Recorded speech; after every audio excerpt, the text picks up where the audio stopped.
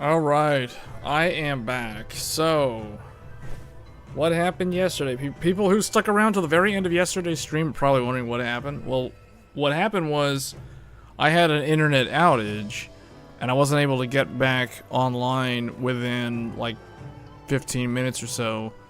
So I decided, you know what, I'm just going to end the stream because there isn't really a whole lot I can do. So it was probably a planned maintenance window or something from the ISP because I basically went to sleep after I had to abruptly end the stream, and when I woke up the next morning, the internet was working fine. So yeah, it was just some kind of outage thing because I tried multiple times. I basically had to tell the chat I had to log in into the YouTube live stream from my phone, which was basically using cellular, to tell everyone, well, you know, my internet's down, so unfortunately that's as far as we're gonna be able to get. But anyway, so I did off stream, I did do some grinding. So I did complete the Arkveld Gamma set. This set is actually very, very good.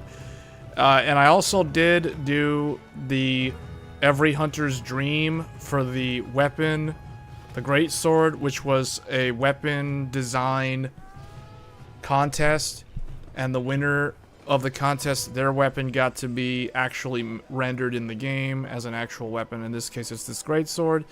It looks cool. It makes me think of the mirror from Final Fantasy 13-2 that just mysteriously appeared in Sarah's bedroom. But it wasn't broken. The way it looks like it's shattered in here. So that's the new weapon. And it is raw. There's no element, which is interesting. And it has a ton, you guys can see up here, it has a ton of white sharpness, which means it's really, really good. You don't have to bring handicraft for this weapon. And you don't have to worry about sharpening it either, unless, I don't know, unless the hunt drags all the way where it actually gets into the low sharpness region there. But it seems like it's pretty good. So we're going to try it out. So I'm just going to go with no elements. I'm just going to go Omega, True Omega Sword, and the Shatter Seal Drake's Nest. That's the name of this new weapon from Every Hunter's Dream. And we're gonna try that final quest. Hi. Hey, Safi.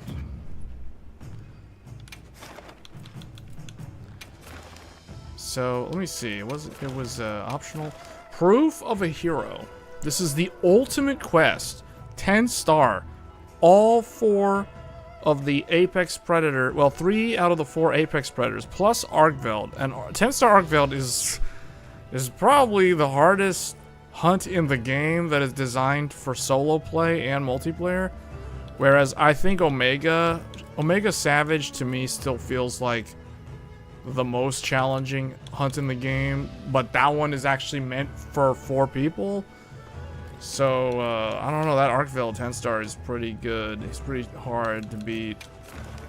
So I did hunt him a couple times off stream to finish, to get the tickets needed to complete his armor set. But there is a 10-star Jinda hut as well. So I may do some other stuff. I'm gonna do Proof of a Hero though. Let me see. Is there a way to search who is doing this one? I guess we go here. SOS Flare. Is there a way for me to do optional quest? 10-star. Wounded Hollow. Let's see if is anybody doing this one. Proof of a Hero. There's people doing Proof of a Hero. Let me just jump in and see what's going on. I like how they did it though. I really like the design of that. At first I thought, man, this is gonna be really, really messy like a Ninja Gaiden Ultimate Ninja. But I like how, because of friendly fire, if you're taking too long to beat one of the monsters, the next one shows up, and that's it. Here they come. Oh yeah, okay. I like when there's 2 of them in there. Raydow's in. Let's test out this new weapon.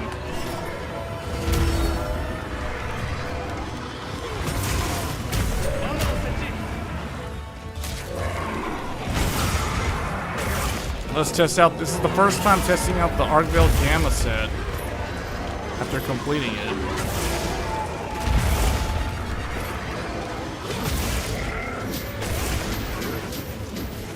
How are you guys doing? Safi, I feel like you always tune into Tech Thursdays, which I definitely appreciate, but I don't think I always see you in the, or I don't often see you in the weekend gaming focus streams, which is fine. It's nice to see familiar faces, or I guess familiar YouTube usernames. DDR5 5600. Yeah, but it's 16 gigabyte though. The problem, I feel like all of it's overpriced right now, but the lower density memory kit, I don't think it's going to become unreasonably expensive. The ones that are going to be expensive are the 32 gigabyte DIMMs, the 48 gigabyte DIMMs, and if we're talking server, the 64 gigabyte DIMMs and the 96. Those are the ones, the high density stuff, which is the stuff that I'm interested in, are the ones that are just prohibitively expensive. And then all the CUDIM stuff is overpriced too right now. Hey Jedi, we haven't seen you in a while either. Did I forget to bring the thing? I did. I did forget to restock. How did I forget to restock? I've got like nothing with me.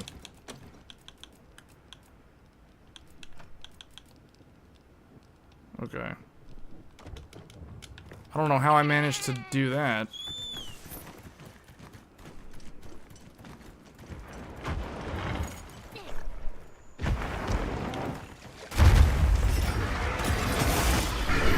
You're not a massive gamer?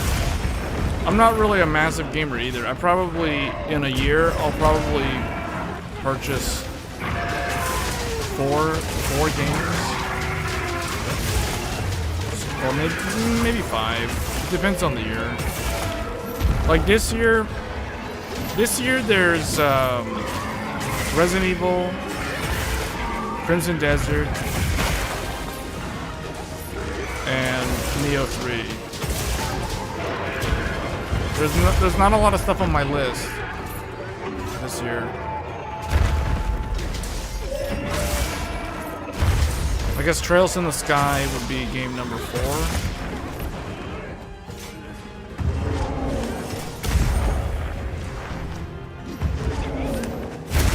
Wow. Oh, someone got carded.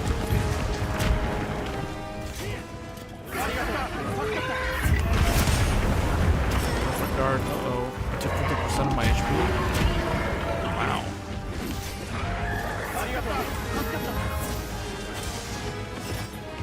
Can't forget that this is a 10-star. So this thing is more dangerous than 9-star Gormagala.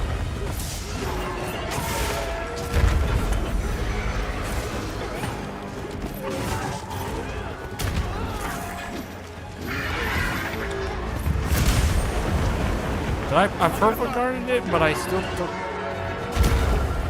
damage.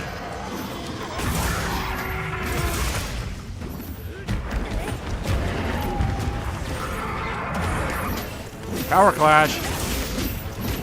There we go.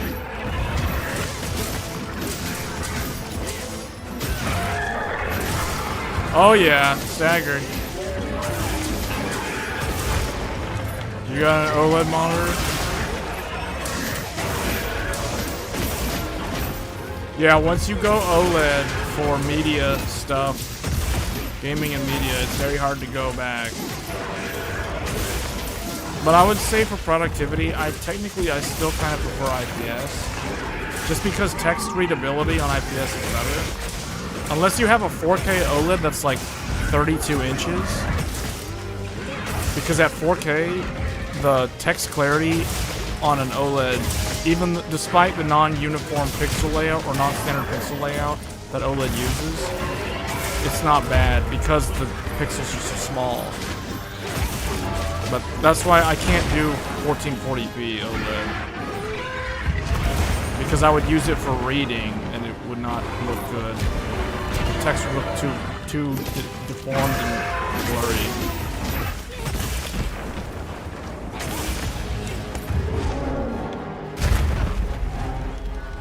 Somehow that... Wow, I blocked it, but I took 50% HP damage?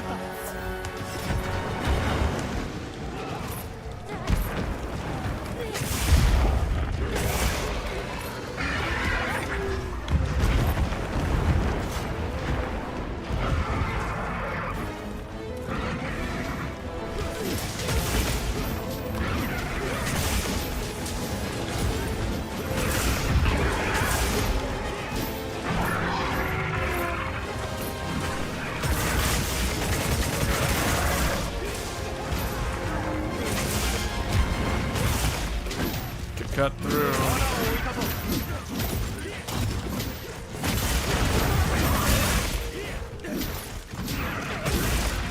He's good using the traps, that's good.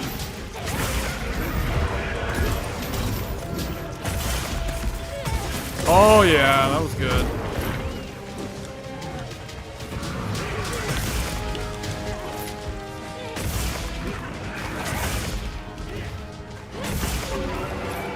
You got tilted against the tempered Arkveld?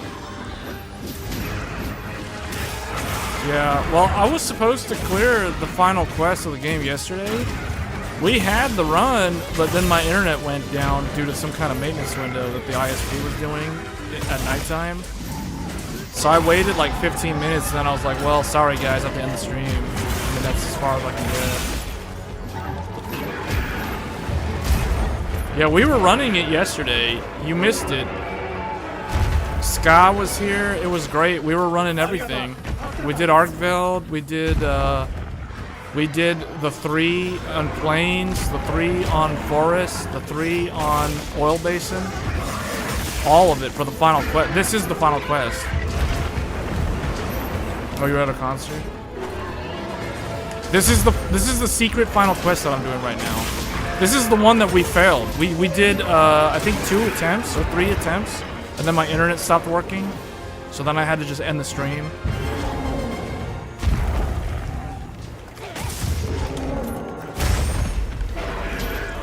This is the ultimate test.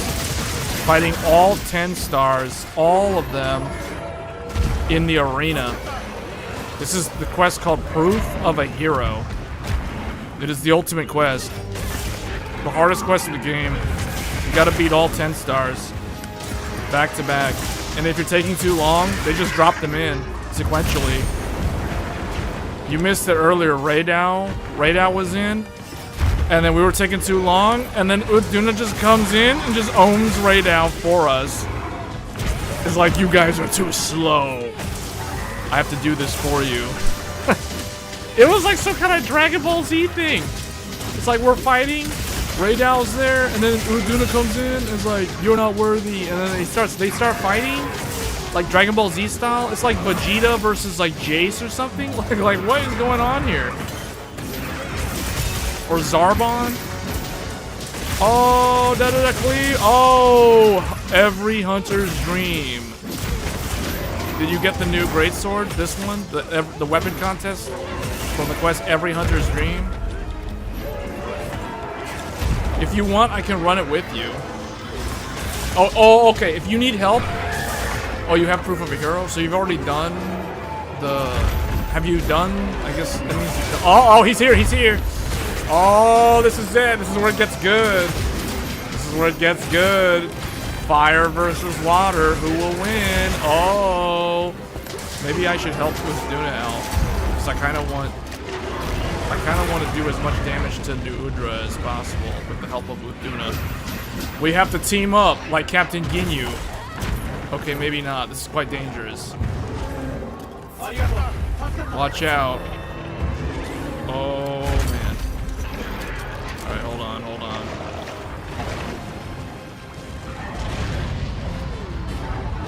Oh, man. He has fire status. I'm changing targets. No, I'm changing targets. I'm gonna attack him. Oh!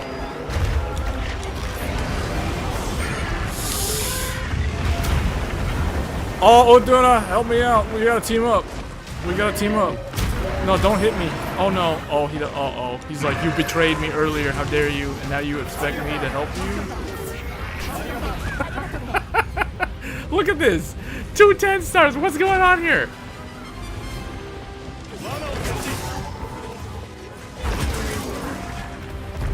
What? Did they get him?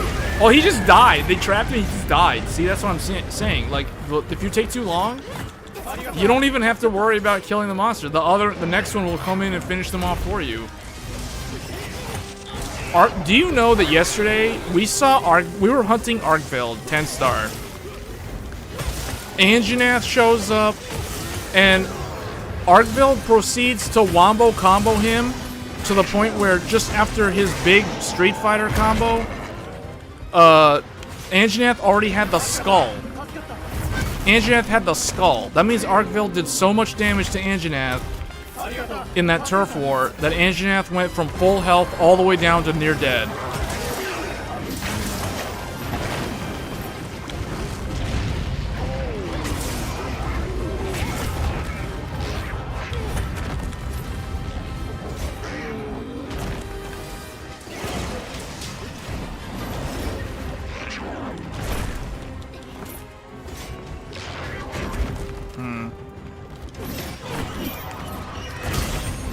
Okay, here we go. Oh, man. Oh! Oh! If you want to run those hunts with me later, we can.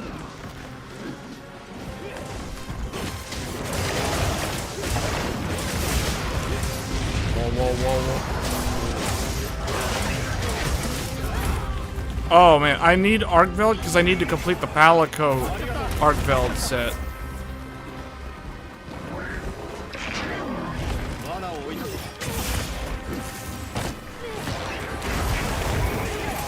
Well, they got him.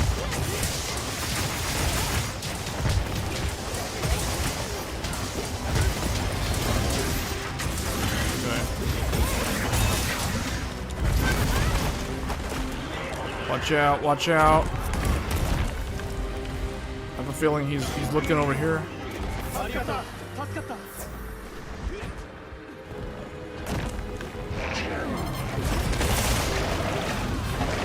Watch out.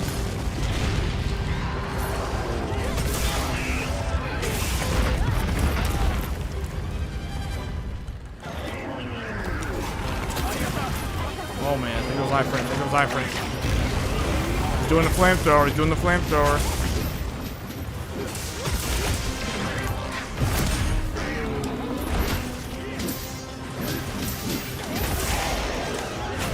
Oh yeah, okay. He de-transformed it, he's not Super Saiyan anymore, he's in base form.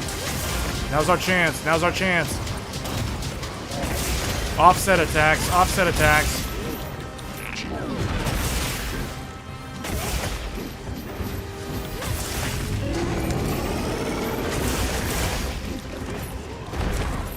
Wow, he didn't stay in base form very long.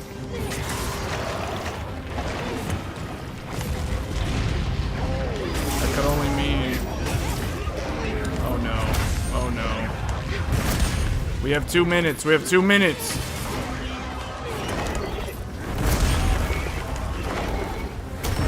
Two minutes.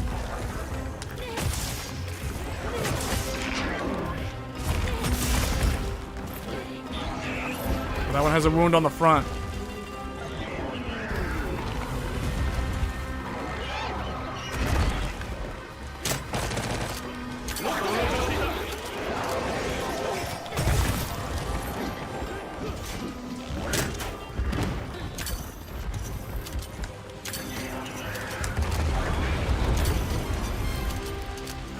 Slicing?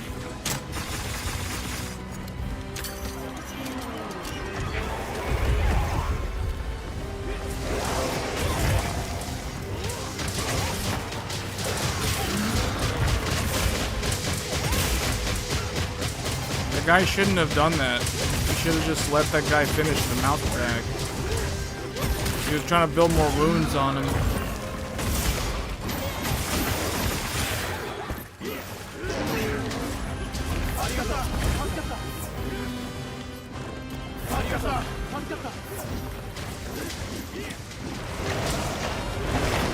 Uh-oh. Whoa, that does a lot of damage. That does a lot of damage really quick.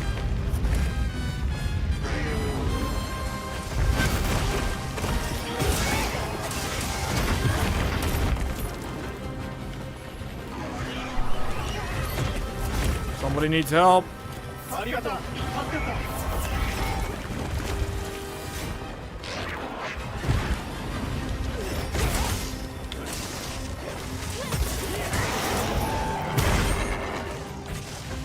Offensive guard activated. He has a cut. He has a cut, but he turned around on me. Did a 180.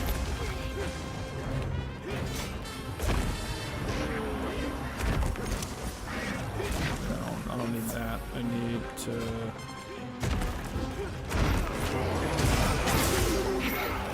We're in trouble. We're in trouble. We have like 20 seconds.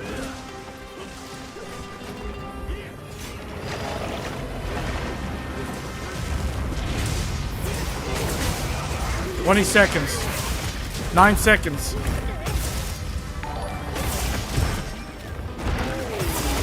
I am happy to report that after performance patch, MH Wild now runs at above 60 FPS consistently in 4K native VLAA, no frame gen, all settings maxed out, even on my 5090 DB2.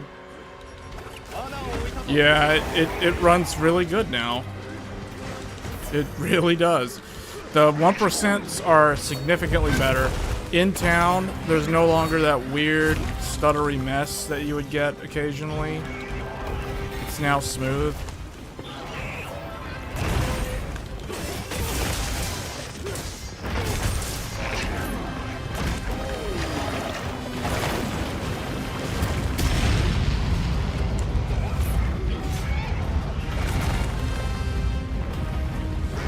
I have a bad feeling about this. Oh no, oh no.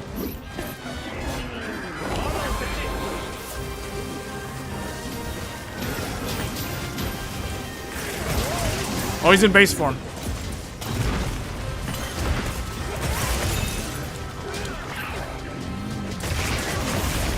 This is the game to play this weekend, man, because everyone's doing this proof of a hero. Everyone's just doing the Arkveld hunts. This is the send-off for base game Monster Hunter. Man, he doesn't stay in base form very long. He powered up. He goes Super Saiyan a lot. Well, he is the 10-star.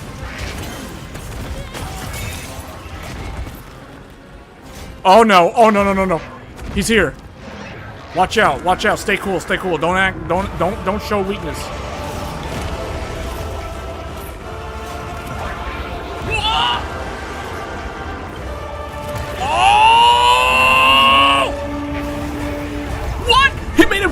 Lose a Super Saiyan so fast.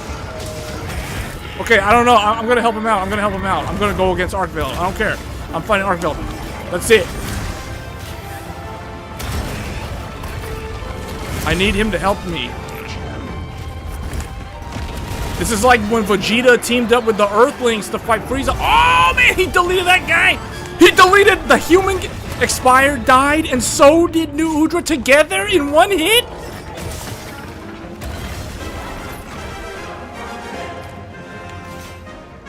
Oh man. Oh, this is not good. I need to go back and get more items. I need to go back and get more items. I don't even have a thing. I'm gonna have to go out normally. I have to go the map way. I gotta map out. Oh man.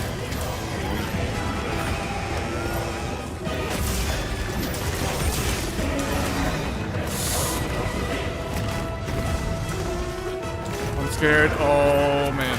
Power Clash. Power Clash. You guys do that. Hold up. You guys hold them off. I need like 2 minutes. Actually, I need like 30 seconds. Hold them off. Go Super Saiyan 3 to hold them off. Like how Goku held off Super Buu while Gohan looks for that earring. I gotta go find that earring real quick. Okay. Oh wait, I got the traps. Alright, we're going in. We're going in. We're going in. This is it.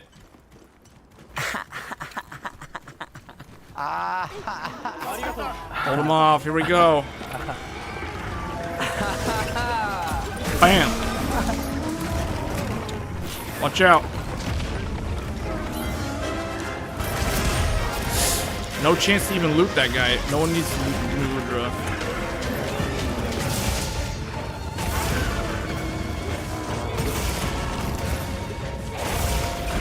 This is like when Vegeta has a team with the Earthlings. This is like the fight against Frieza. Because he can transform. He can go final form. Oh, man. It's basically like if they gave Frieza his transformation plus gave him Street Fighter combos.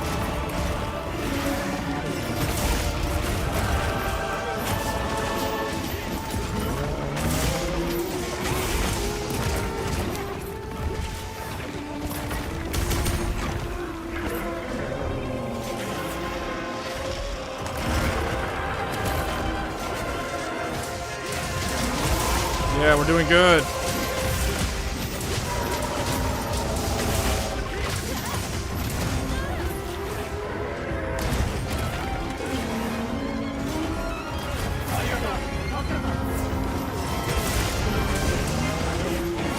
Alright, here we go. The ultimate test.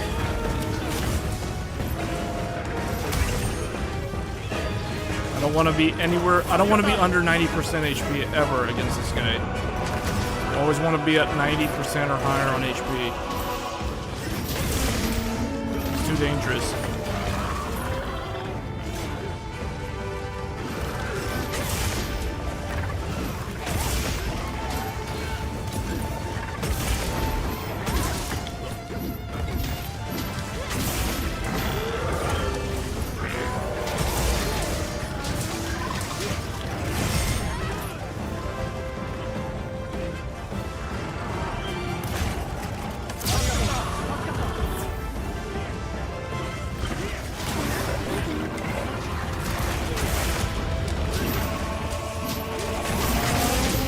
I feel like I should probably switch to Sword and Shield because it's harder for me to time when to get him to counter his chain arms with Greatsword.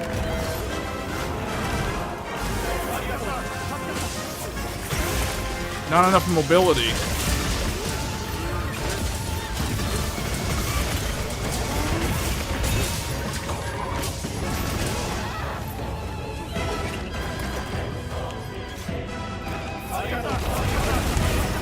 Whoa, man. Oh, this is it.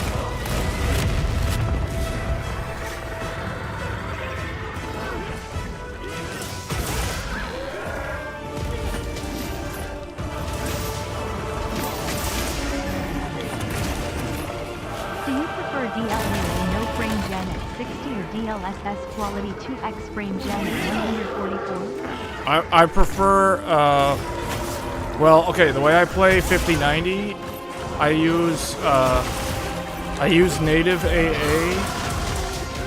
Native AA, 1 on sharpness at native resolution. So I don't use upscaling. I use, well, I guess what you're talking about, DLAA. I use 4K, DLAA, and frame gen 2x. That's how I play this game on 5090. But I don't use DLSS though in this game. I use FSR. Even with the 5090, I use FSR. Because I get the sharpness filter with FSR, so it looks better. I prefer the over-sharpened image because it makes it look more crisp and detailed. Without it, the game looks overly soft and kind of mushy.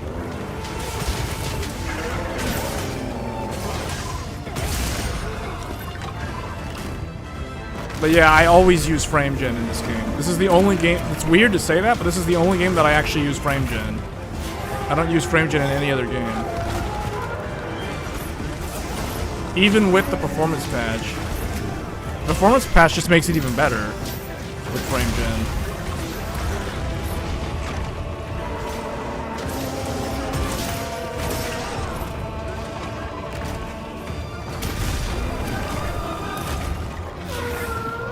starts doing his... This is... Oh, wait. I gotta help that guy. I gotta help that guy.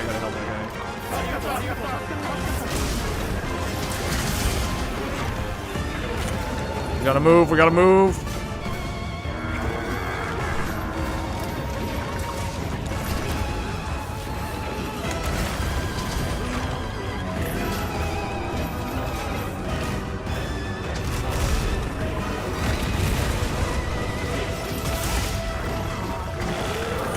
You should put the sharpness to 1, which is 100%. And the only way you can use that is by doing FSR, though. Because read the description of it. Read the description of what it does. It says that it causes it to look more detailed. And that is actually, from what I found, it does make it look sharper and better. Oh, man.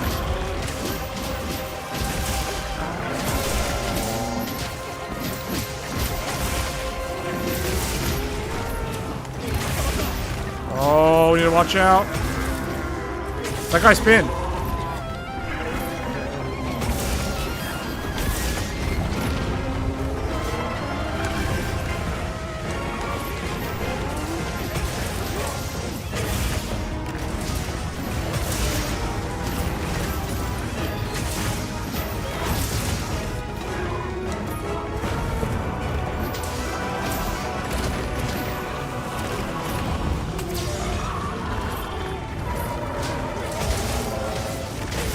Yeah, what you can do is you can take the screenshot. Oh, oh no. Oh no. No, you don't. Oh, he's trying to finish me off.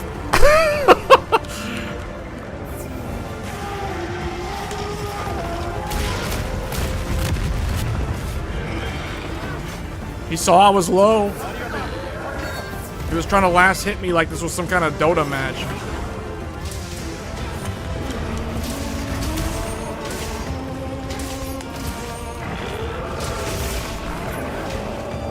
That was close. That was the moment right there. That's called meet the moment. Proof of a hero.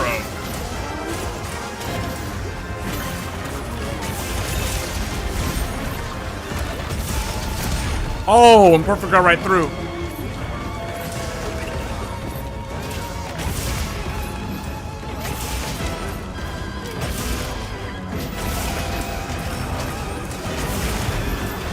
Oh, man.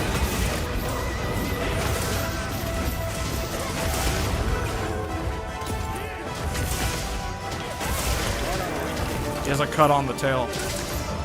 Somewhere, I saw it. He's got to cut somewhere. You got to cut somewhere.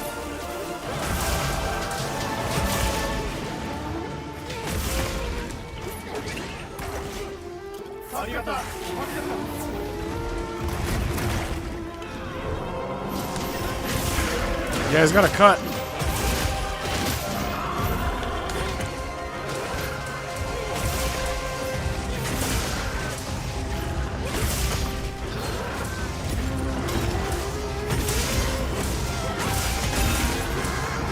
The glass on the weapon.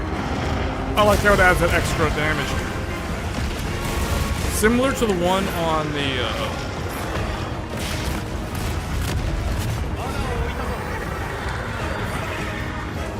got him. Oh yeah. Alright, these traps are now reduced to fact. You've been using them a lot. But I like that this group is using them. They're doing a good job because that makes it safer to push damage. Traps are the key.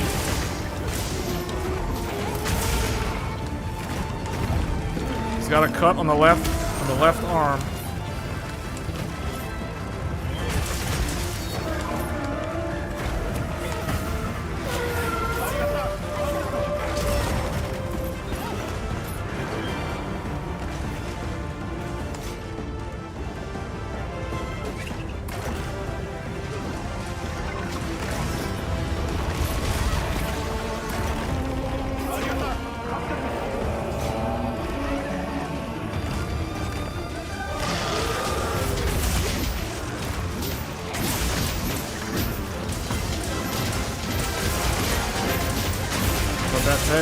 Cut that tail.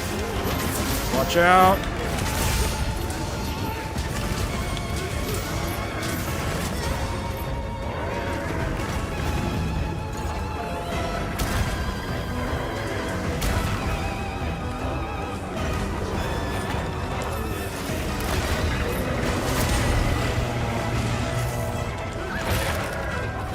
Got the tail.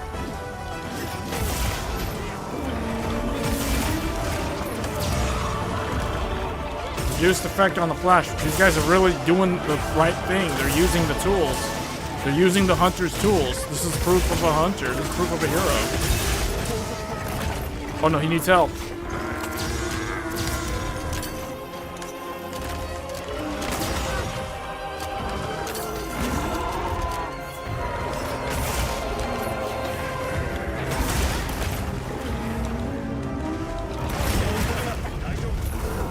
Oh, wait, what? Are you serious? We were so close? What? Oh my god, what? People carded that much?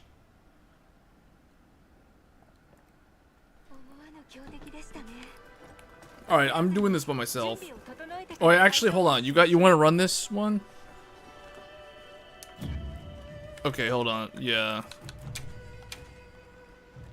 That was supposed to be... That seemed like that was going really, really smooth. I can't believe people carded so much, and then I get carded, and then that's it. The one time I get carded, it's over.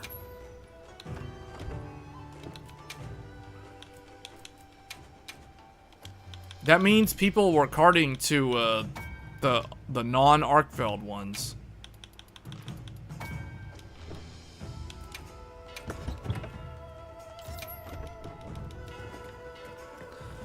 Oh my god. Maybe I should max out the armor though.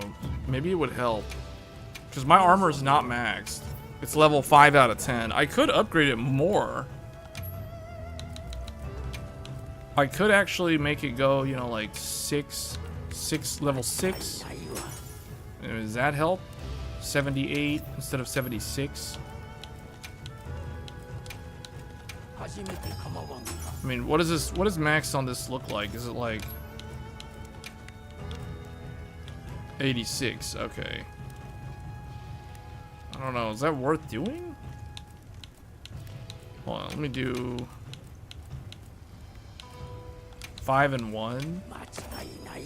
I guess I'll go to 80. I'll go to 80.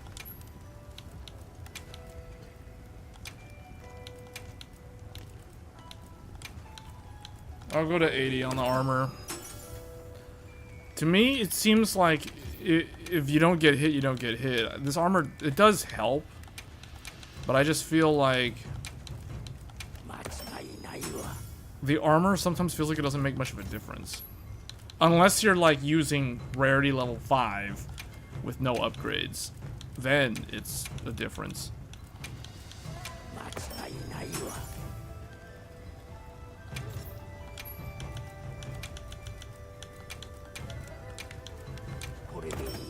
Yeah, I guess I'll take this to like 80 for each one.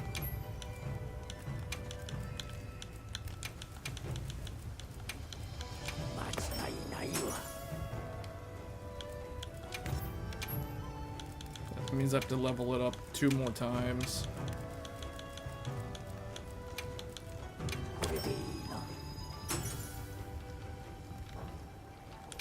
Did I upgrade the face? Okay. Okay, so that kind of puts me at 435.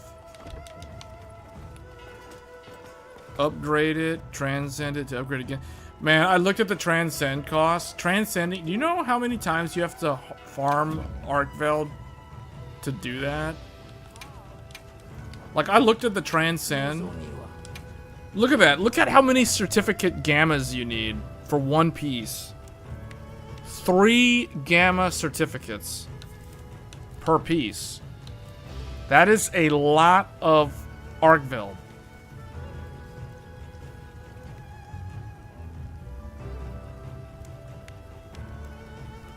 Not using transcended armor is bonkers. Well, what does it do? But all it does is... Okay, my understanding is, yeah, if you want to use like a rarity 6 or a rarity 5, it makes them have more gem slots and it allows them to scale the defense higher. So to me, transcending lower rarity gear makes sense. Like rarity 5, rarity 6, maybe rarity 7. Rarity 7 if you want its defense numbers to be able to match the rarity 8. But I don't know, like rarity 8 doesn't really get anything except more defense values. I don't know, it's like not having my gear leveled up has never really been a problem.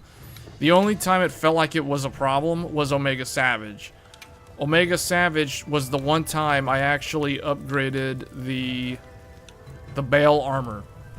See, look at that. I didn't even upgrade all the pieces either. Oh, that's because I was using a mix set. The Omega one I put to level 5. Yeah, but see, I almost never upgrade armor.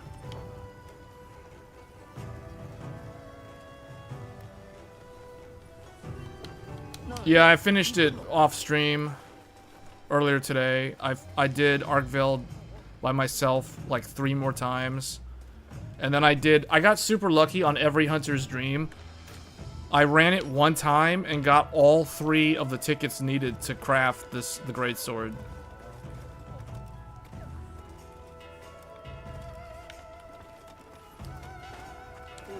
I mean, how much does it help though? Like the defense value.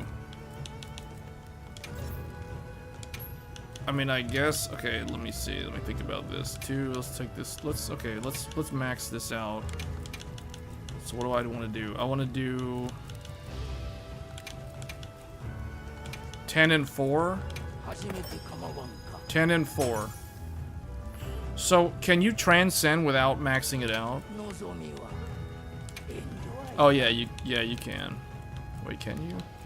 No, you can't. You have to level it up. Oh, I don't have the material. Yeah, so you can transcend without maxing the armor value.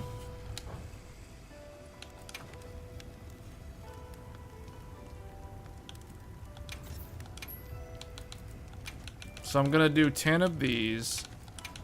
And what was it? 4 of these? 10 and 4. 10, 4. Oh, whoops.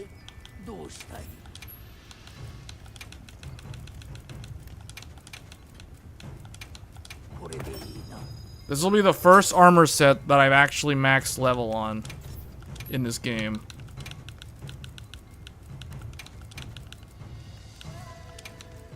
I've never upgraded my armor all the way to max, especially rarity 8.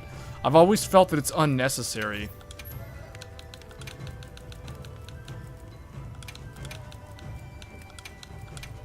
There. Okay, now what does that do? So that gives me 86 for each piece. That means I have a base defense of 463. And that's with the food buff. 463. Okay, so that's so that means if let's do something here.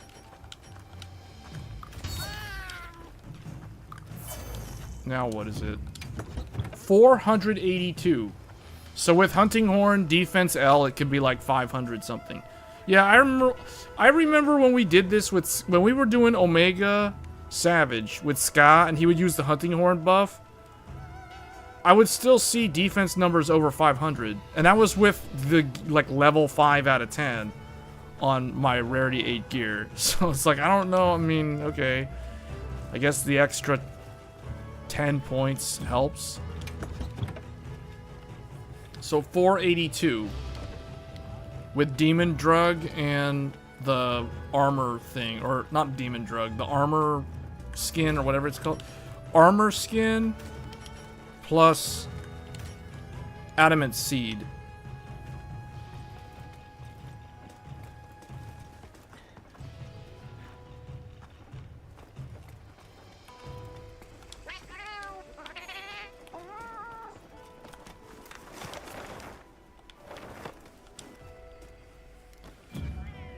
Okay, well, see, that's all of my insurance. What do you want to do? You want to run Proof of a Hero? You want to run Proof of a Hero, or do you want to run something else? If you want to run every Hunter's Dream, I'll run it with you, but I'm going to run it with my other character. Because my other character, I need that greatsword.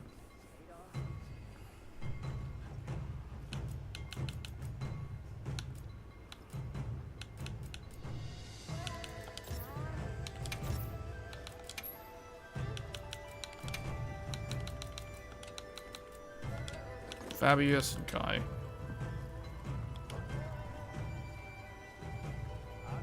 Oh, you geared up for this one? Okay, then it's only gonna be the two of us then.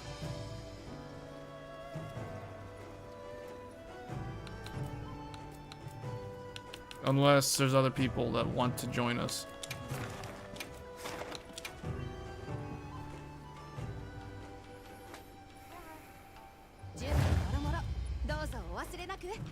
This is my build. My build is critical eye level 4, offensive guard 3, focus 3, guard 3, guard up 3, shattering reflection, weakness exploit 5, flare 5, wide range 4, agitator 3, convert element 3, divine blessing 3, blight resist 3, element absorption 3, earplugs 3, speed eating 2, tool specialist 1, and because this is a very long hunt, self improvement.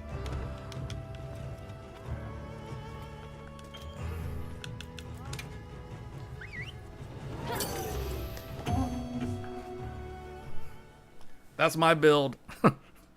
So self-improvement is going to come in really handy because this is just going to take a long time just to get to Arkveld. You got to go through all these guys first.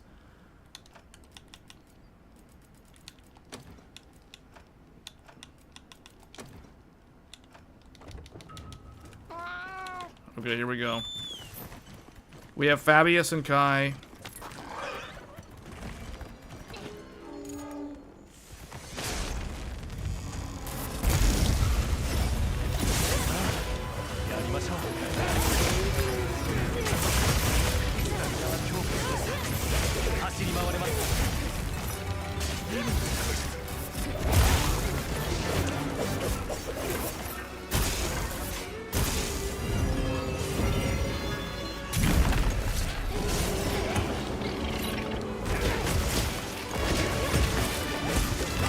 Foot.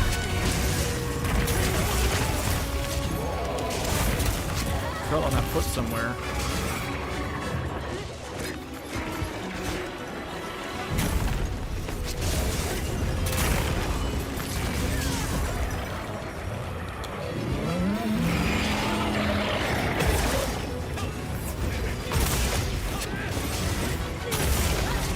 This is my ultimate build. It's literally just the full set of Arkveld Gamma. Best build ever. But it's that special charm that I got. The special charm is super good. The one that I got.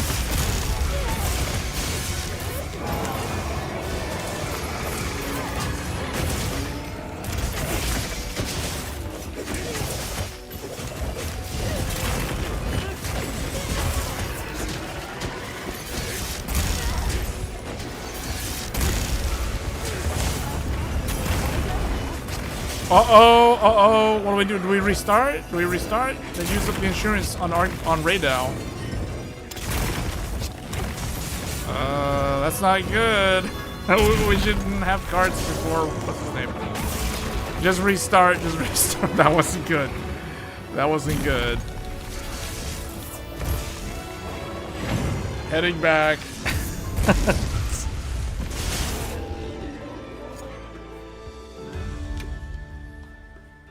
2 minutes and 25 seconds. 2 minutes in, and the insurance gets used up. That's... I was thinking, like, I'm not gonna get to see the... What is this ability called? I'm not gonna get to see...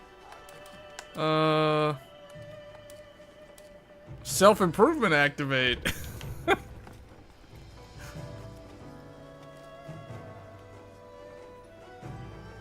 Yeah, I don't... I'm not bringing anything that can't block. For hunts like this that are super long and you're against things that can 2-shot you, and if you have your armor upgraded 3-shot you, no, I'm bringing the ability to block. So for me, I'm bringing my weapons are Shatter Seal. So just so people want to see my full build, if they want to copy my build, I have Shatter Seal Drake's Nest, the new Every Hunter's Dream Greatsword, basically. Shield Jewel 3, Guardian Jewel 3, Iron Wall. So basically tanking. It's basically tanking. Then my secondary is True Omega's Sword with Mind's Eye 3, Razor Sharp 3, or Razor Sharp 2, an Iron Wall, and then basically I'm just wearing 5-piece Arkveld Gamma, and then it's got Maintenance Jewel, Protection Jewel, Challenger Jewel, Earplugs, Protection, Earplugs, Growth Jewel, Challenger, and then here's the secret sauce. Somehow, I got, like, the best talisman. The Golden Age Charm. Rarity 8, 3 1-stars. Critical Eye, level 3, Wide Range, level 4. So I put 2 Gobblers and an Expert Jewel. Really good stuff. So I got Wide Range level 4. So I'll try to heal people when I see them low. But I can't heal them if they get wombo comboed into oblivion, you know? Like what happened with Arkveld the other day. Okay, let me... Here, I'll just...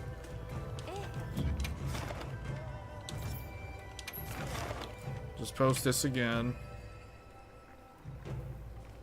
Yeah, my hunter rank is 320.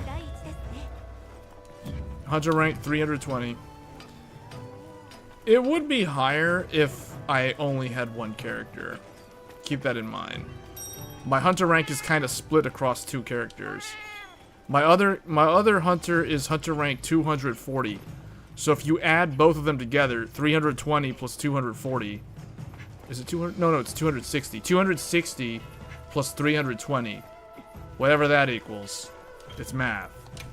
That's my actual hunter rank. Like, total aggregate hunter rank is like hunter rank 500 something.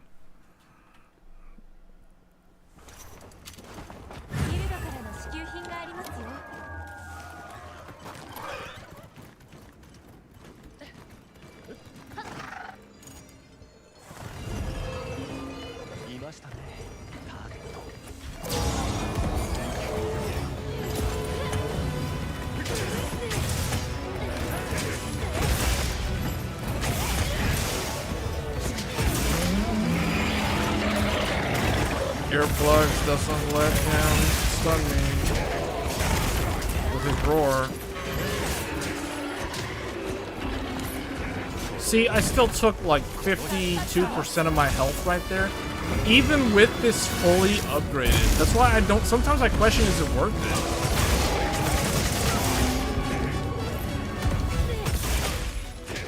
I mean, if I didn't upgrade it, I would have taken probably 60% damage instead of 51% damage. If I left it at level 5 instead of going all the way to level 10.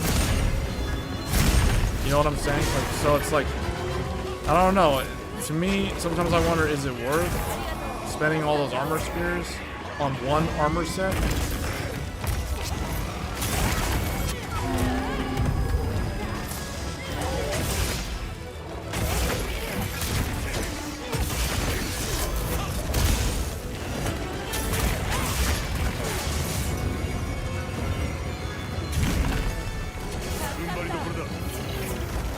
I have wide range 4, so 66% of the heal goes to other players.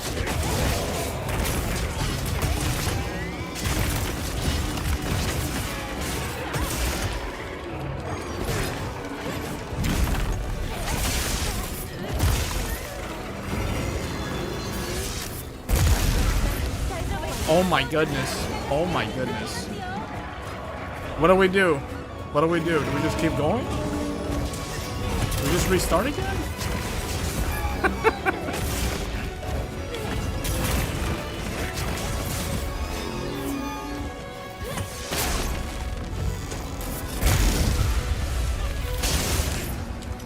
Right now.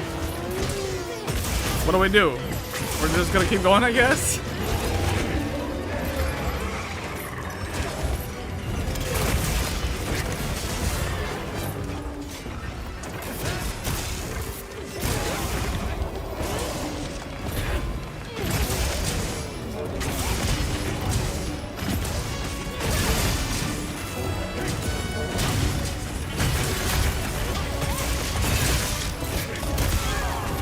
Ouch. Oh, man. Oh, I have the perfect gun, all that stuff. Perfect gun, all that stuff. All right, here we go.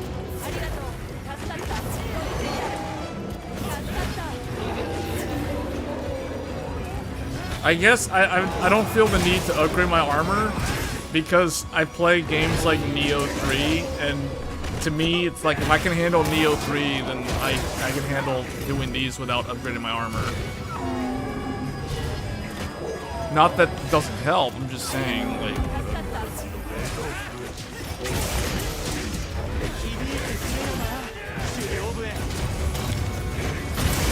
Oh, man, big damage. Big damage.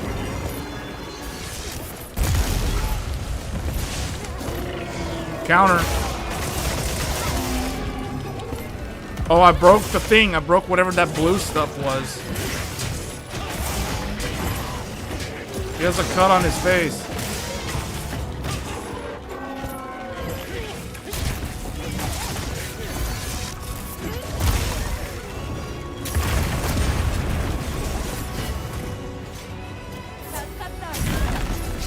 Oh, that's where he went. I was like, where'd he go? He was like right on top of me. Man, all that training against Arkveld makes this guy, yeah, definitely seem like he's the weakest member of the Ginyu Force.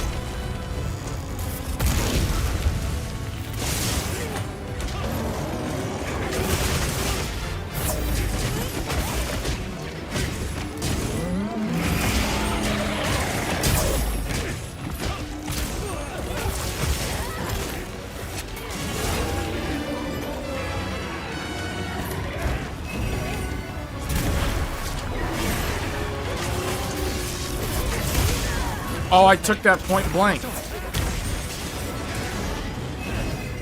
Oh, man, I'm trying to block. Oh, that was scary. That was pretty scary.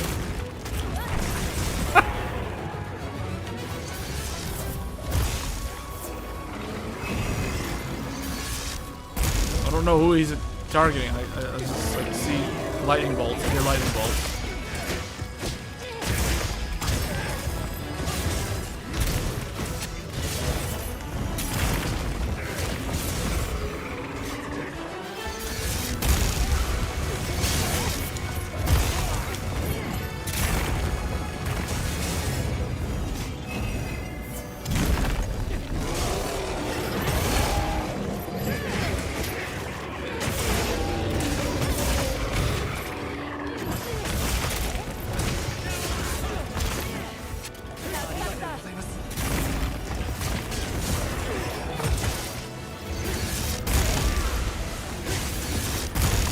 We have about 2 minutes. 2 minutes.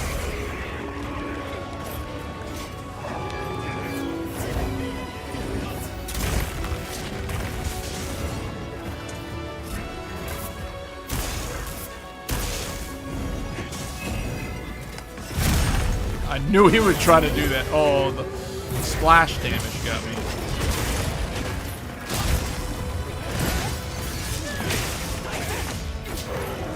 Fabius.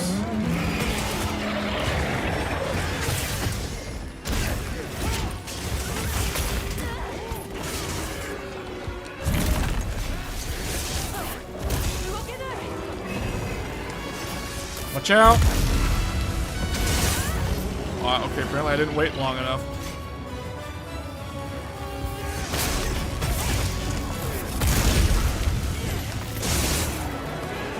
Counter.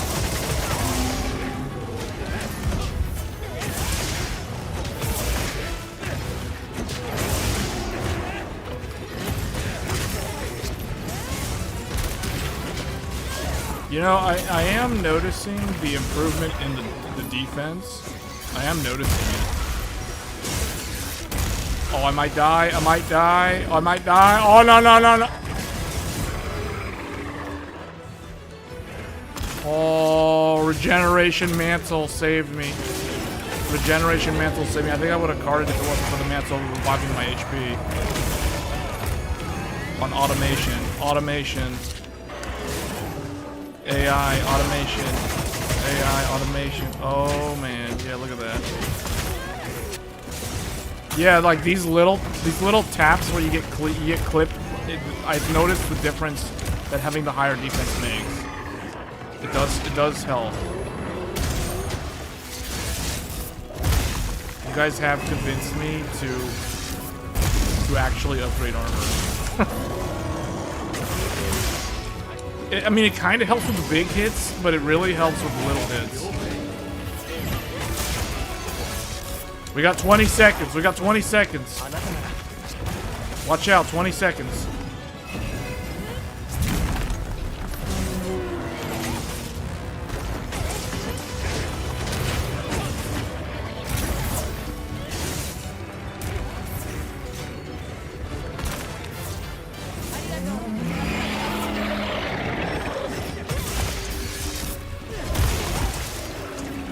Okay.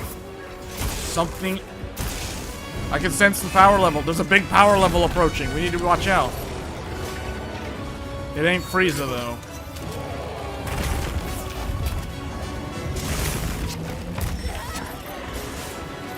I can sense a power level. I don't need the scouter to detect it.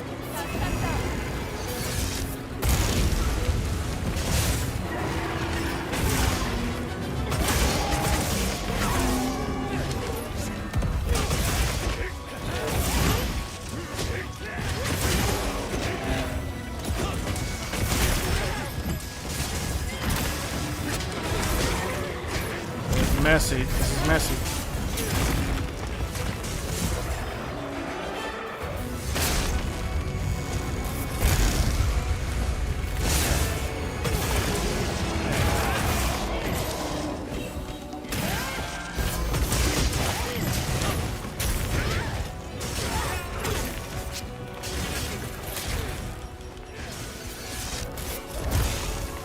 Yeah, he's here. He's here, watch out.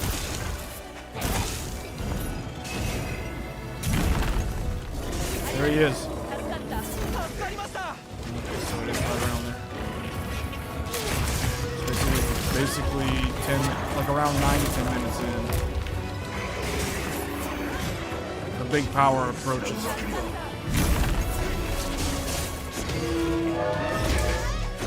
Sneak attack him.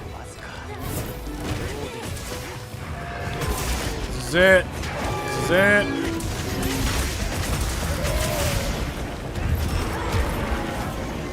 Oh man.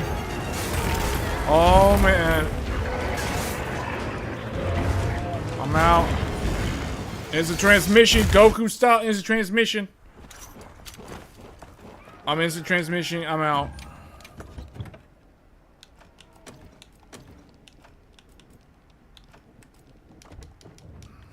Oh wait, I forgot my instant transmission refill. I've done that like every single time I've done this hunt. Okay, I'm ready. Here we go.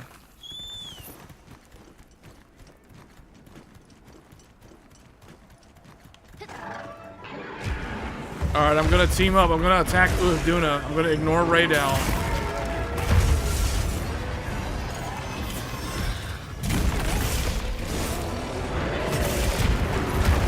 Attacking Duna. Because Raydal will end up getting killed off via collateral damage.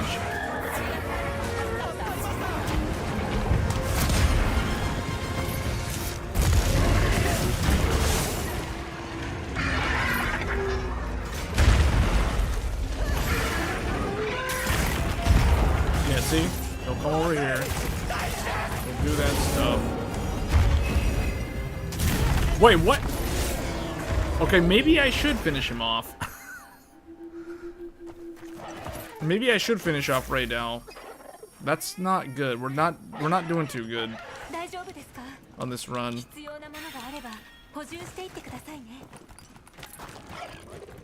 That's the first time I've actually carded to Duna. Like, ever. At least the 10-star one. Actually, no, I didn't card to Duna. I carded to Raydal. Yeah, that's what I mean. That was the first time I ever carded a Raydal.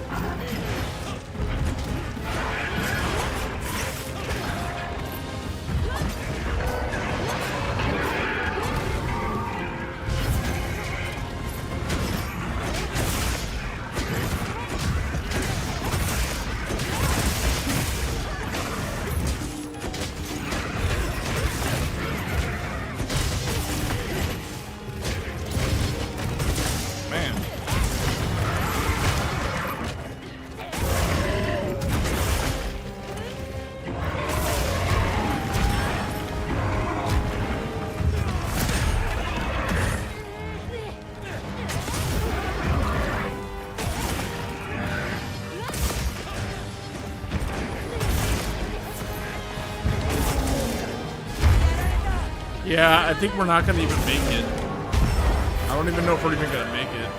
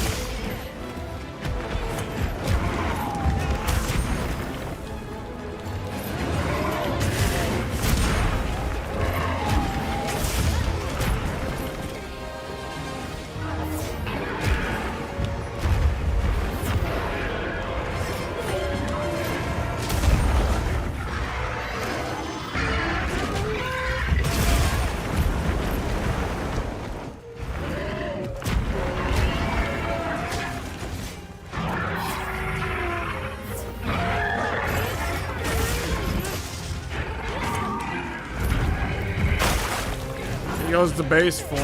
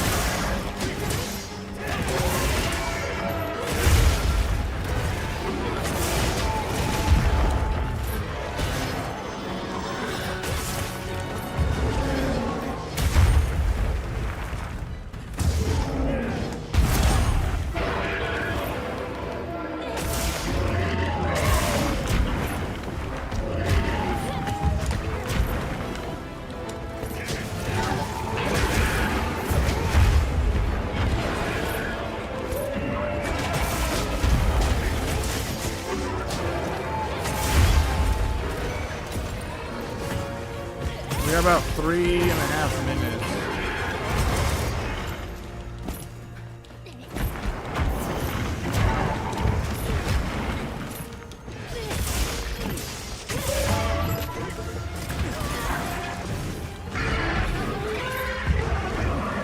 Huh? He got staggered by the hunting horse.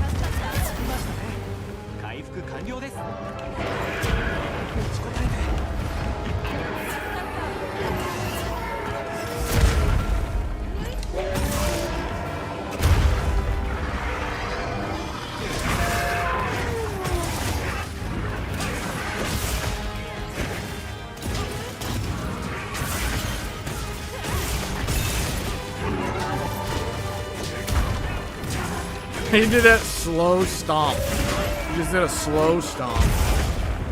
Man, he's fighting us in a long time in base form. Unlike what's his name, Raydal was like powered up almost full time. Or no, not Raydal. New Udra. New Udra would always go transform.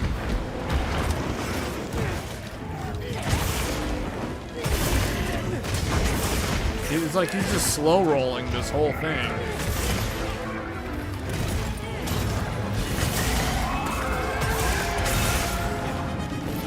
It's transforming, transforming.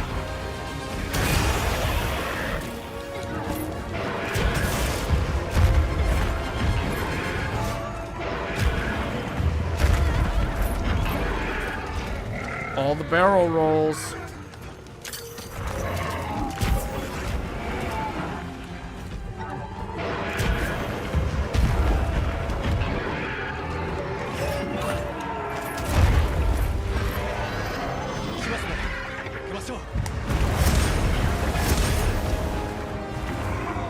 Oh wait, again? Huh?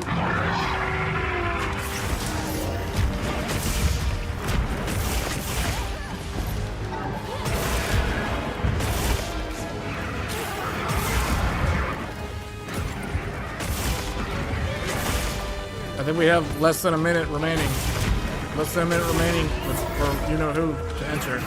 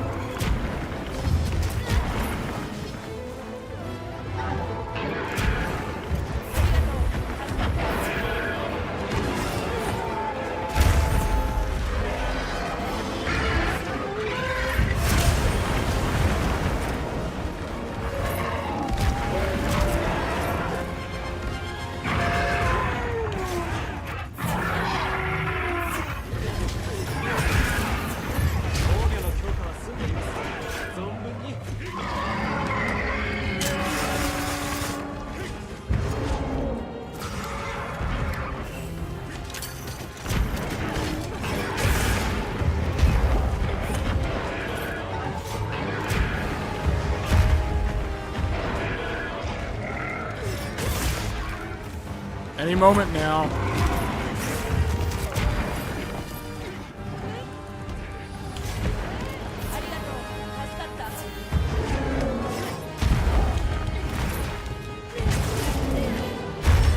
Oh wow. I didn't realize that had such a large area of effect when not with any water around.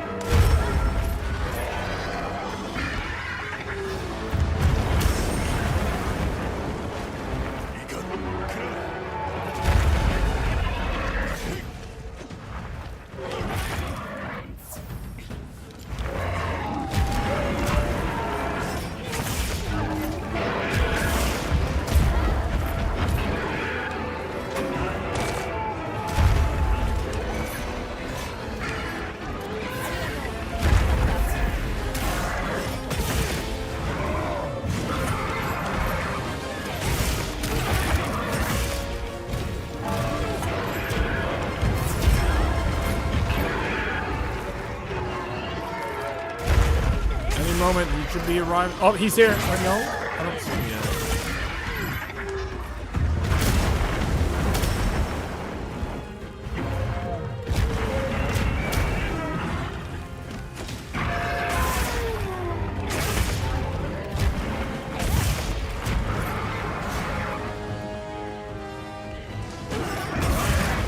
I like that this thing stays at white sharpness for such a long time. Arch of Renuder has appeared. He's here. He's behind us. Behind us.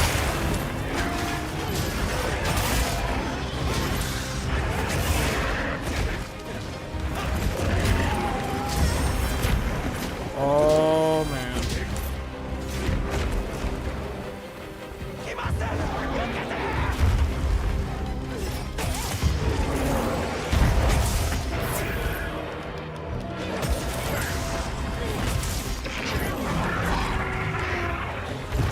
When this happens, try to position yourself so that one of them is between you and the other one.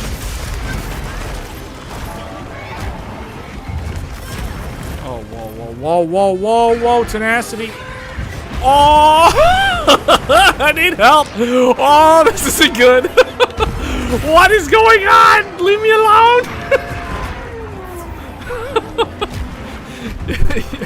Remember what I said? Like, position yourself where one of them is between you and the other one. Oh boy, okay, I'm just gonna pick this guy. This is a good formation, StarCraft 2 style, StarCraft 2 formation, battle formation. Build like you're preparing for the Zerg rush. Alright, I'm gonna stand here in the corner. Yes, very good.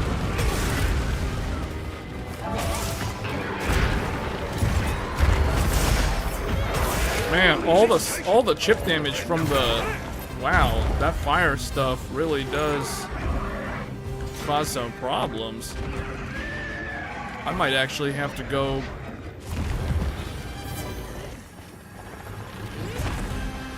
I might actually have to go and restock. Yeah, I might have to restock. I'm out of mega potions. I can't.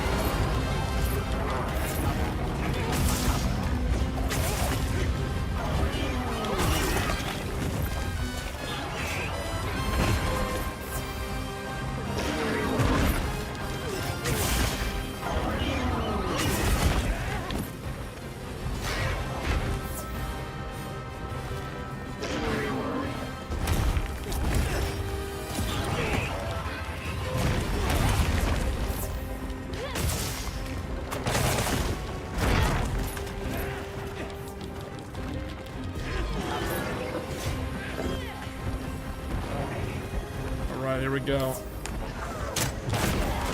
Uh-oh.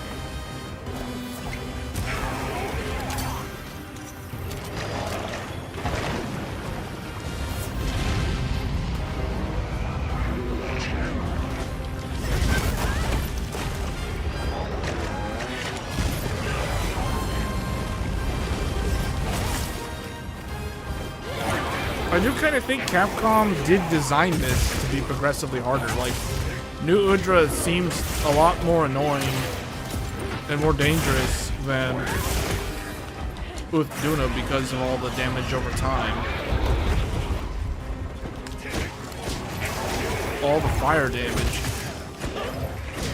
Yeah, I'm taking all this lava damage. What is my defense? Defense is 580 right now because of Kai's hunting horn buff. 580 defense. Alright, hold on. Hold on. I'm trying to... Well, that didn't work apparently. I'm not sure what to do to get you out of there. I thought that the slicing pod would get you out of there. I shot it right in his face and it did all the damage, but it didn't get you out of there. Oh, man.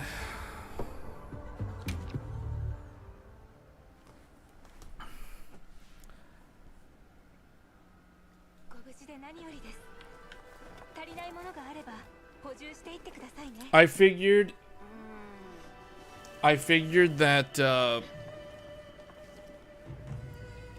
if the insurance gets used up before Arkveld, the chance of success is very low.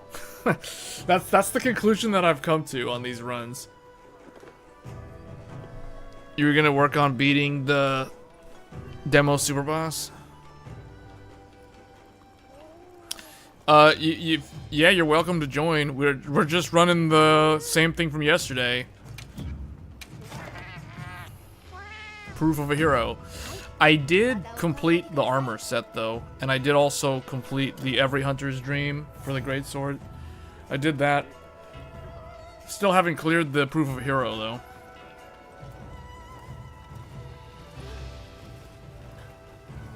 I like that this Greatsword, I don't need handicraft.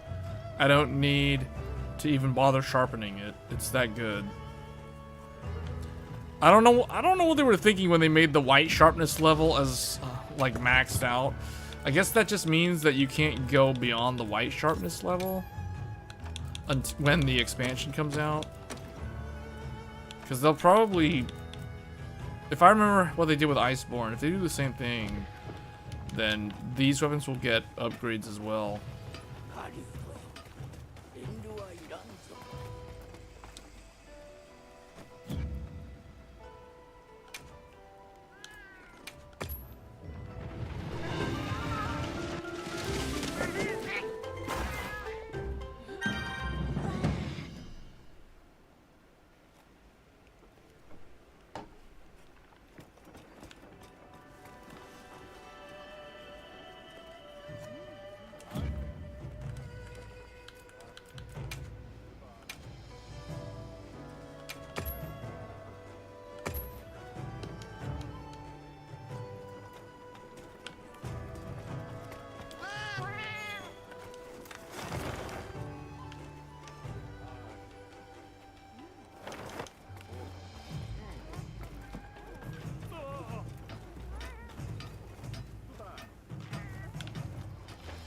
Alright, yeah, I sent the invite. Once he's on, I'll send it. I gotta take a quick restroom break. I'll be back.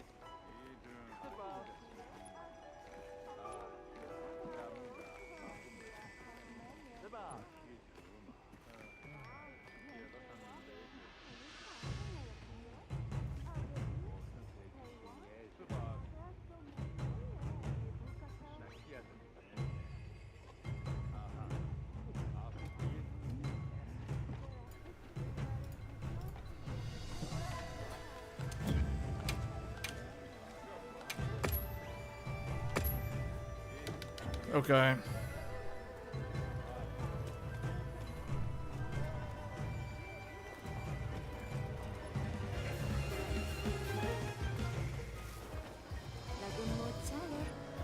As long as we... I would say as long as we don't use any of the carts until Arkveld, I think we should be good. That includes the insurance one. I think if we lose insurance on New Udra, it's still possible to clear Arkveld, but I kind of think that we need all the carts for Arkveld. And from what I understand, just from doing this quest several times now, it seems like none of the other monsters, even though they're 10-star, none of them seem different from their Arch-tempered 9-star or 8-star variants. Like, they just seem like they hit harder and they have more HP. They have the exact same moveset of the Arch-tempered. Like, Arkveld's the only one that seems significantly different than the others.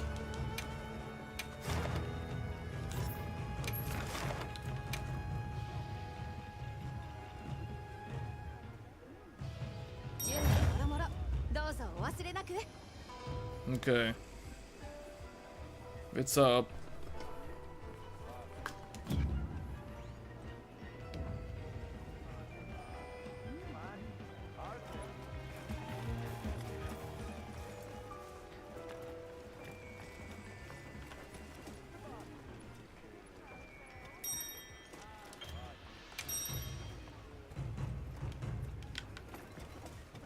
Oh wait, hold on.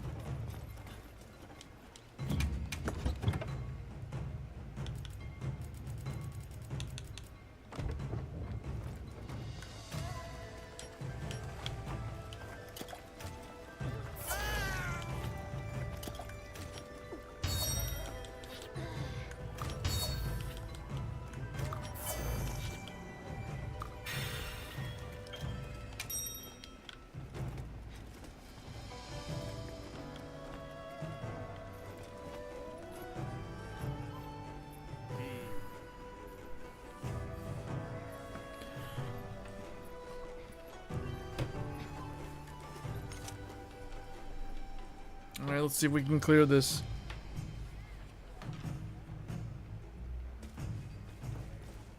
Wait a minute, this guy has the Palico from Stories 3. Did they get that from...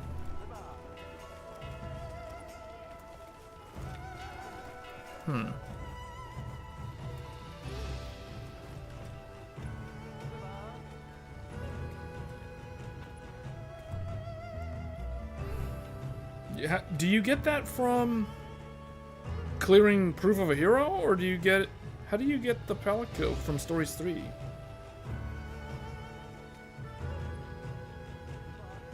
Or is that like a DLC thing?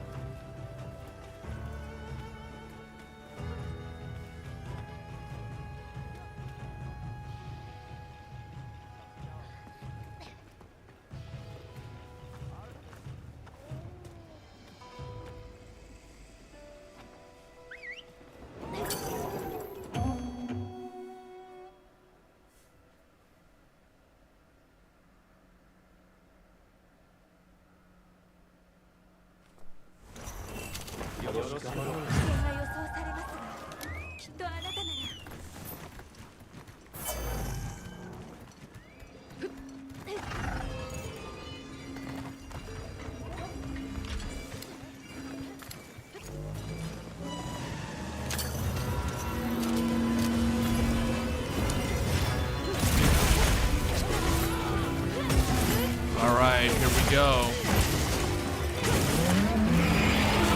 Remember, don't be too greedy.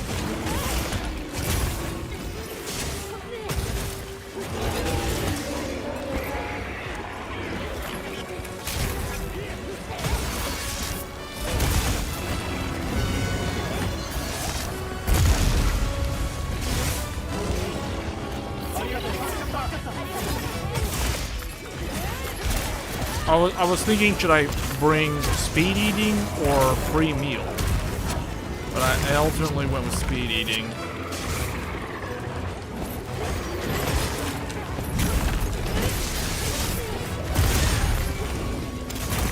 And that was close. That was close. Uh-oh, what do we do? What do we do? Do we restart?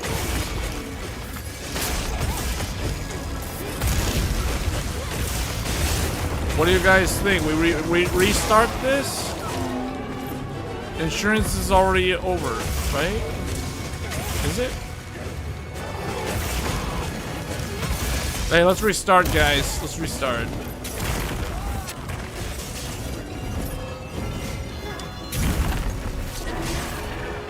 Here, just withdraw. Let's restart. Don't lose insurance on Radau.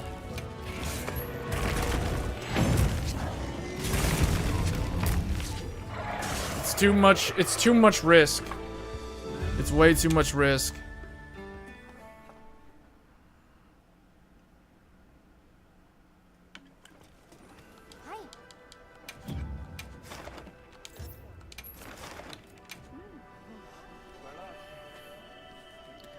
I would say if we lose the insurance during, like, New Udra, we just keep going. Because at that point, we've spent too much time. It's like it's...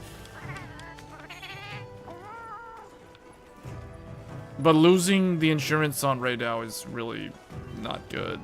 It's just not good.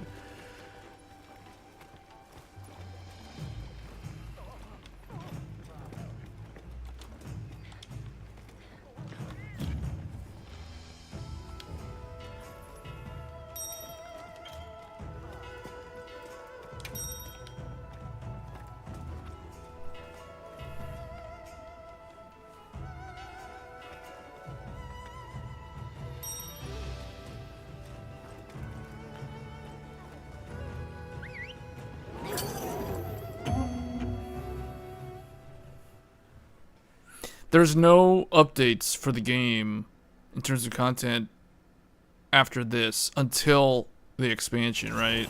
There might be a small update later in the year. Oh wait, I forgot to restock.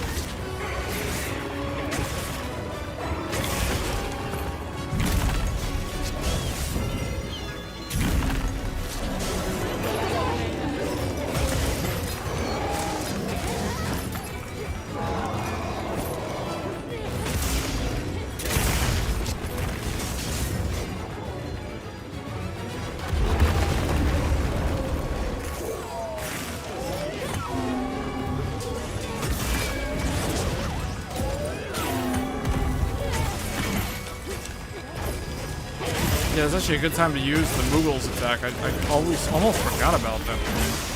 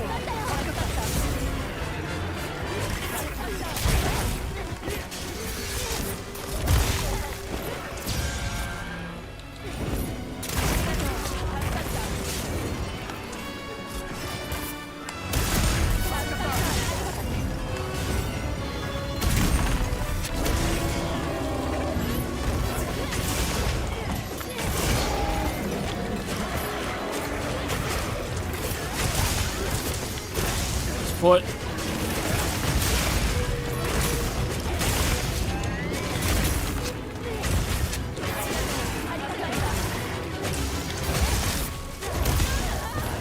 Oh man.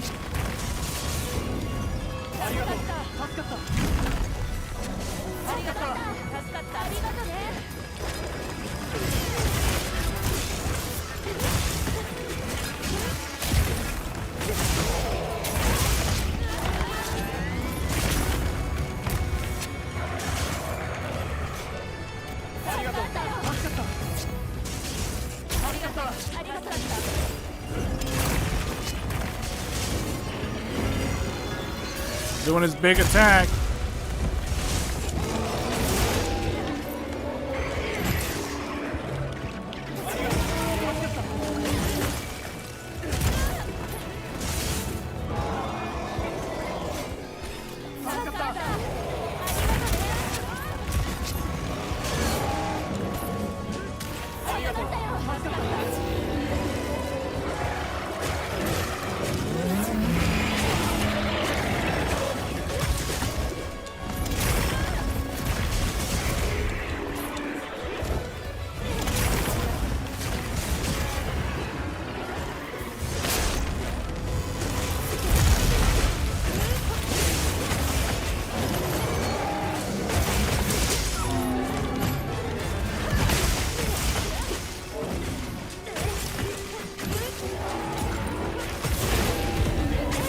Okay, that was down. Over the tail. We're doing pretty good. We're making pretty good time.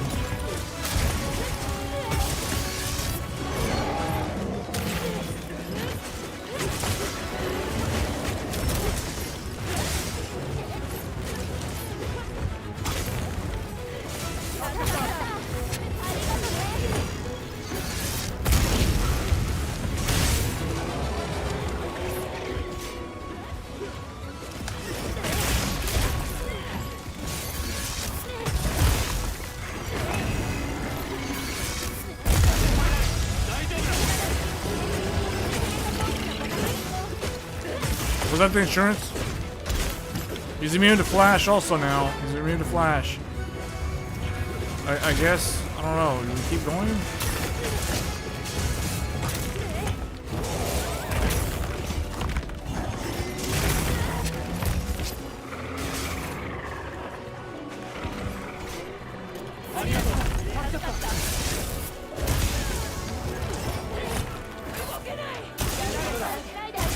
Oh my goodness.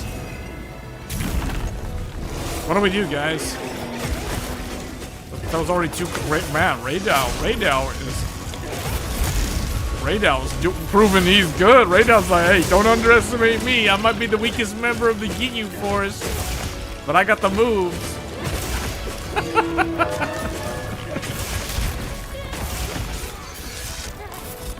What do we do? Oh my goodness! I turned around and Uduna's here. What do we do? What do we do? I don't know what to do. Uduna's in.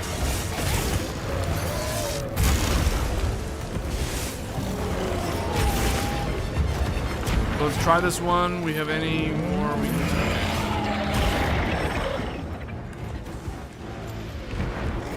Well, technically we only have one cart though. Like if we cart again, then it's the only remaining one. Then if there's like, okay, I guess, I mean, I don't know.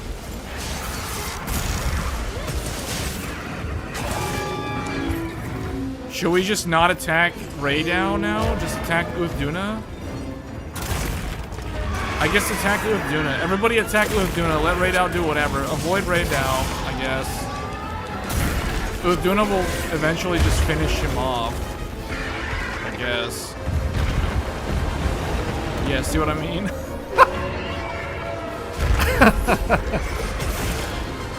Just do what I said earlier. Just make sure one of them is between you and the other one.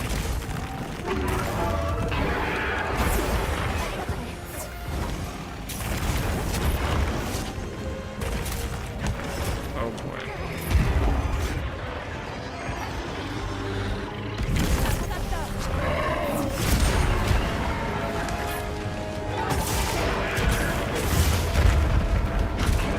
Yeah, just like that. Yeah, cause see, look, the skull's already on Raydow. The skull's already on Raydow. Oh, Raydow's attacking me. How nice. I think Raydow needs to realize he's got bigger problems right now.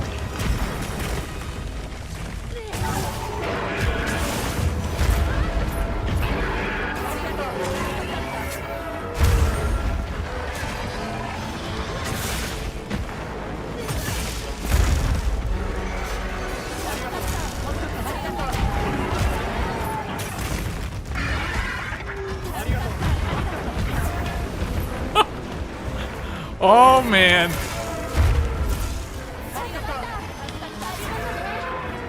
Here, I'm just gonna run over here then. I need Uduna to come over here. Yeah, just stand here. I just need a position. There we go. There we go. Yeah, okay.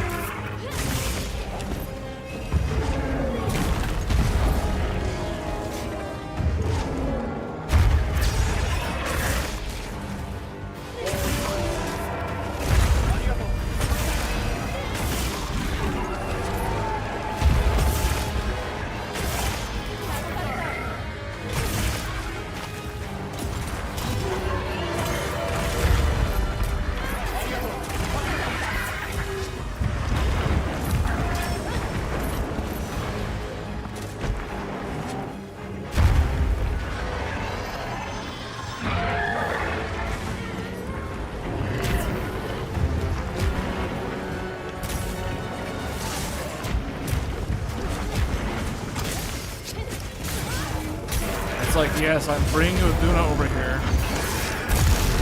Yes, do damage to Uduna. Yes, do damage. Raydow, help me.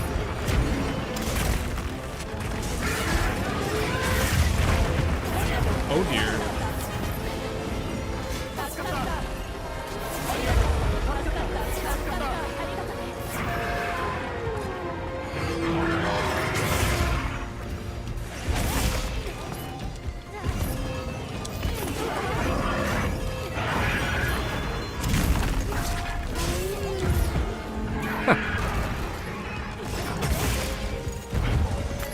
See, I told you. told you, it would eventually just get killed off.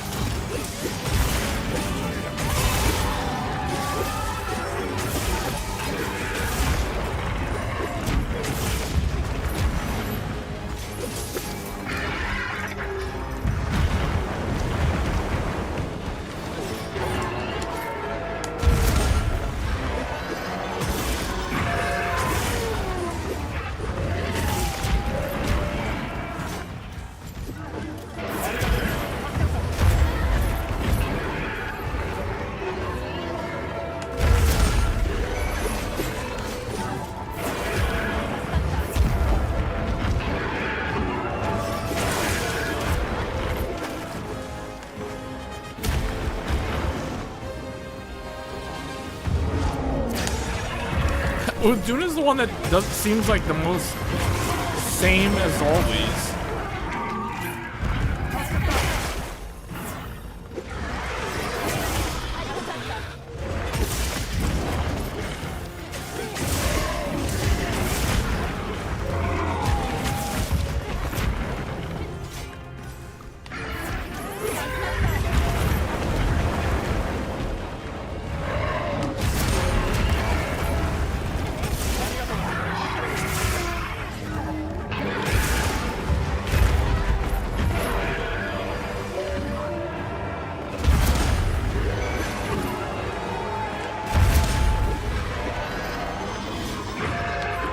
I'm gonna have to go back and restock soon.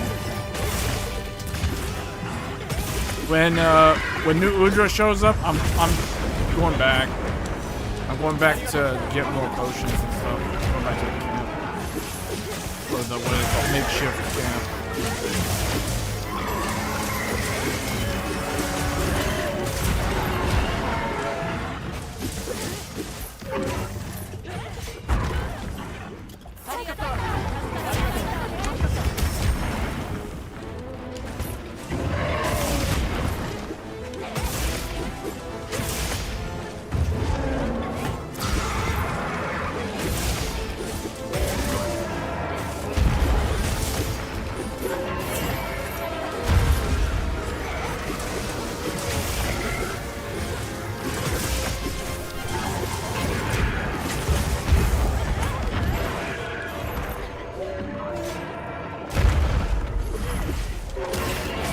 Yeah, no, the greatsword, the new greatsword seems really good. It's worth it because I don't need Mind's Eye or Handicraft, and I never have to sharpen it.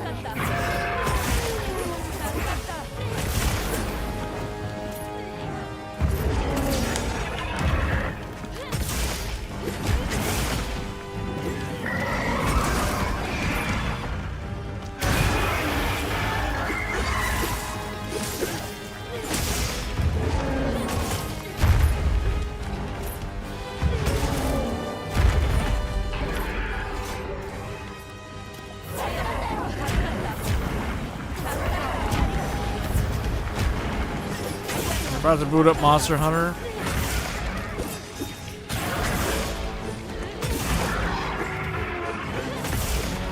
If you're Hunter rank 150, you can do the latest content. It just requires Hunter rank 100.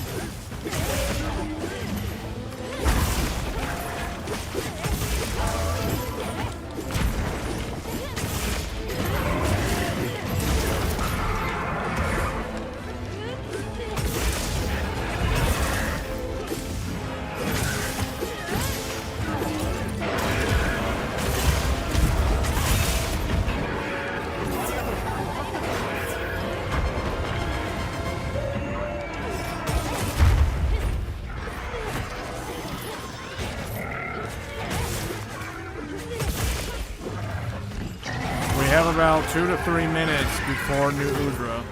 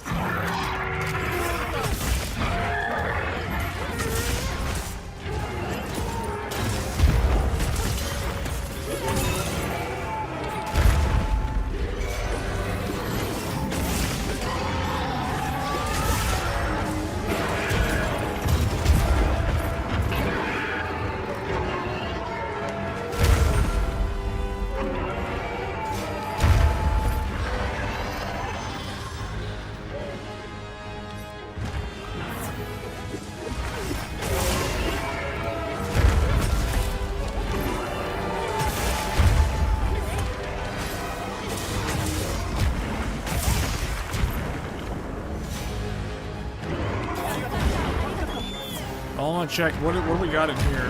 Oh, easy potions. First aid.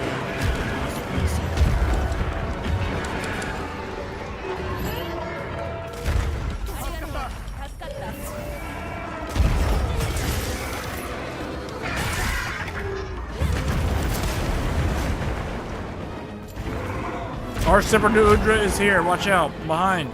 He's coming in from behind.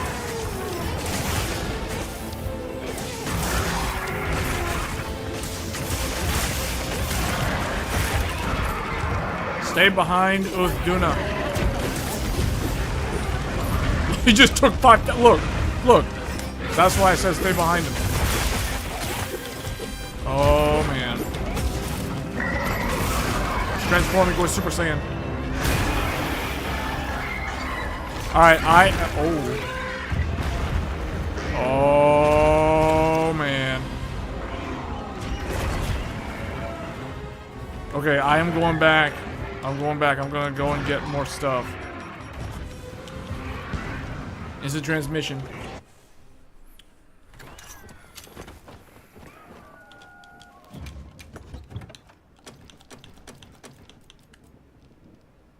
I think that's everything.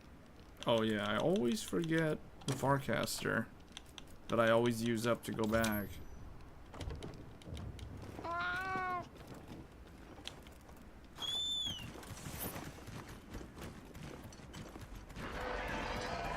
Yeah, this weapon is great. I never have to sharpen it.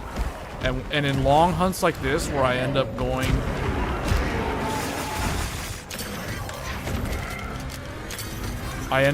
back anyway to restock, then it just whatever.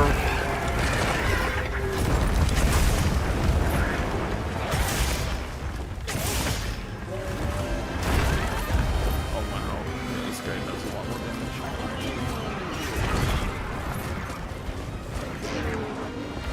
This is why this is the one that I think that if we end up having to use the insurance on, New Udra, because New Udra has like AoE damage. Unless you nullify it.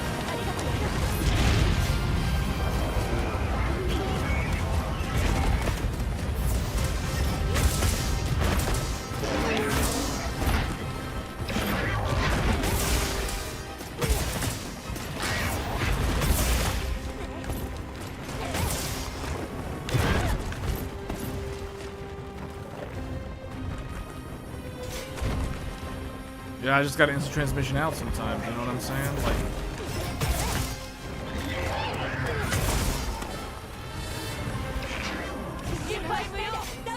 Wait, oh no! We lost our fearless leader. I think that's pretty much the run, guys. Like, I guess we can just finish it, see how far we get, but it just, I feel like we're gonna go to Arkveld and then the chance of success is so low.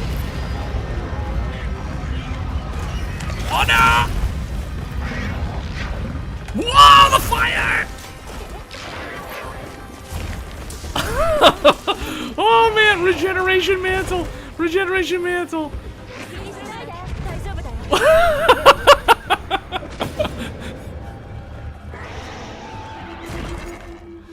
See, I feel like New Udra is the only one. If we lose insurance to New Udra, then I think it's okay, because as long as we have the normal carts for Arkveld, the chance of success is still relatively good. But if we cart early to the other two, like Raydao and Uthduna, then I don't think we're gonna actually. I don't see us clearing it.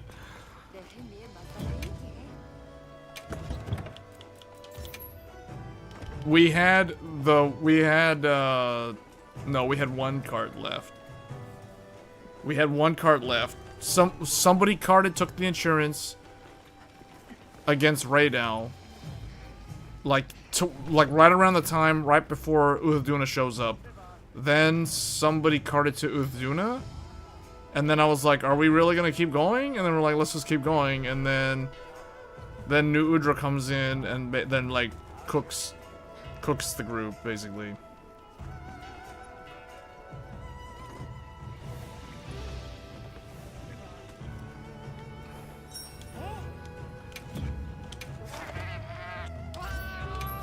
It's funny seeing these monsters that everyone was complaining about. Like, when the game came out like a year ago, everyone was saying that these four are a joke.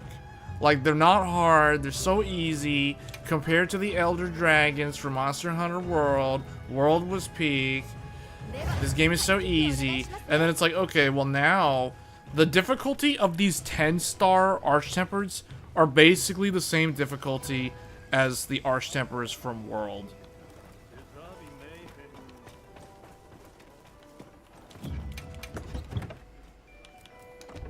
You know what I'm saying? Like, it certainly feels that way. I remember Val Hazak, Arch-Tempered Val Hazak is ingrained into my memory. The blight or whatever that, the breath attack and all that stuff that it would do.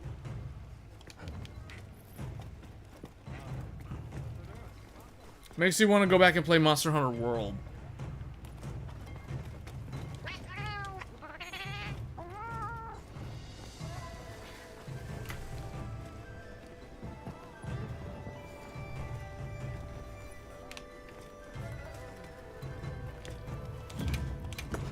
Well, that's the thing. You can't just go and wail on the enemy. You gotta...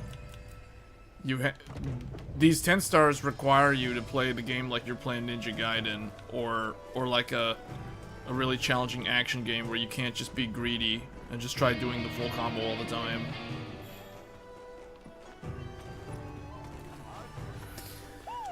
That's why for my build, I went with a lot of survivability things. I went with offensive guard, guard 3, guard up 3, and then I have divine blessing 3, and then wide range level 4 just because blight resistance level 3, earplugs level 3 because I don't want to be interrupted if I'm trying to heal and the monster decides to randomly roar, and because this is such a long hunt, I have this thing, self-improvement. Attack and defense increase as time passes on the quest. The maximum is reached after 30 minutes, and because this is a super long hunt, I'm thinking, yeah, I'm bringing self-improvement.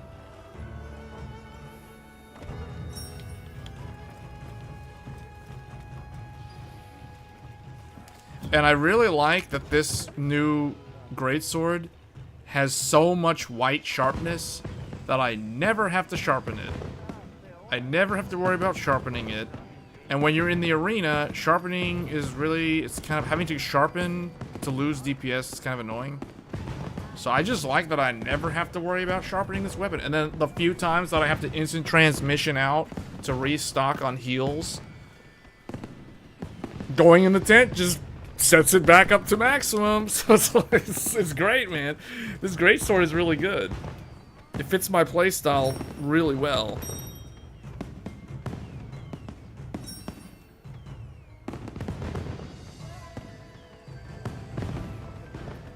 Yeah, I haven't really had much of a problem with any of them, really. I've noticed the cart, like when I cart, it's usually some kind of weird thing where, I mean, you guys have seen how I cart. Like it doesn't happen very often, and usually when it happens, it's because either, like the last time it happened was due to some, oh, it was the fire AoE spam from New Udra. And I almost actually carted to him the same way just now. But I was wearing the recovery mantle, or what do they call this thing? The mending mantle. I was wearing mending mantle, and it healed me up while I was about to die to the fire.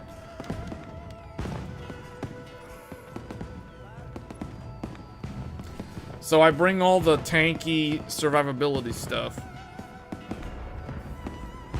Because these are those long hunts where you kind of have to draw the fight out. And I realize now, it's like once the next monster shows up, you end up having to just not worry about DPSing them too much because they'll just end up dying off by the second one that comes in to replace them.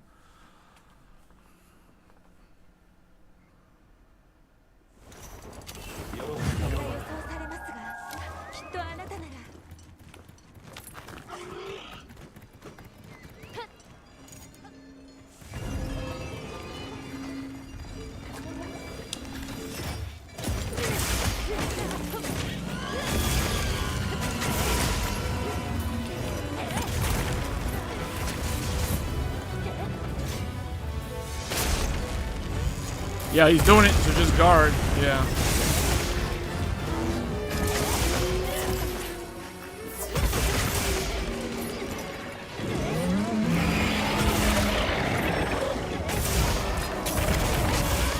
He goes in rage really, really quick.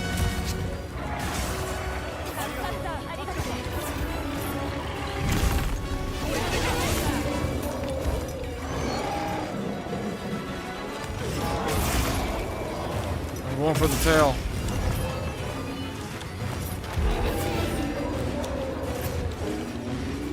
Actually, yeah, that's a good idea. Do this.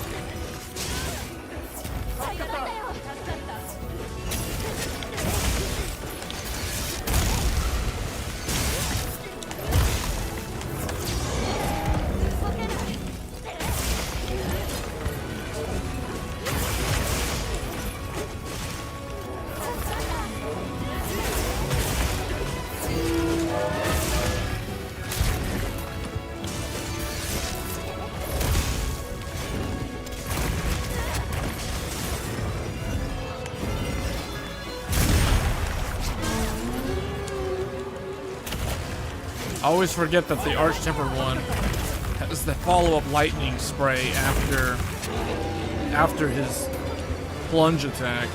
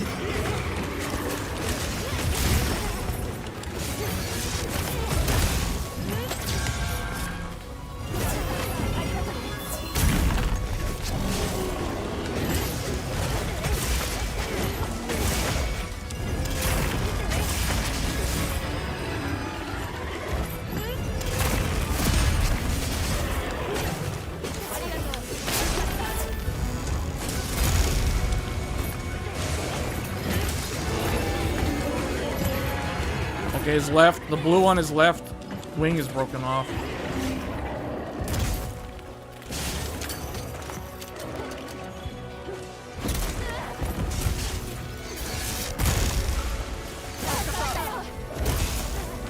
He's gonna plunge.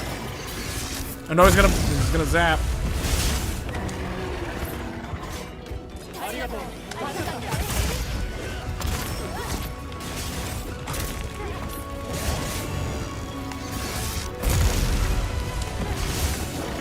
His face.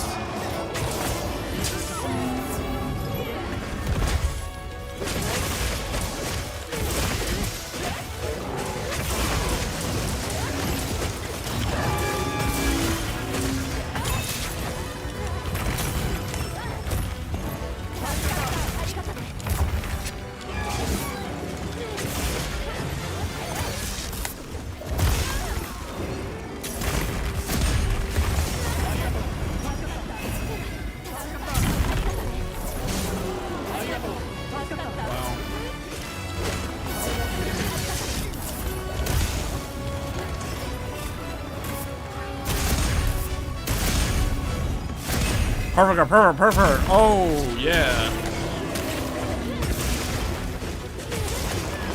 That's all that Neo 3 training, man. Neo 3 has made me gain, like, the ability to see this game as though it's in slow motion.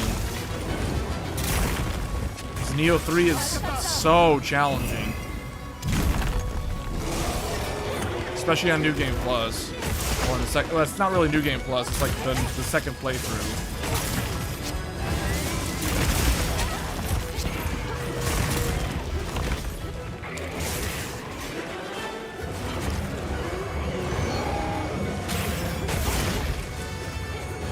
Trying to break the right wing.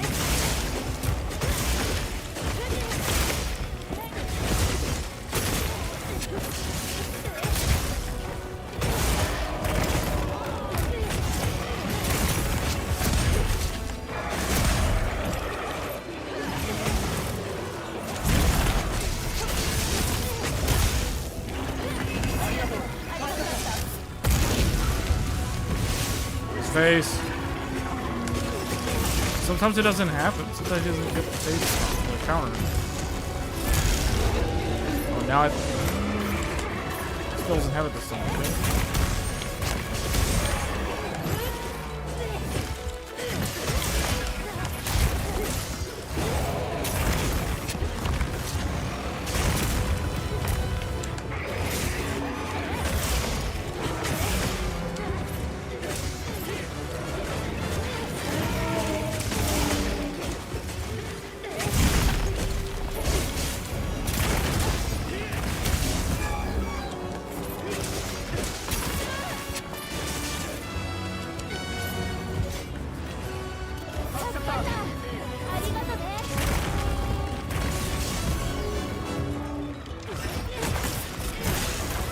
Remember the Thunder Blight. Thunder Blighted. Oh man.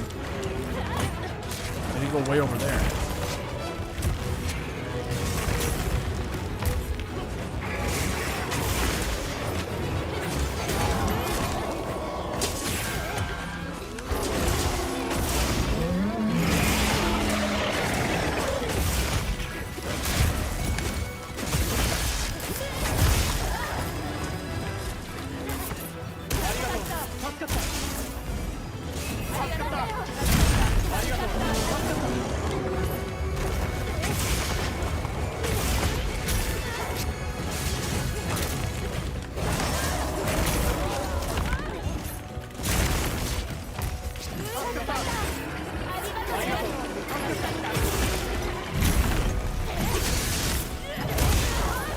Oh man.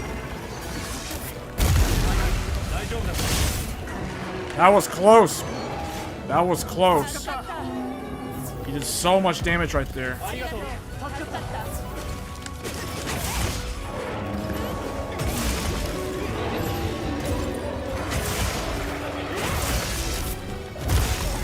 Oh.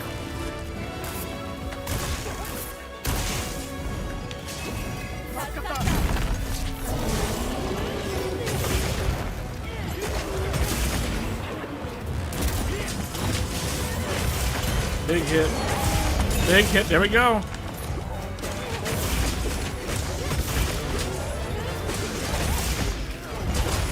Arch never was doing it behind us. Behind us. Oh man. Oh man. Oh, doing a ram me from behind. He slammed down on me. I can only block one of them. That's how I get carded in such silly ways, man. Like that. I was like, he's behind us. He's behind us. Yeah, he's like definitely behind us. He came and rammed me, and then Raydal like swoops in and just slams down on me, finishes me off.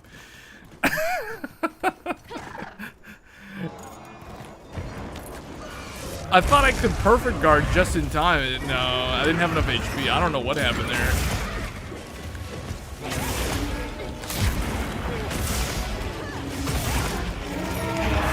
Man, I kind of want to watch that on the replay, like how I got carded by both of them together.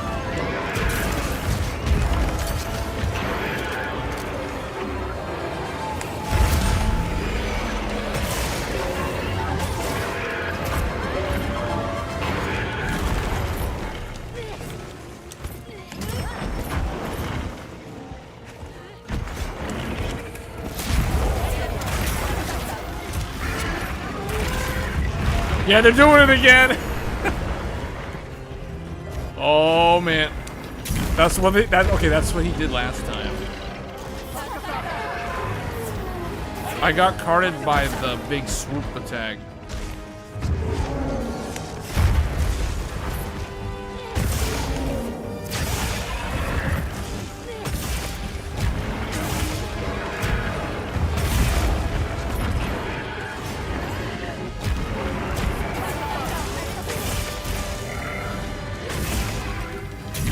If Raydao is targeting you, just bring him to Uduna. Just lure him over here.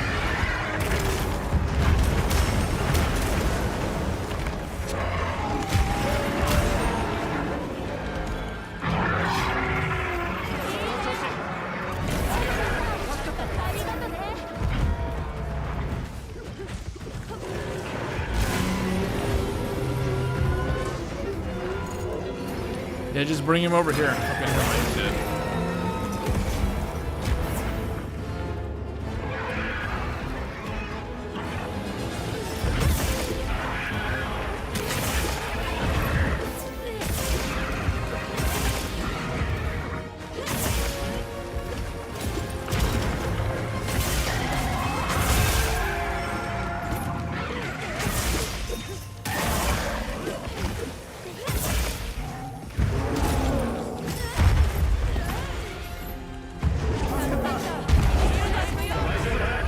Whoa, what happened? Wait, what?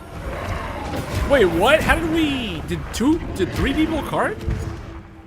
How was that already 3 faints? I thought I fainted and used insurance. Didn't I faint and use insurance? Did what? Did everyone else just get carded right there?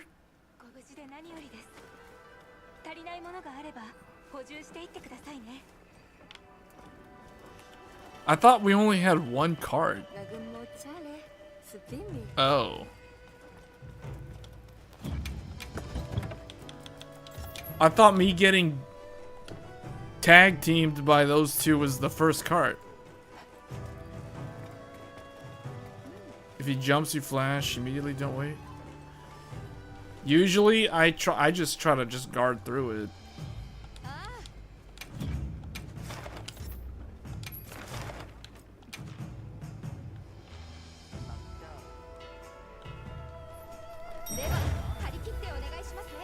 How many times can you use flash before it loses effectiveness against him, though?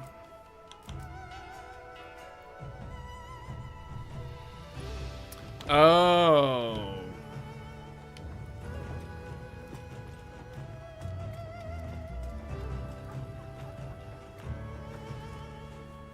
Three. Okay.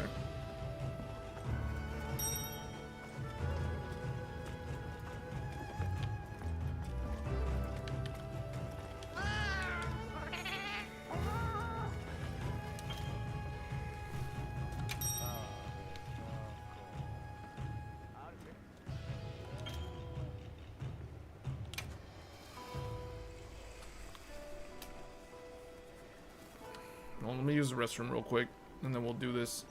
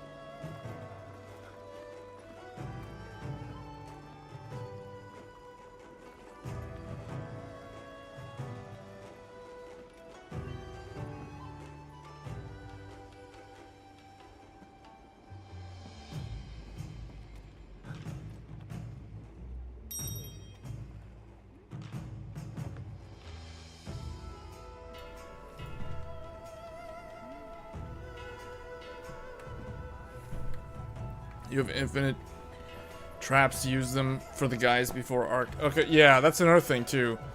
Yeah. Yeah, guys, remember, always, yeah, bring these. They can actually be captured too. Keep that in mind. It's not that we really got a chance to do that though, from what I've observed. But yeah, definitely use the traps.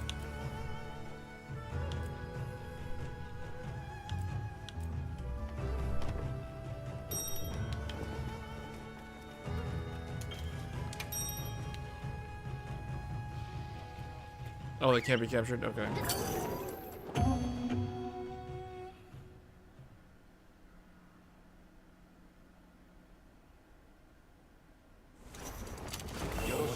Okay.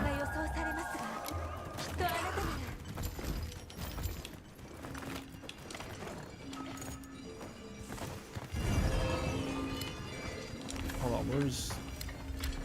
Isn't there like a... Oh, there's like this thing here.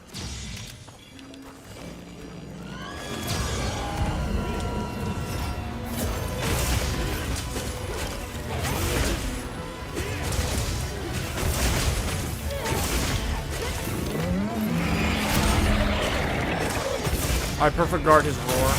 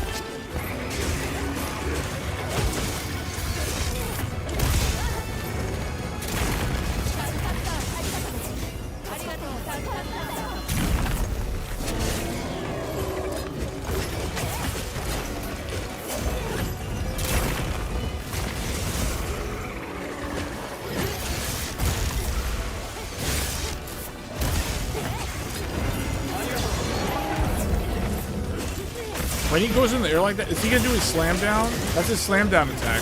That's the one that carded me in the last run.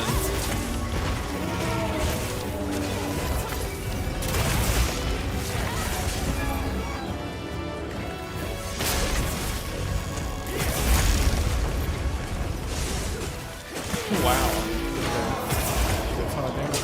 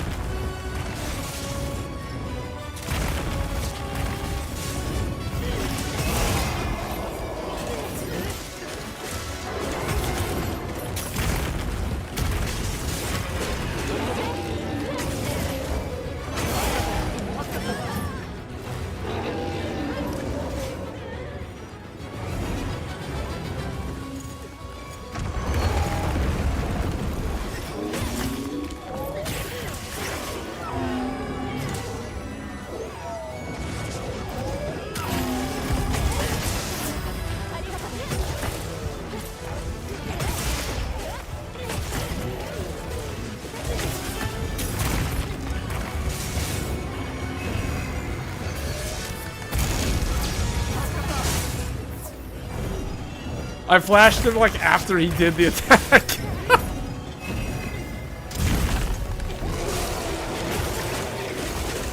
It was a little late.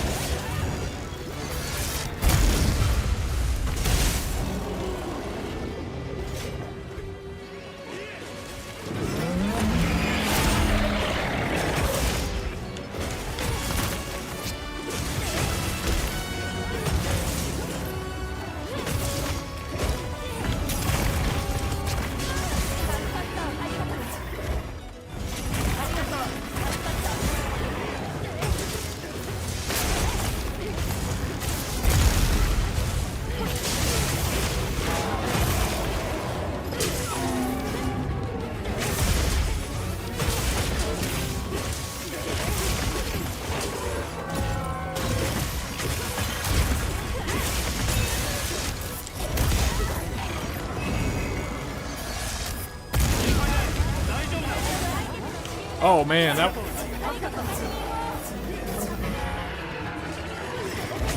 was the insurance, right?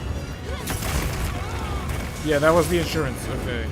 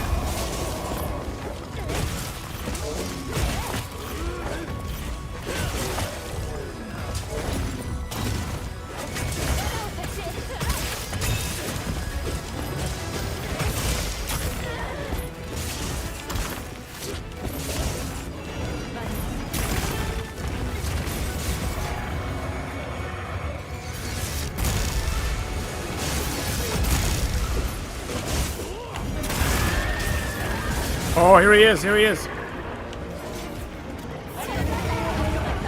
He got put in, what? He fell in this? He fell in the pitfall trap.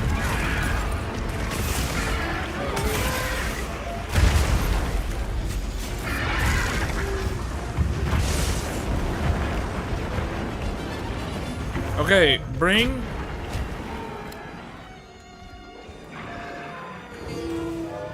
Hey, how do I switch between Flashpod and the other one? Like if I, oh, okay, never mind, it's right there. Wait, how did I get clipped by that? I wasn't even near them.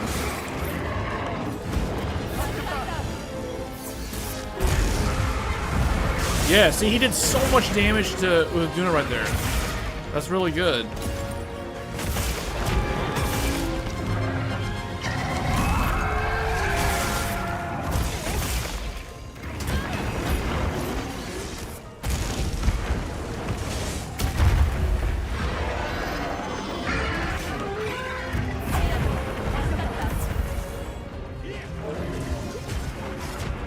He still has that skull.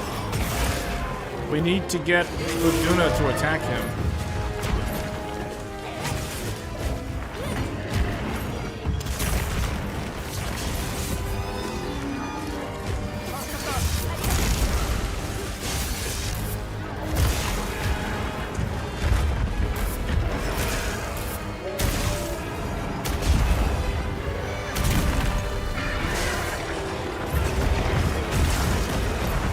Yes, like that, just like that.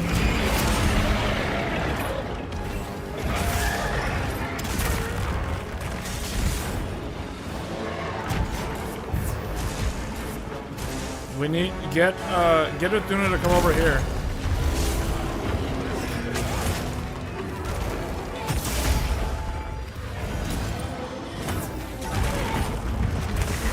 What the?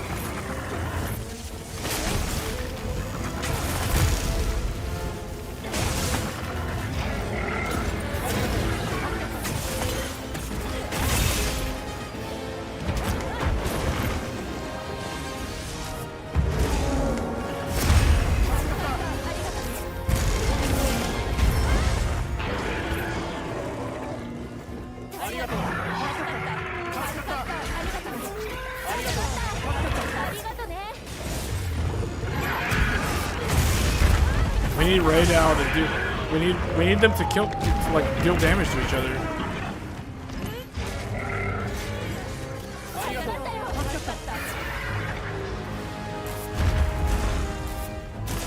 Bring. Okay. Well.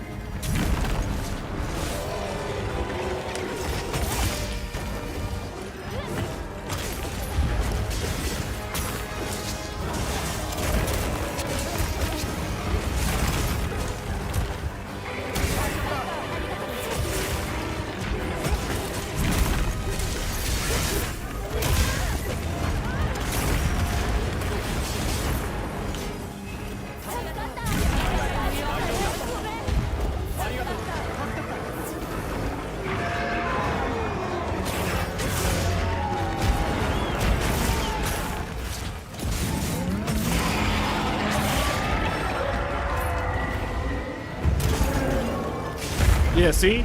The spin attack finished off Radar.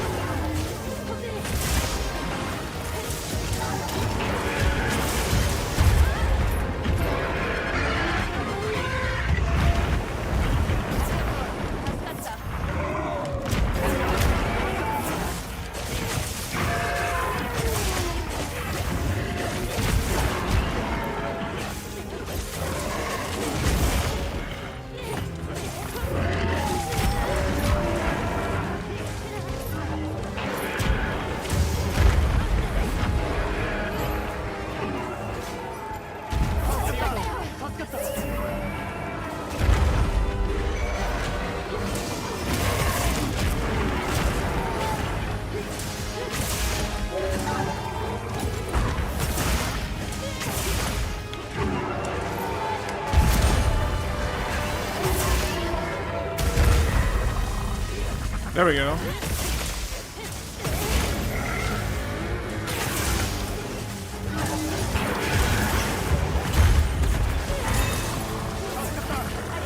He did the barrel roll into another shotgun. That's good.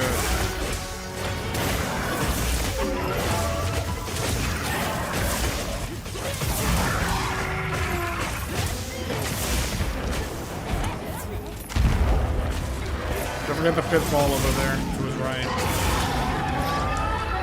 Pitfall over there.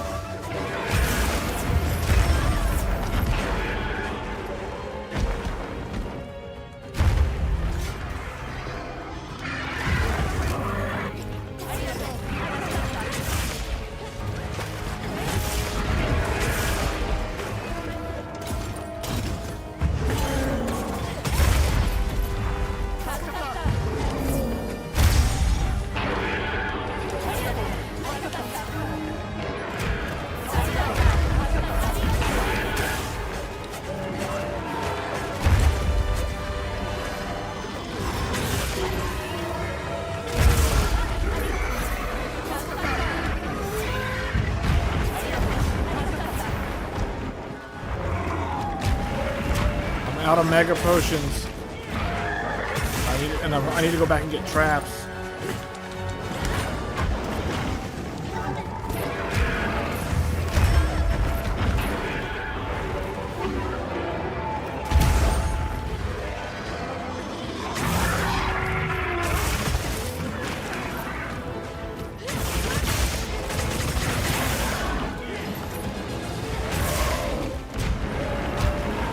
New Udra is gonna arrive soon. I think it's like 2 minutes now.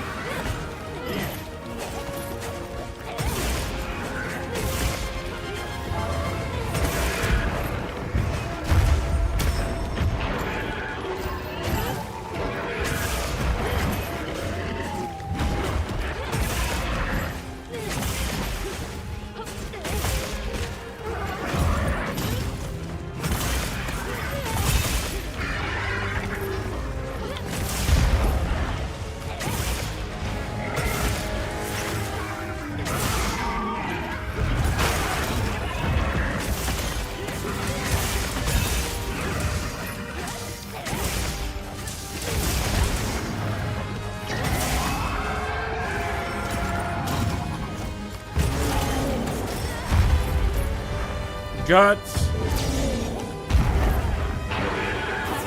I survived due to guts.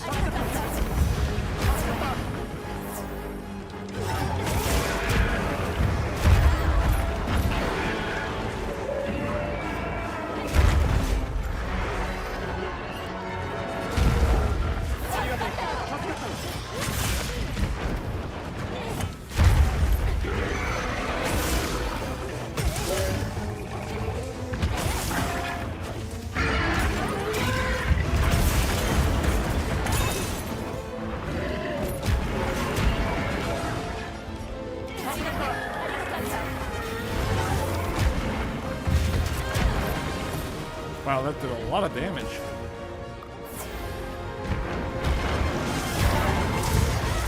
What?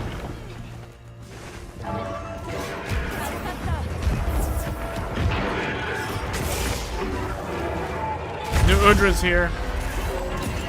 Watch out, behind you. New Udra's there. Oh, here we go. Here we go. The standoff. Face off on Namek. Vegeta versus Kui. Oh, man. This is it.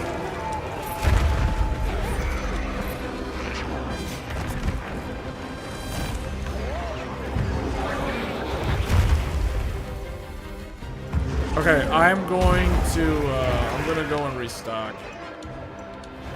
I'm going to restock. Now's a good time to restock.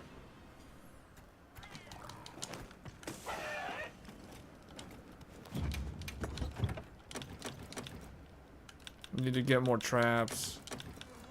Flash pods.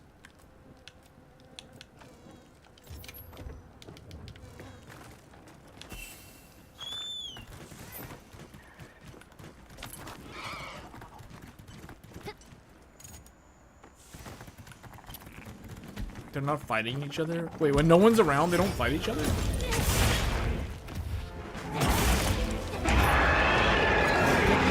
this big boy here. Get over here. Yeah, go Super Saiyan. Protect the... Oh, big damage, big damage.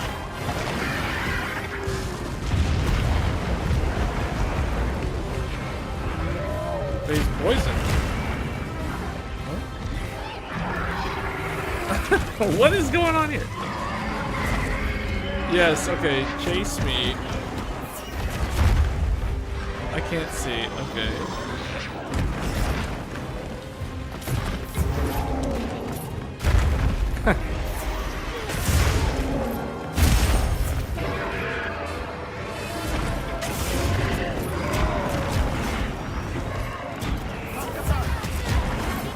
Wow, that did so much damage.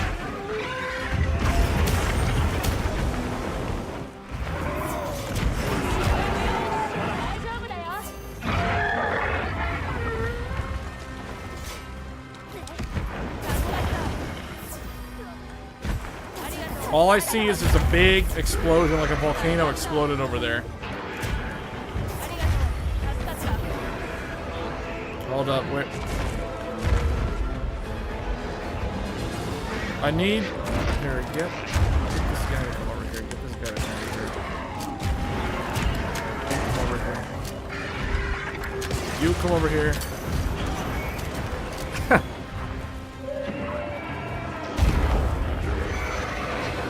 Why is New Udra not doing what...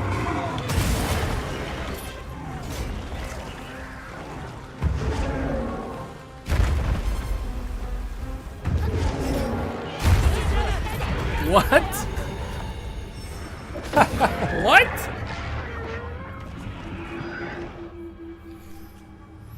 Well, I learned don't do the sliding jump attack when Uzduna's doing the barrel roll. That doesn't work. You're not gonna get higher in the air than Uzduna. Like, it just doesn't work. Oh man.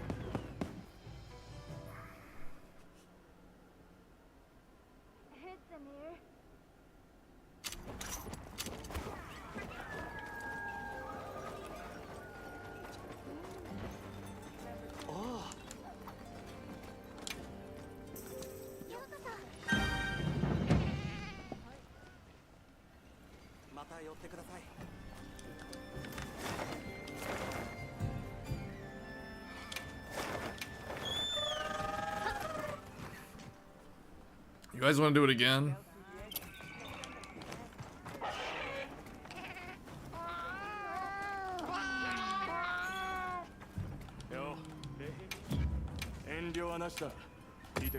Ooh, a commission ticket. That's like the most rare thing I've seen from him.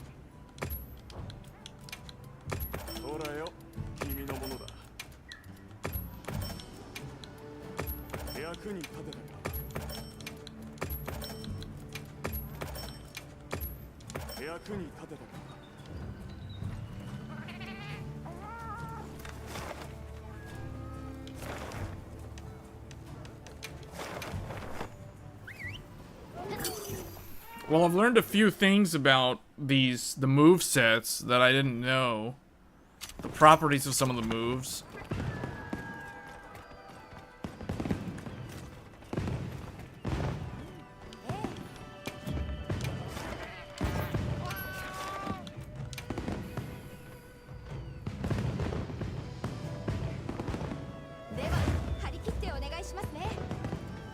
Out of the AI, which ones do the most damage? Is Fabius like the best one?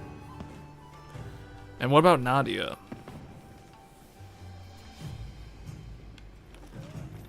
Is Nadia also like very high DPS?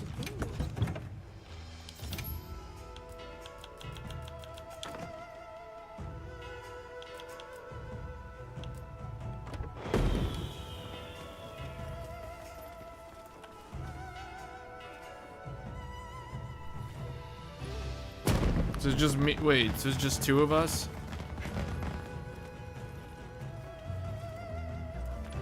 Hold on, that's why I kind of wanted. I think I have it set so Fabius and Kai are the two.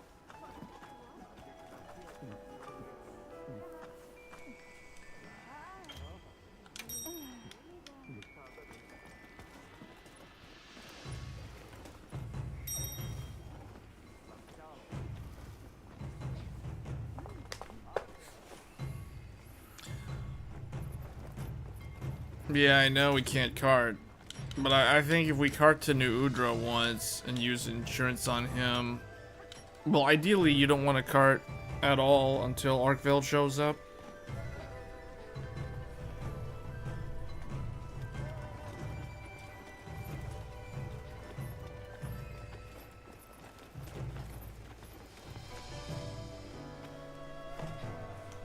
The nature of it being 50 minutes, though, is kind of...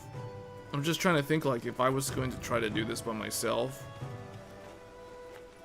with AI, I don't think I'd be able to do enough damage. I think I would run out of time. The same problem happened to me when I tried to do Omega Savage by myself. Oftentimes I would just straight up run out of time with the AI. I would survive, I would just run out of time. Which means I'm not doing enough damage, or the group as a whole is just not doing enough damage.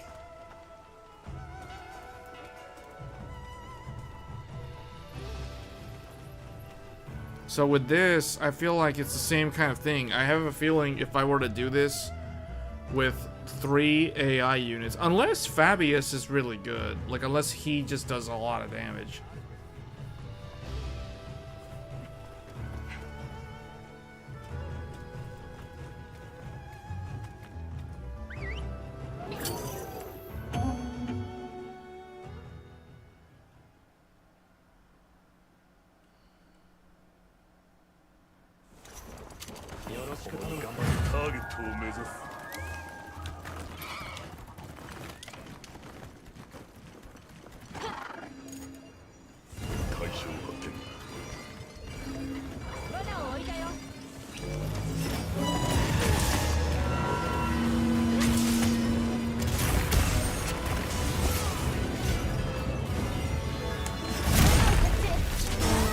Oh man, I always fall for his like lightning attack after he slams down.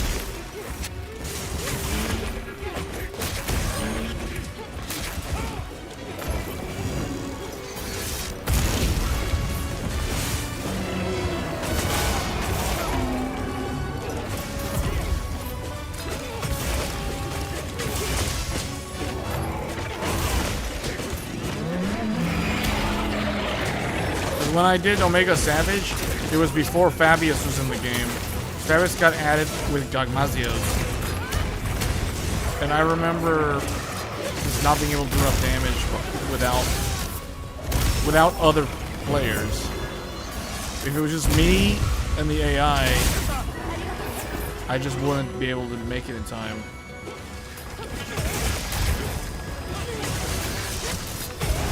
So I have a feeling the same thing would happen to me if I tried to do this by myself. Like, I would probably survive all the way to the end. I would just run out of time.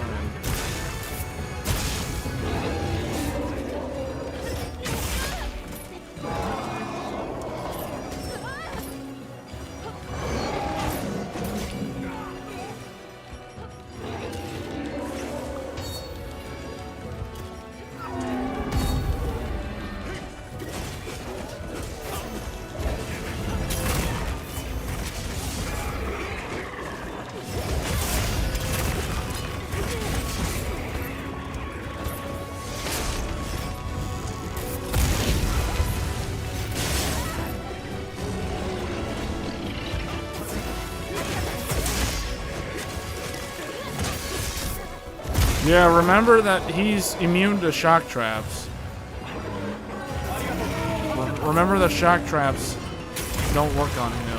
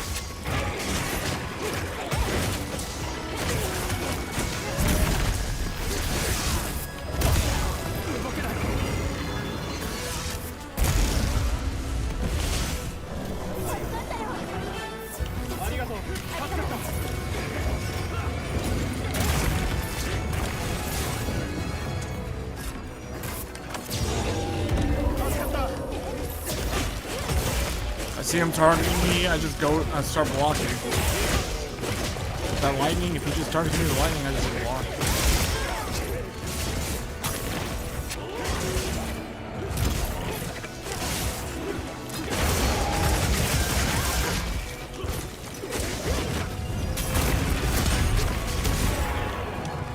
This Warren has a code.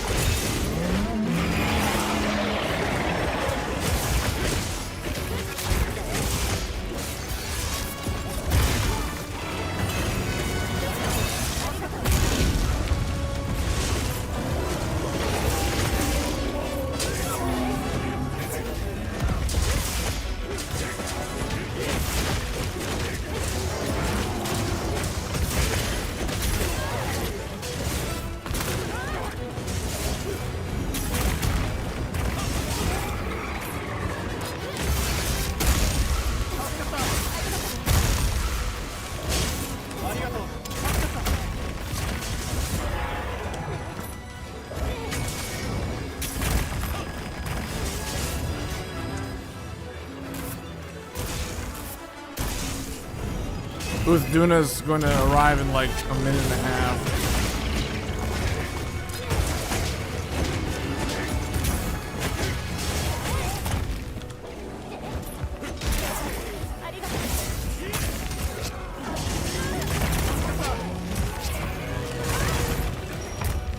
Uh-oh.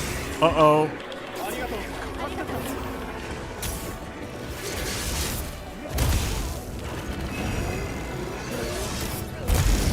Fabius. Man, look at Fabius is moving around. Look at him.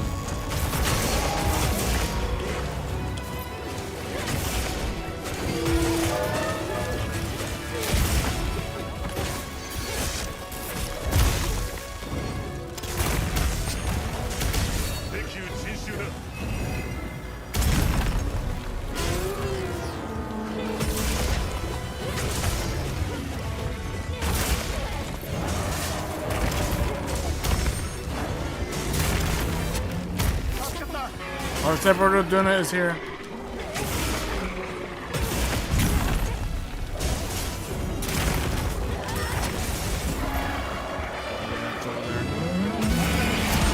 If we stay in the corner like this, maybe it won't notice us.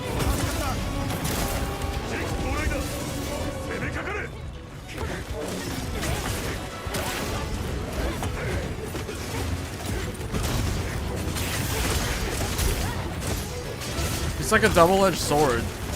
The second monster can help you end the battle faster, but at the same time it becomes chaotic, so it's more, there's more likely a cart will happen because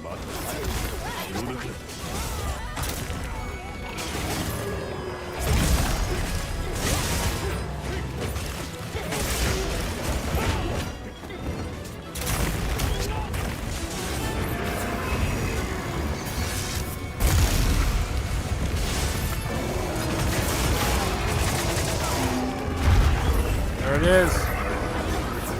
Okay, good. Yeah, just come in, just do like 5,000 damage and he'll probably finish him off.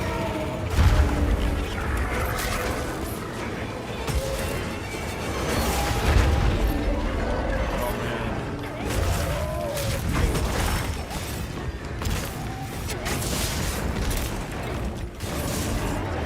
Come on, Raydao, do that big lightning attack on Oduna.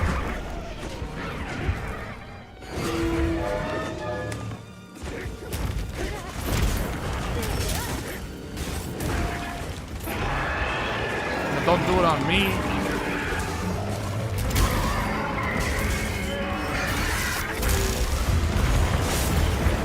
There, see?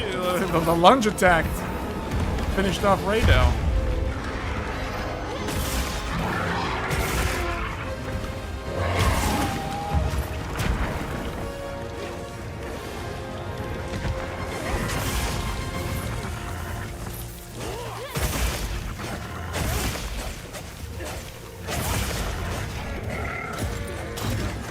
I feel like they intend for you to have to slay Arkveld in under like 25 minutes. But the thing is with this, what I don't know is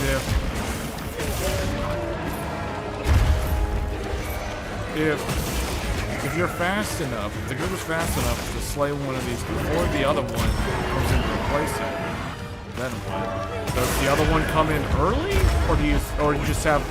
or you just sit there and there's like no one, like no monster to hunt for a while?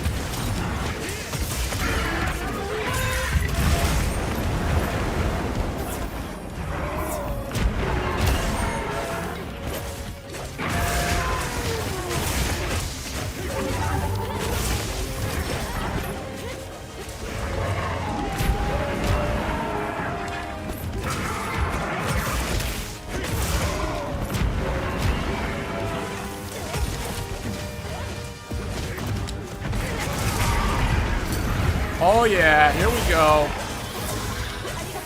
Offset.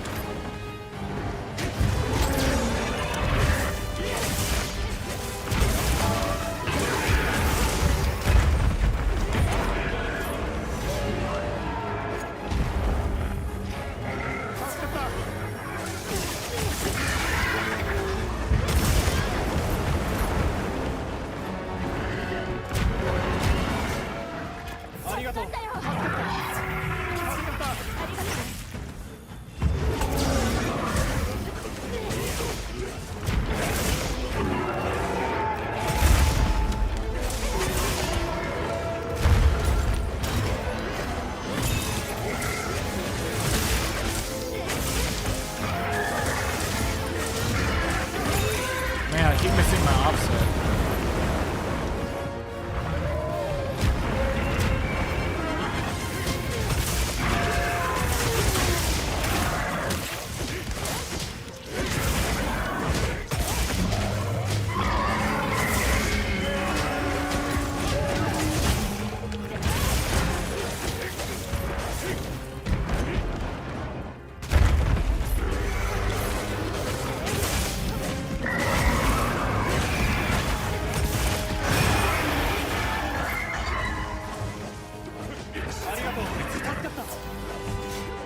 Fabius to the rescue. Whoa, 4,000 damage. Fabius knows what he's doing.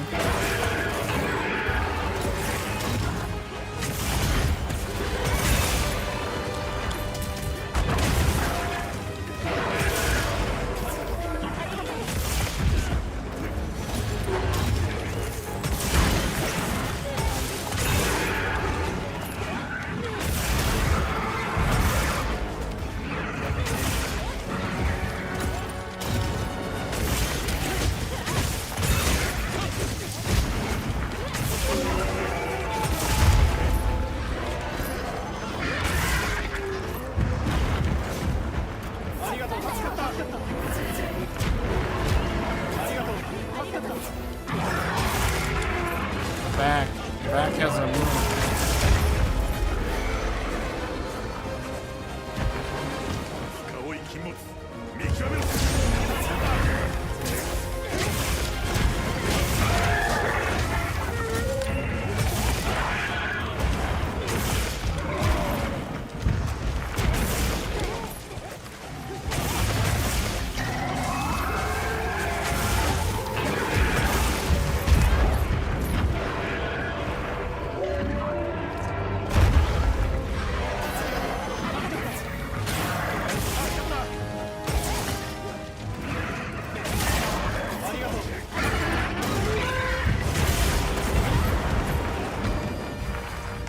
Oh dear, oh dear.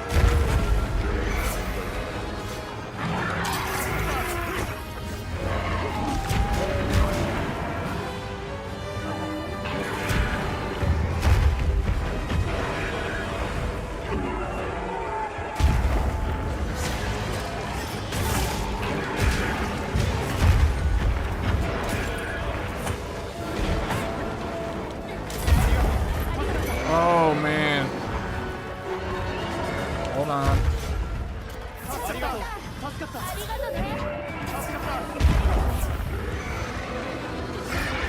Does AT, no, it doesn't guarantee a gem. It guarantees the thing that's needed to make the gamma set, though. It's one of the best armor sets in the game right now.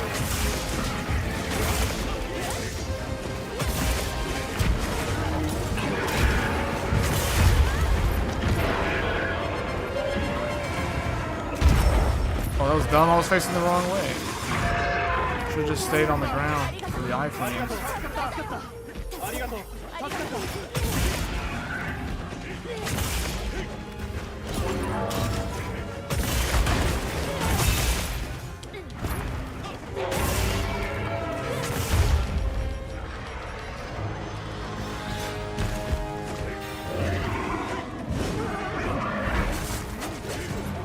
Man, Fabius is good.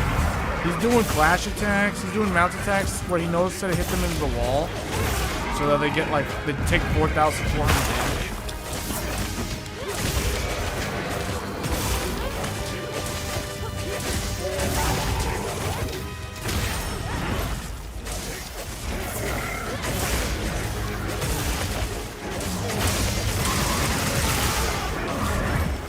Wow.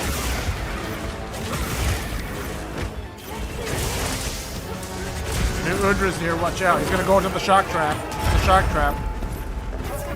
Oh man. Oh, here we go. Yeah, roar at each other, roar at each other. Yeah, start fighting. Oh, yeah. Shock trap. Oh, yeah.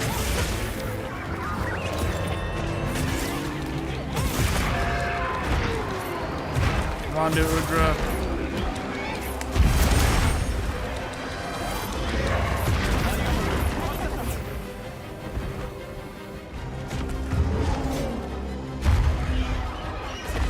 Oh, man. Look at all the damage. Look at all the damage numbers. Look at all those damage numbers. Hold on, hold on, hold on, hold on, hold on. Stuck. Hold on. Hold on. Hold on. that felt like I was playing a healer from Final Fantasy 14 right there. That was weird. I was just standing there spamming heals the whole time. No, Udra, come over here. Yes, come over here. Oh dear. It's like, you dare betray me?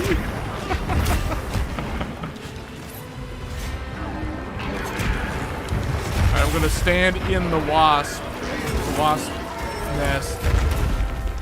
Heal me up. Oh boy. Oh, it's not good. I don't know about this. I don't know about this.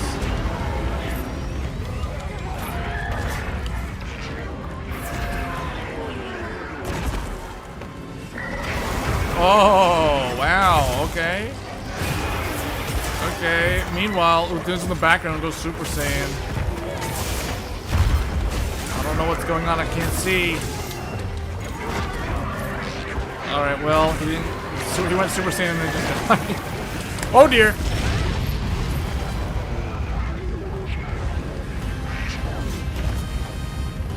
I'm gonna have to go back and, we have to go back and once my mending mantle runs out of health recovery, I'm gonna go back and restock.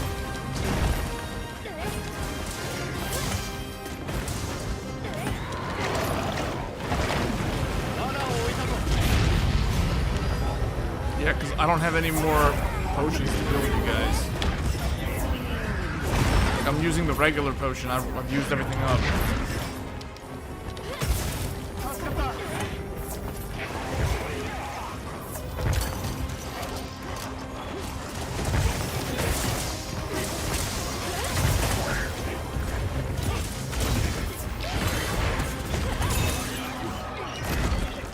Mending mantle wore off. Alright, I'm going back.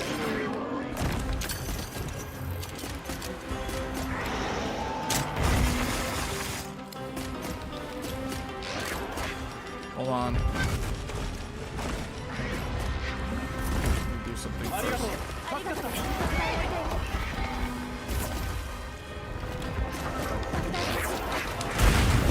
There. Okay.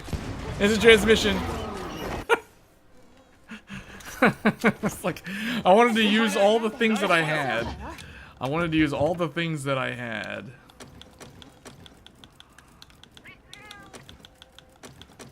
So I could restock. Okay. Wait, oh, somebody carded. The insurance meal went off.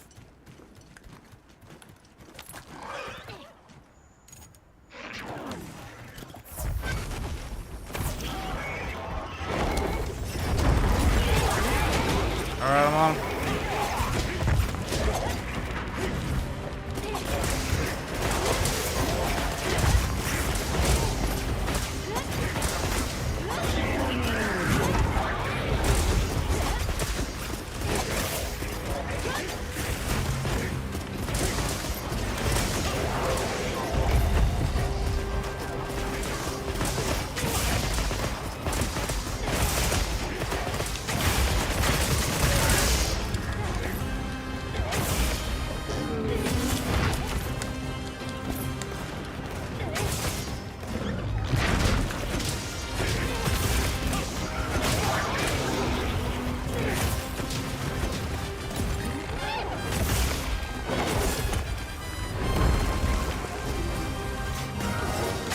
tower's up again, I'm gonna drop the pitfall.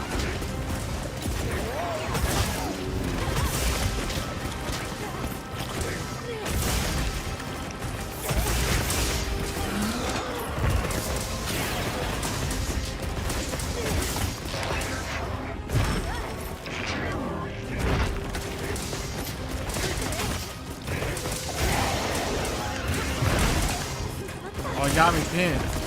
I got him, I got him. Bam.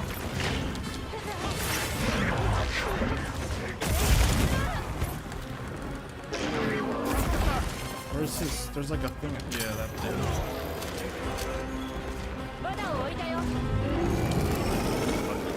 Put it down. Okay. Oh, you put it down before I could do it.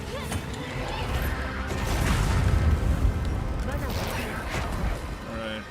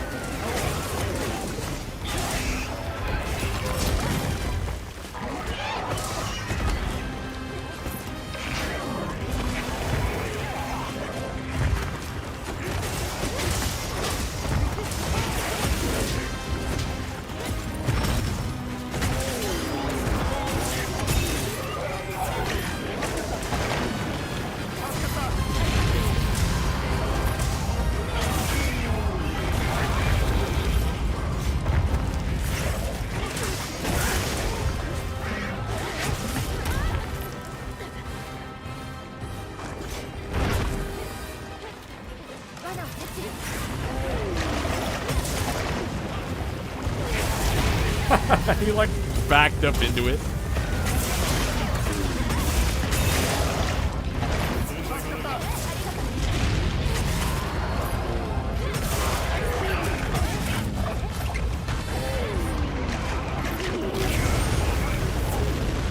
Guard up, 3.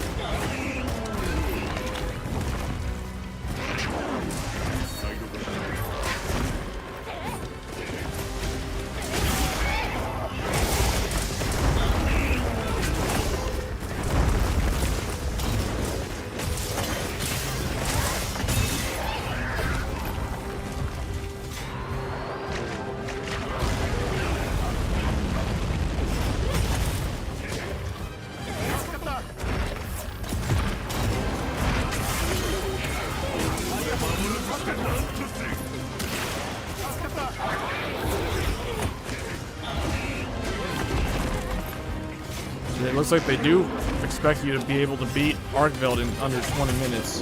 Because Arkveld is coming soon. I can sense it. He's on his way.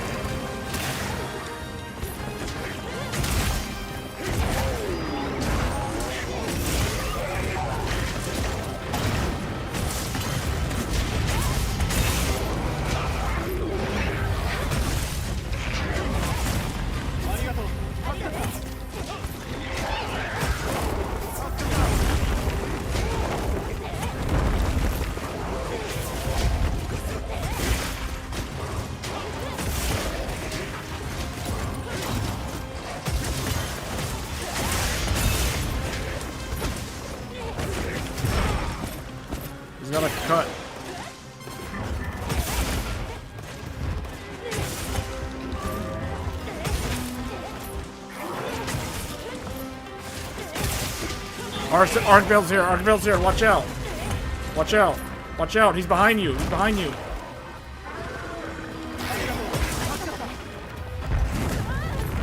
This is it.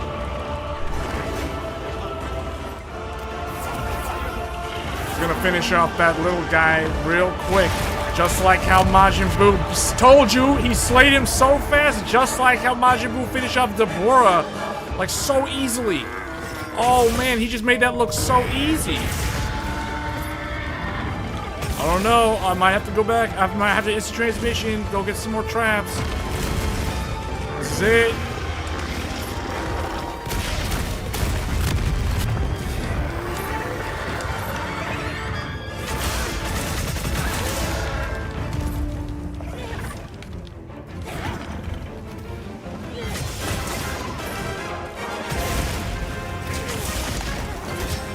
It.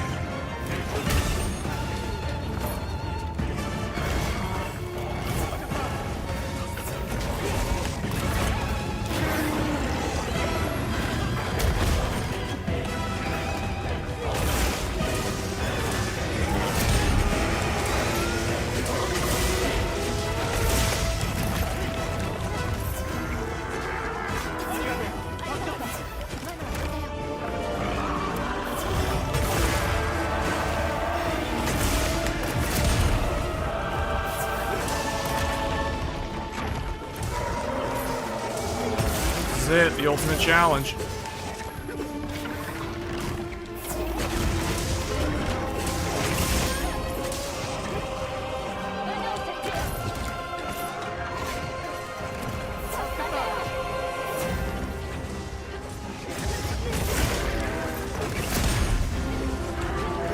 Alright, I'm gonna stick around until Mending Mantle's over. So I got Mending Mantle up. Alright, let's go.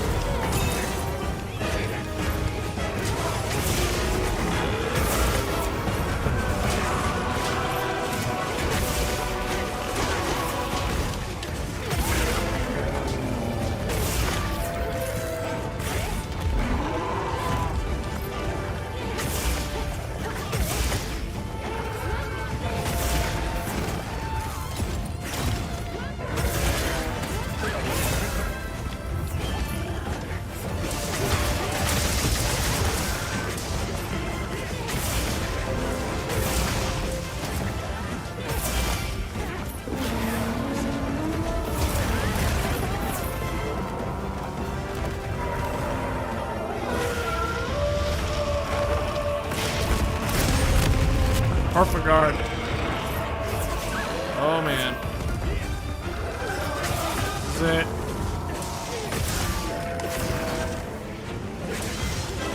Fight against him is meant to be like twice the length of the other three.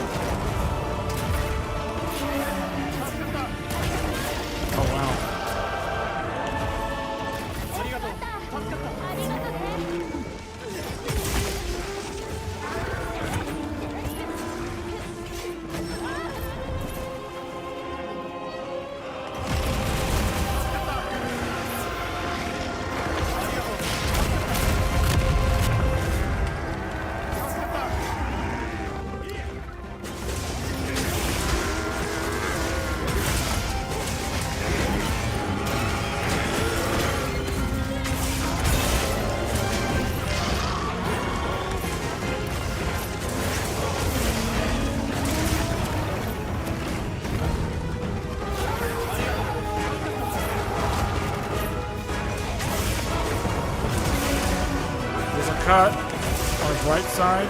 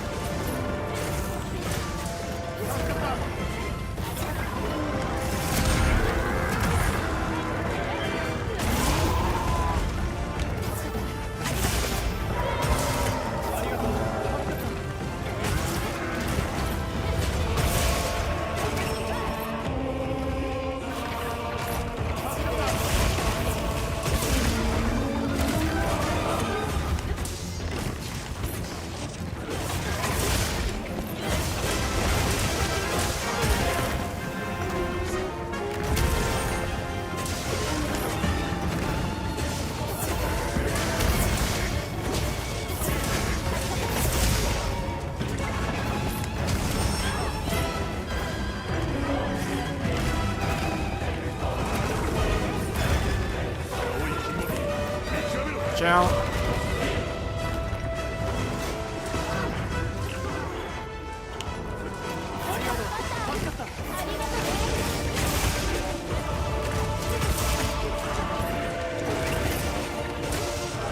Come on, guys, we're doing real good. Ultimate challenge, this is it. Watch out. Man, this is like when Goku went Super Saiyan 3 against Majin Buu in the city in the air.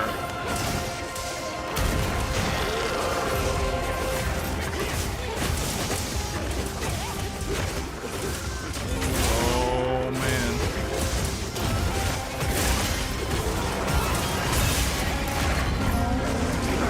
Oh, he's going Super Saiyan Blue. He transformed into the true Guardian Arkveld.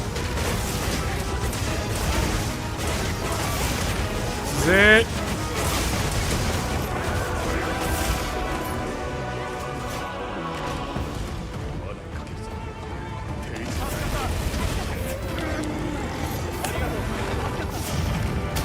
Big explosion, big explosion. Me and Fabius are in position.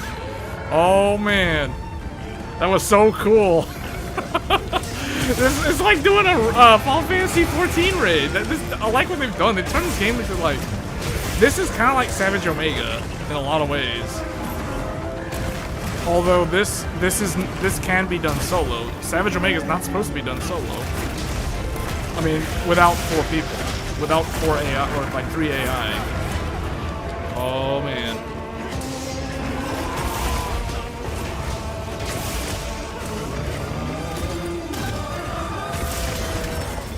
Oh, he messed up my attack, my charging attack. He's done that to me, like, so many times.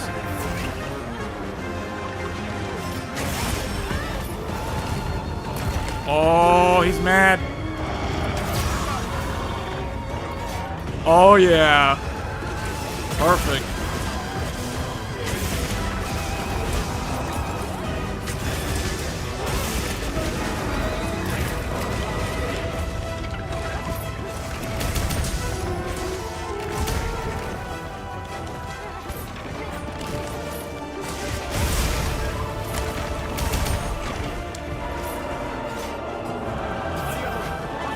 Trying to do those Street Fighter moves.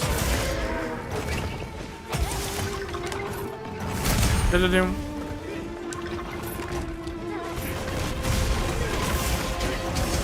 Da-da-doom.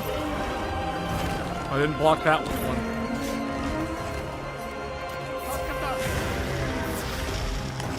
Bam.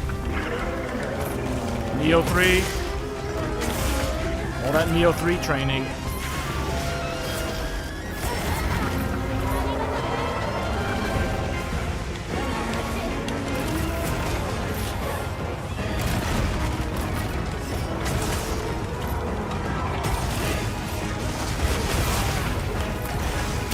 Do-do-do. Oh wait, hold on.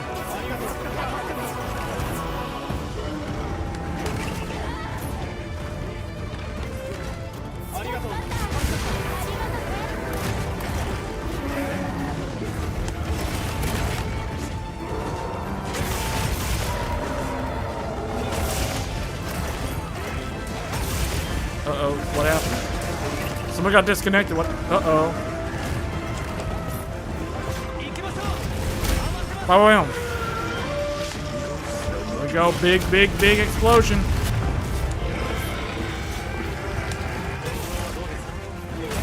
Oh, I missed the timing on that.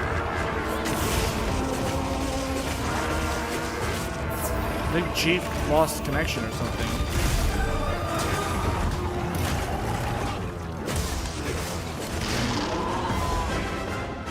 What was that? There was like a thing I saw on the ground.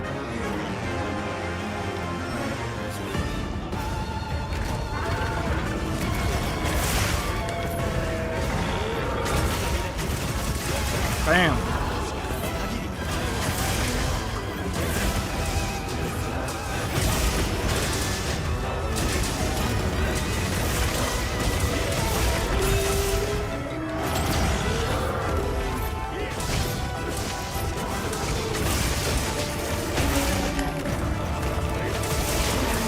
10 minutes remaining.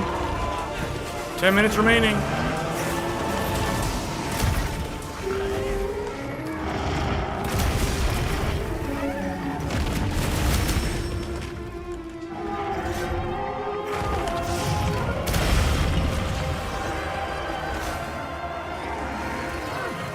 I need to restock.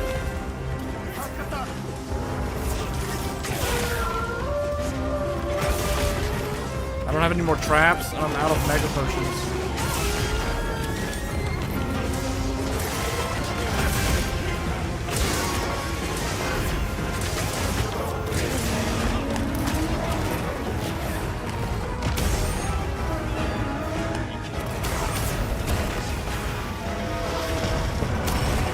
That's the big Street Fighter combo.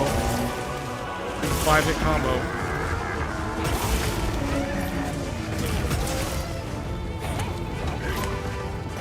Give you. Give you. Alright.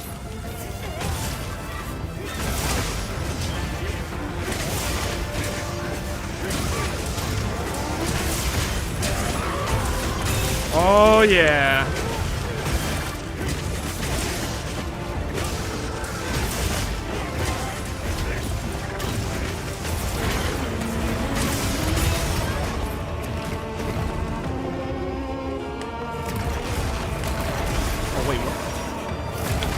Wait, how did I... Oh, no. Kai.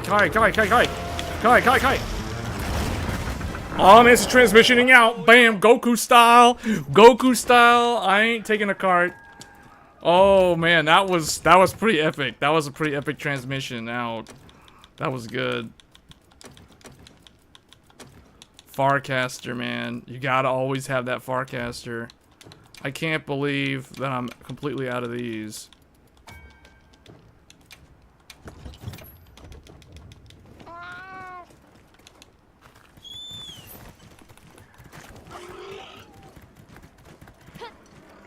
Oh man. Hold on guys, I'm coming back. This is it.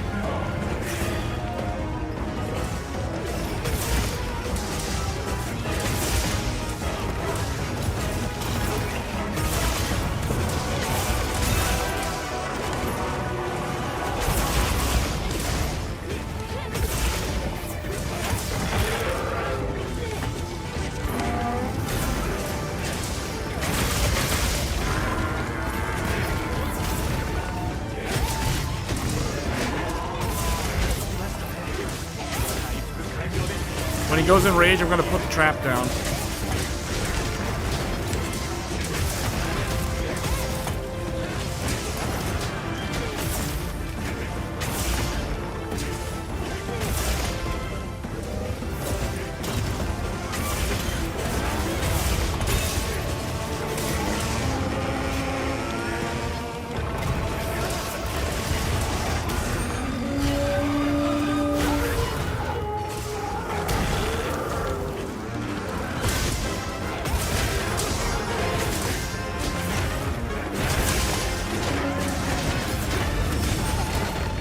Oh, he grabbed me. Try this on.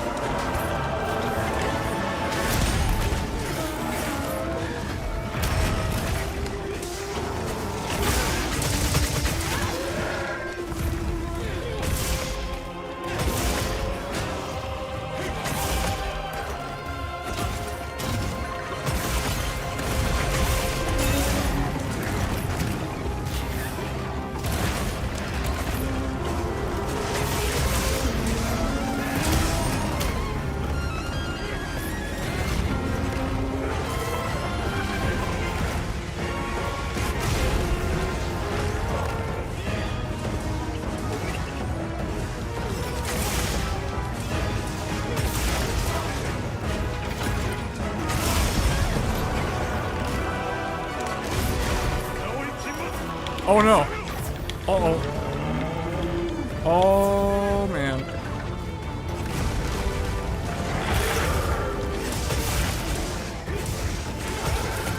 There's a cut on his left wing.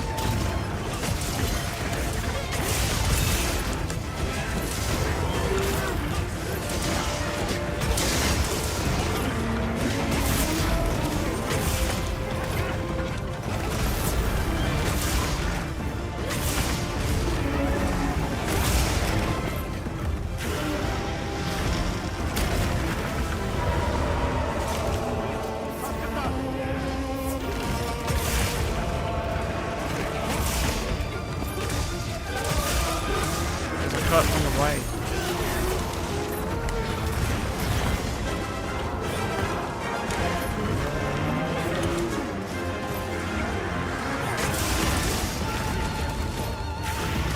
How did I end up on? Oh, he turned around.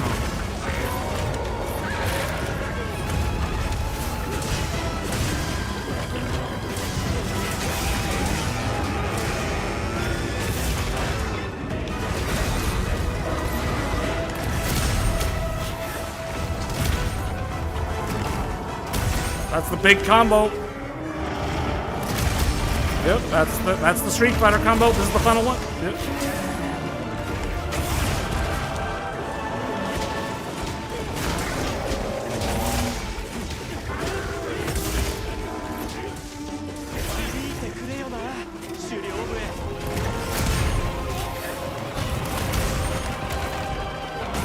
If only I can break that little wing that's... There we go.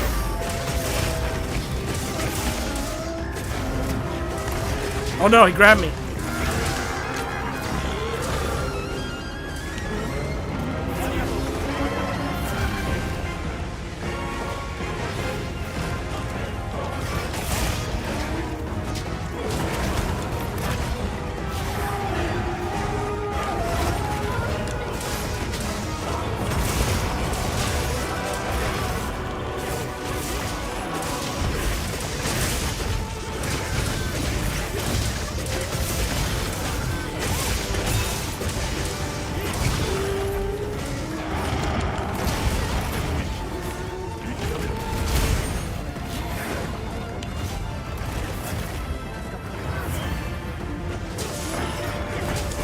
Almost.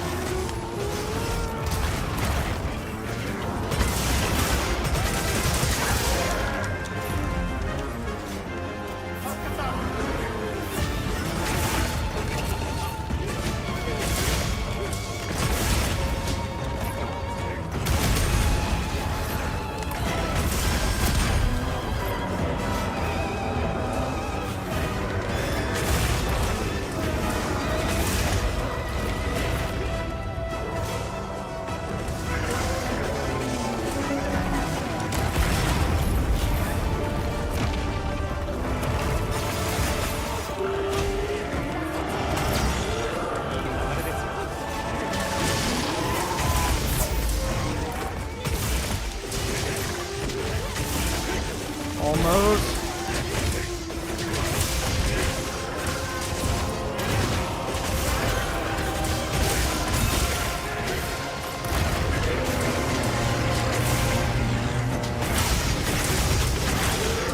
Oh man, that is the hardest hunt in the game.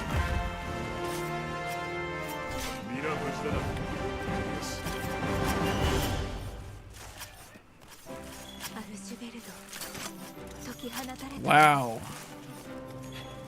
I was really getting nervous there. You know, toward the end. We had 28 seconds left. It was down to 28 seconds. Wow. 28 seconds, man. I was starting getting nervous. I was thinking like, man, if we run out of, if it becomes time up, oh. I started really doing the full charge attacks on the greatsword because I was like, man, I gotta get the full charge on this because we need more DPS.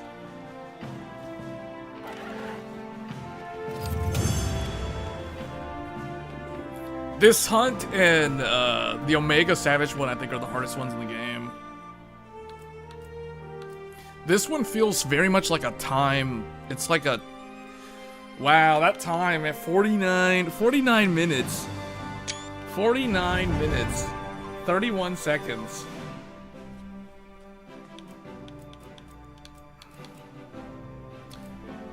There was only one... I think only one cart the whole hunt. And that was the insurance one, wasn't it?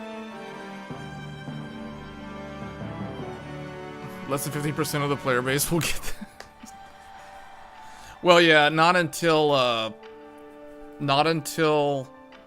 the expansion. Because you know what'll make this... You know what's going to nerf this, right? The expansion will nerf this. There's people out there that can't clear Omega Savage... But once the expansion comes out next year, they'll be able to clear it because they'll get master rank gear. It's the same thing with Behemoth Extreme in World. I know a bunch of people that couldn't do Behemoth Extreme, but once Iceborne came out, once they got like whatever the latest armor was and whatever the latest, you basically just outscale the content, thereby making the content way easier. So the people that can't do this now, they'll be able to do it when the expansion comes out because they'll have better gear, they'll have way better armor, they'll do way more damage. But yeah.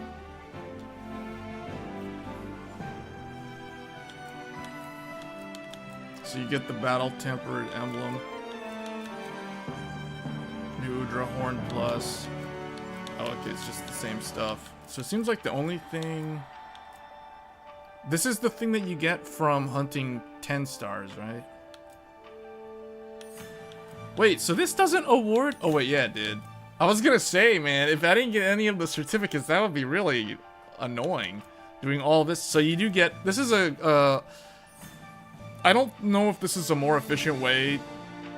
Maybe this is a more efficient way to farm the certificates for transcending the armor. Because you're basically getting all 4 of them together. I don't know. It's just way more frustrating to do this hunt versus just doing them separately.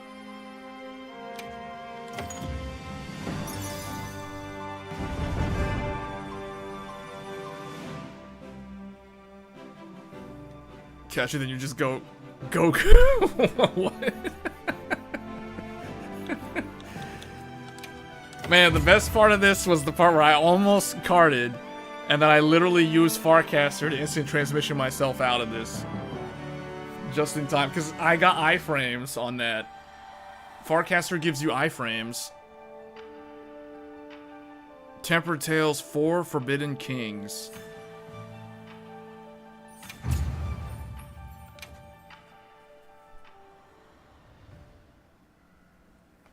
You need that hunter's dream with the chickens.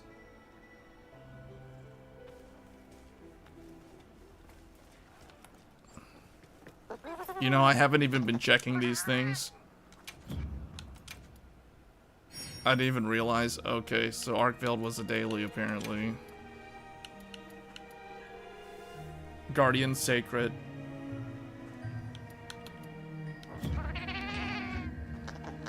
Go talk to Alma.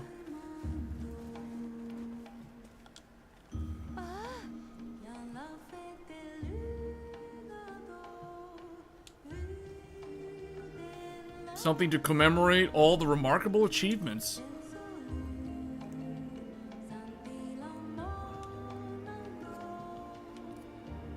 You receive the Pride and Joy pendant. Use the appearance menu at the camp to adjust your pendant settings in equipment appearance.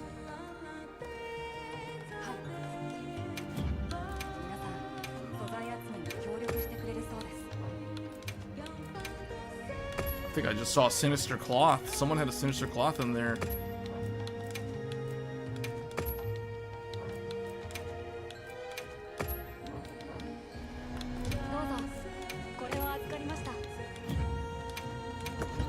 It's the random pendant of this game. Oh, the rainbow pendant of this game.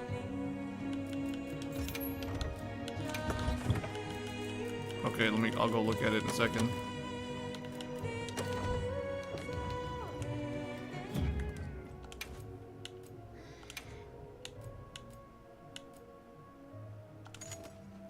Oh, I need to switch to, I guess, this one.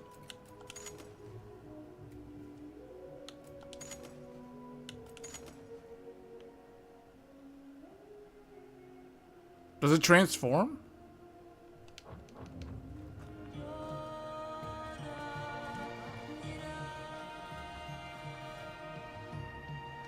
What is it supposed to be? It looks like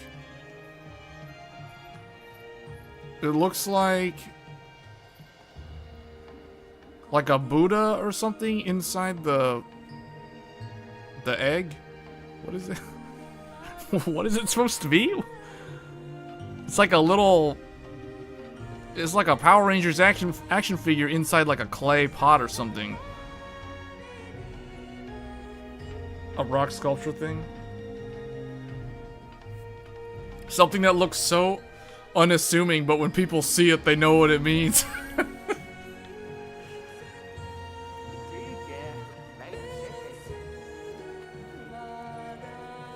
I assume they'll bring back the one where,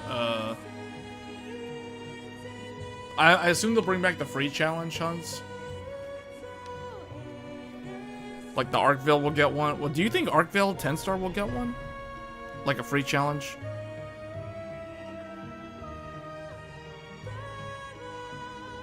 Okay, yeah, I get it. She said it was her pride and joy.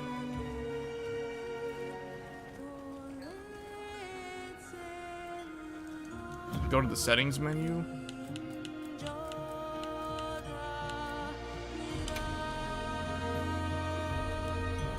Huh? Go to the settings menu. What?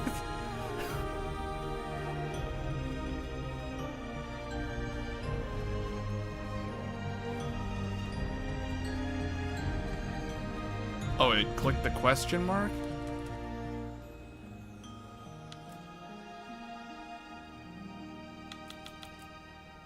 The hunter profile? Oh, I can put it in here? Oh, I see what you're saying. I can put... Is there like an achievement I got?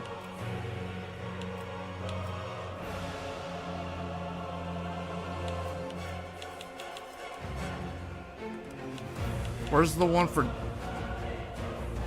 Update the tag?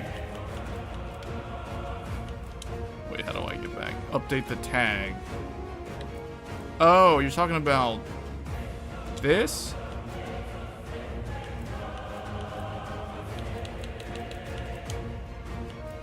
What am I supposed to do? Go to the game tag? I forgot how to edit. What do I do?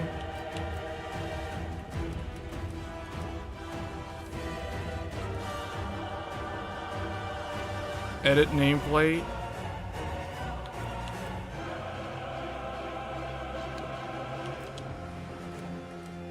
This? Hit B? B? What? You mean this? Edit nameplate? Oh, okay, wait. 4 Forbidden Kings. This is it, right? 4 Forbidden Kings? This is the new Udra one. Wait. Oh, these are from those 3 quests that we did. Oh, these are the ones that we did yesterday. This is the one for the planes. This is the one for the thing. Oh, yeah. Okay. I like the Omega one, though, but okay. Did it save it? Now I gotta do this all over again. You know, when we were down to the last minute there, I was thinking if Scott is with me and we were so close to running out of time, there's no way that I could do this by myself. I don't have enough DPS by myself. Because I was thinking, like, if we ran out of time, I was thinking I might try it by myself with AI. And I was gonna be like, I'm probably not gonna make it. I'll just run out of time. Extendify. Remember for 6 months, welcome to the PC Pros community. But I was thinking, man, if we run out of time and he's helping me do this and we run out of time, there's no way I can do that by myself. Not with my current build. And not with, like, better knowledge of when I can push damage versus when I can just turtle. Because if you guys notice, my build is very defensive. Like, I have a whole bunch of, like, guard 3, guard up 3, offensive guard 3, divine blessing 3. Like, I don't have the most damage output, although I will say Arkveld the Gamma set is really good in the sense that you get Flare level 5, you get Weakness Exploit level 5,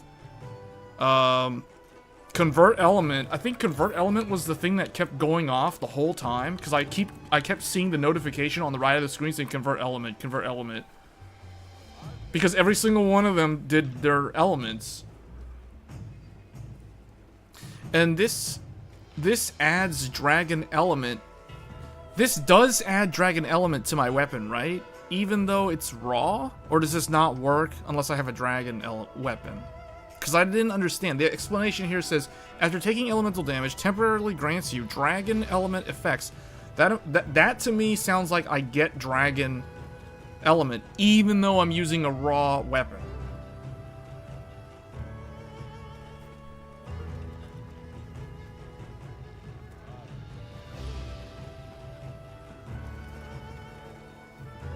My DPS was too low. Yeah. See, my thing is I don't have a problem surviving. The problem I have is pushing damage. Because, like you guys saw, I only carded, like, twice the whole stream. I carded once to getting double teamed by Uthduna and Nuudra, and then I carded again, or like earlier on for something dumb.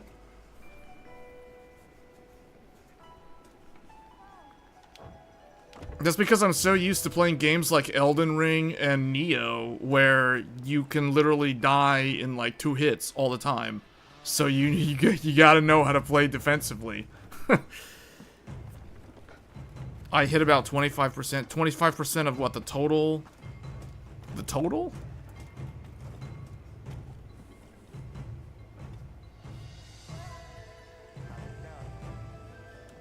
Well, I could have also switched to the sword and shield. I don't know if I was doing better yesterday in terms of damage with with the sword and shield.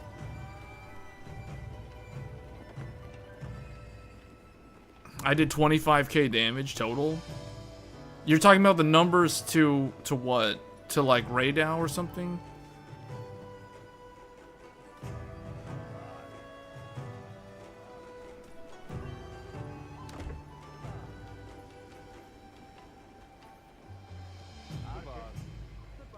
You're 50% of all the damage.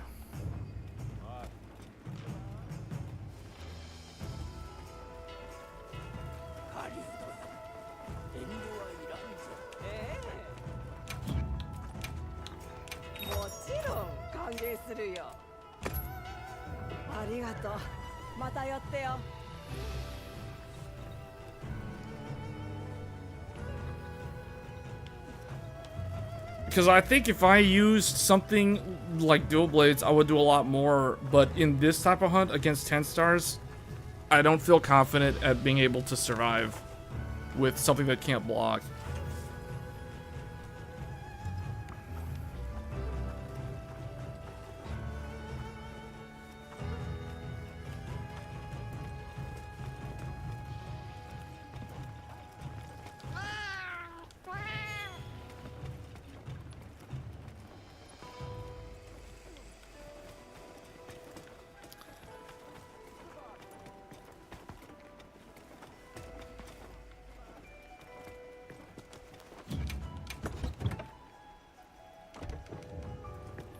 But see, That's the reason why I can't clear Omega Savage by myself. Because I tried to clear Omega Savage by myself multiple times, and I always ran out of time. Like, every single time I ran out of time. So I figured, okay, that means I'm not doing enough damage. It's weird because there's a video that shows how, like, there's a video where the guy uses a hunting horn to buff, I think it was Olivia, Mina, and somebody else, and he basically showed that the AI could beat. Oh, actually, no, I take that back. It wasn't Omega Savage. It was regular Omega. Yeah, there's a video that has the 3 AIs able to clear Omega, the normal Omega, without the human player doing any damage at all. So when I saw that, I was like, man, maybe. But see, that doesn't work on Omega Savage though, because it has too much HP. So that's the only problem. You'll run out of time.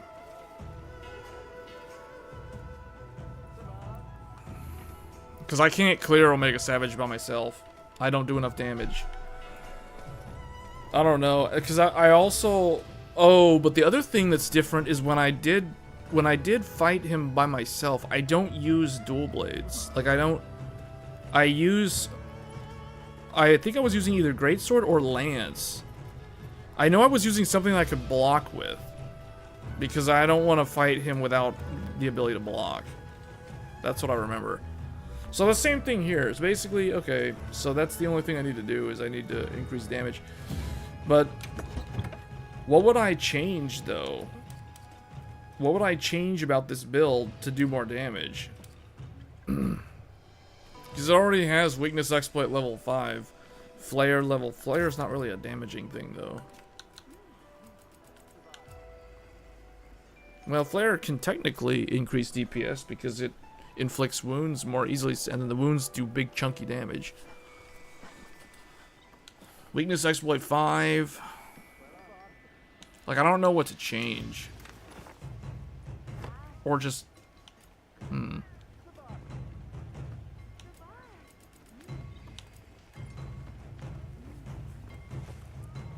Maximum Might? Isn't Maximum Might the thing where you have to be at full HP, though?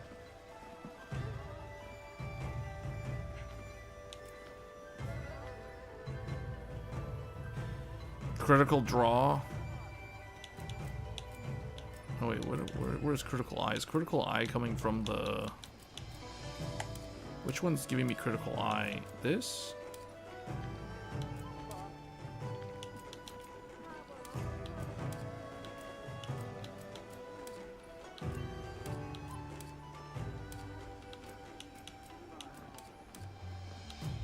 Man, the whole time, I just realized, like,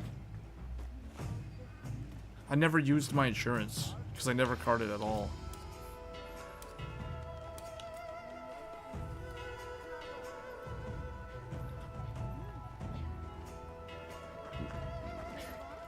Maximum Might is full stamina. And not the way I play. I'm never at full stamina. I am never at full stamina. I'm constantly like running around and moving around like I'm playing Dota 2. Where the rule of thumb when you're playing Dota and League of Legends is you never stand still. The character can never stand still. You gotta constantly be moving so you can't get attacked.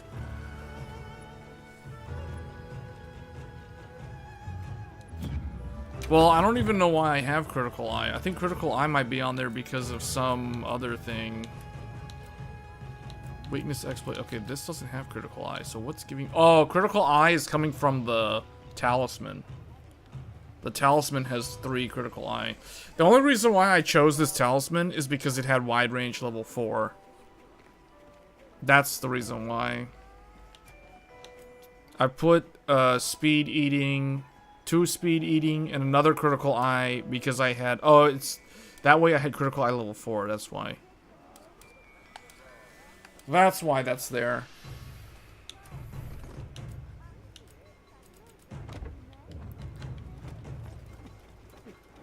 But I do think this greatsword's really good.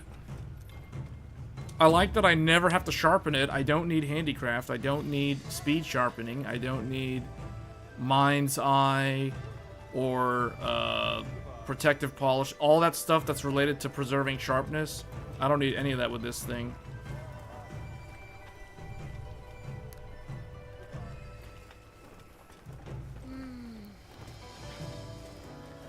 Who needs the clear on that?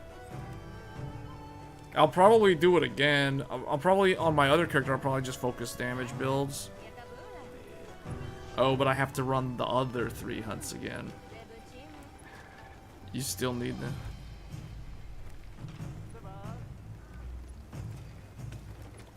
Critical boost? How do I get a critical boost? Oh, I gotta change the talisman. But see, I don't think I have a talisman that has that. See, I like wide range 4. Well, the only reason why I'm using this is because this was a team fight, and I don't want people carding all the time when they're low on health. So I would help healing. I would spam Mega Potion. And my speed eating too would like speed that up.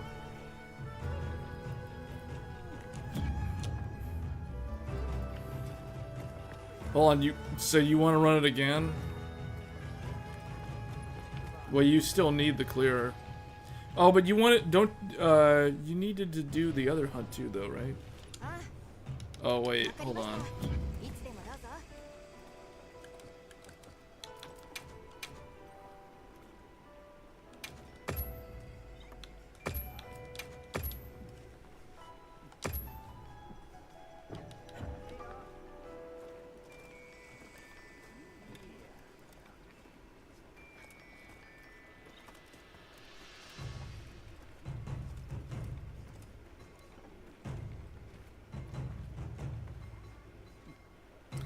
I can try a different weapon, actually. One of the things that I think I could also do differently, I could bring different things for the different monsters. Like, bring different equipment loadouts versus this. But I don't know, I kind of like not having to change stuff.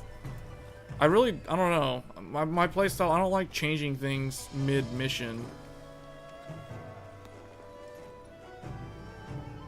You need the blacksmith ticket for the hunter's dream. What do you... Well, I mean, it's up to you guys. If you want to run every hunter's dream, I'll run it with you, but I want to run it on my other character, because my other character doesn't even have the weapon at all. I haven't even done any of this stuff on my other character.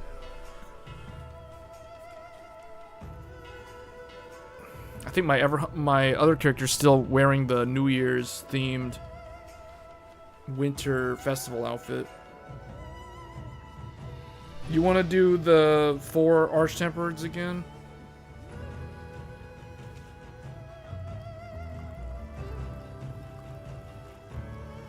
You know, honestly, I almost cleared the what is this called? Every hunter's, no, mark of a hero, proof of a hero. I almost cleared this earlier in the stream with randoms. Like, there was 2 runs, and the second group, we almost cleared it. Somebody carded literally right at the end from Arkveld, and that was it. Or I think like 2 people carded during Arkveld, but yeah, well, almost cleared with randoms. See, my thing is, what I do is I just keep them alive.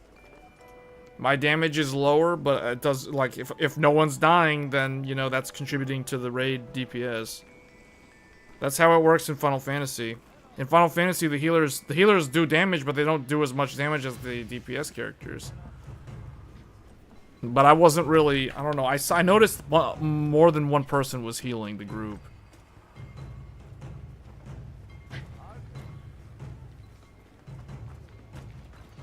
You're gonna try dual blades?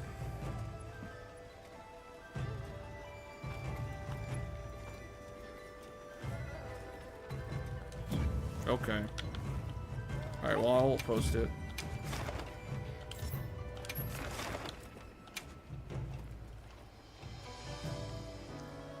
Or someone else can post it too. So I just posted it. Why can't I? Okay. It'll probably run out. Hold on. I'll probably have to reheat.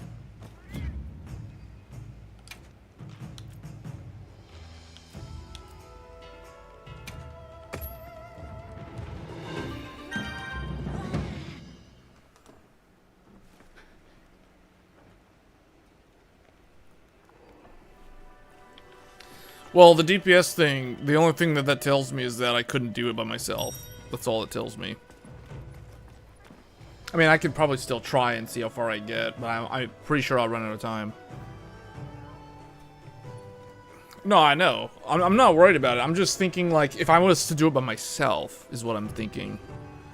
Because I don't have a problem doing any content in the game with a group. The problem is if I'm by myself. If I'm playing solo, for example. Although, you know, now I wonder, because there's a big difference between doing the hunt solo. When I say do it solo, I don't actually mean me without anyone else. I mean me plus Fabius, plus Kai, and somebody else. Nadia, Olivia, whoever the fourth member would be. That's what I mean when I say do it solo. I basically would use the AI hunters. I think I would probably run out of time with the AI hunters, but now I'm wondering if I were to actually do the hunt with just the Palico and no one else, how would that go? Because I never thought about that. I only ran the only quest, the only hunt that I could not do by myself was Omega Savage. Because I farmed Omega, the regular Omega, many times for the orbs. And that was super annoying. Because I remember doing like 5 clears of Omega and not getting a single orb in a row. That was so discouraging. But, because that's a long hunt. But, you know, when I do Savage, you gotta bring the other characters. And, because I'm not doing Savage by myself. Like, it's not designed to be done by yourself. I know there's some people out there that can do it by themselves. The developers never intended for them to do it that way, but it is possible to do it that way if you're really, really good. But to be honest, I don't really care too much about the DPS, because as long as I can clear all the content, regardless of what method, whether it's with other people or the AI or by myself, then that's it. The only thing that it means, it indicates to me that I can't do... There's like 2 hunts in the game that I can't do by myself. I could probably do the one where you have to hunt the 3 monsters in the 3 different regions with AI. I'm pretty sure I can do that with AI. It's these 10 stars that are a problem.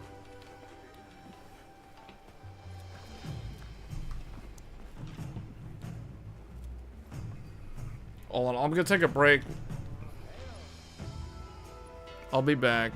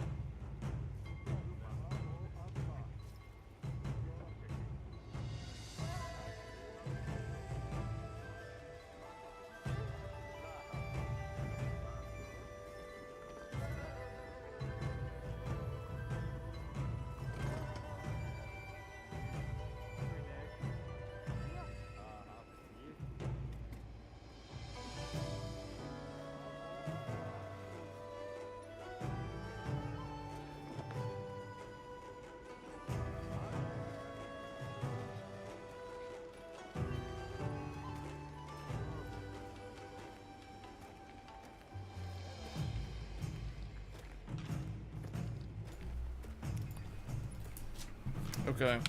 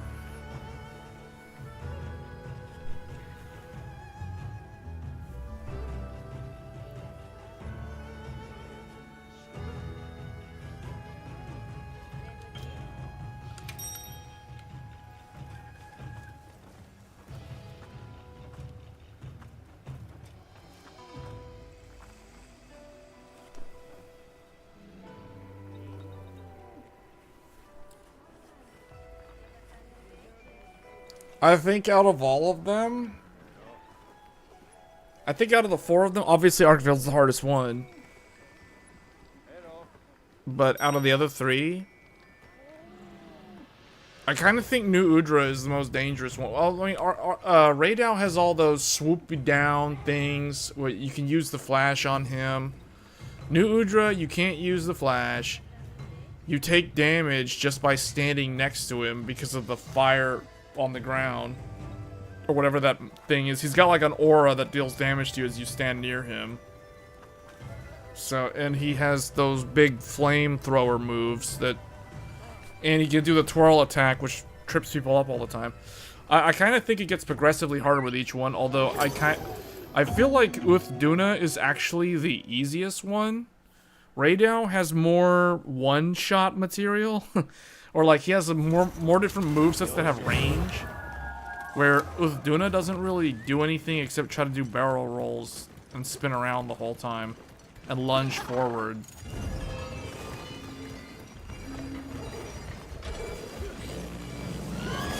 I don't know, maybe that's just me.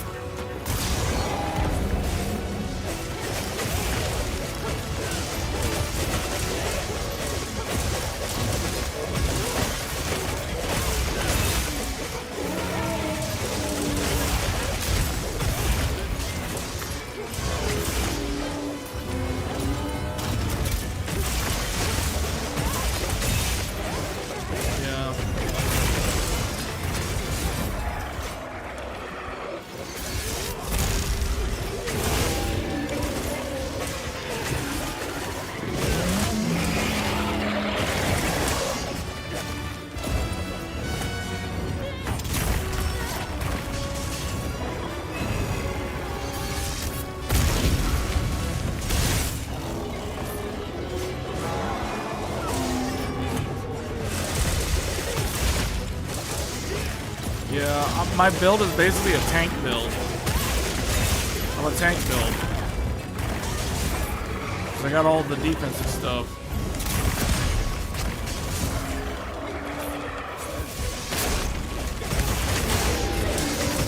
I interrupted him doing that. That was pretty good.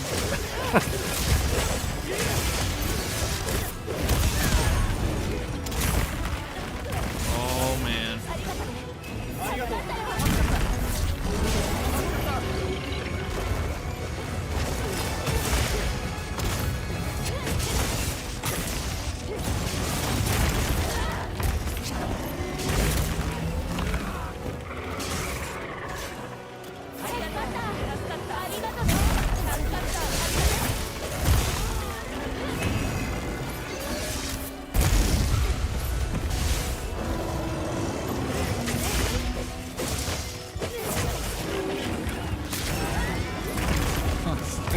Like pushed me back. It's like, okay, I don't take any of the splash damage from the electricity because he pushed me back.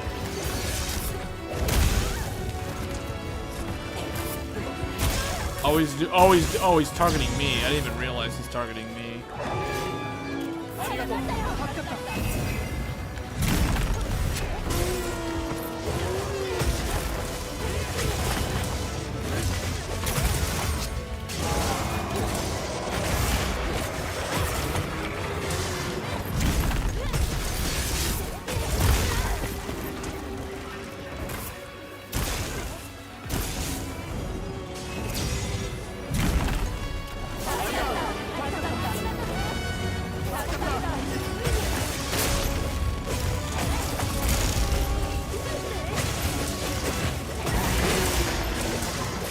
Thought he was gonna have the counter.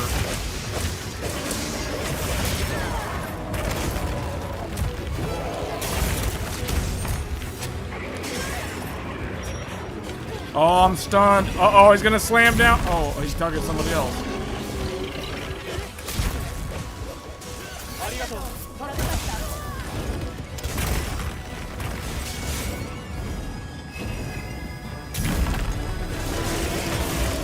What was that? He landed all weird.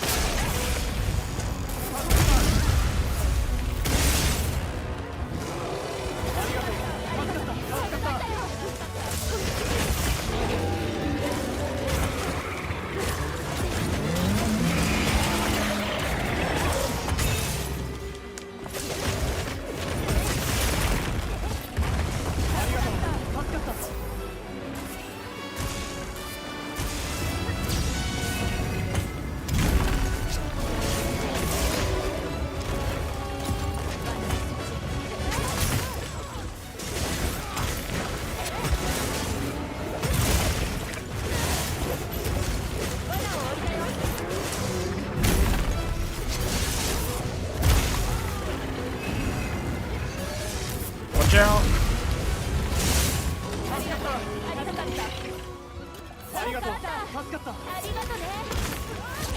Hey guys, remember that shock traps don't work on Ray down. Whoever's putting the shock traps down, those don't work on Ray down. Or at least on this version of them. Did they ever work on them? I don't remember if they ever worked on them. Maybe the normal version.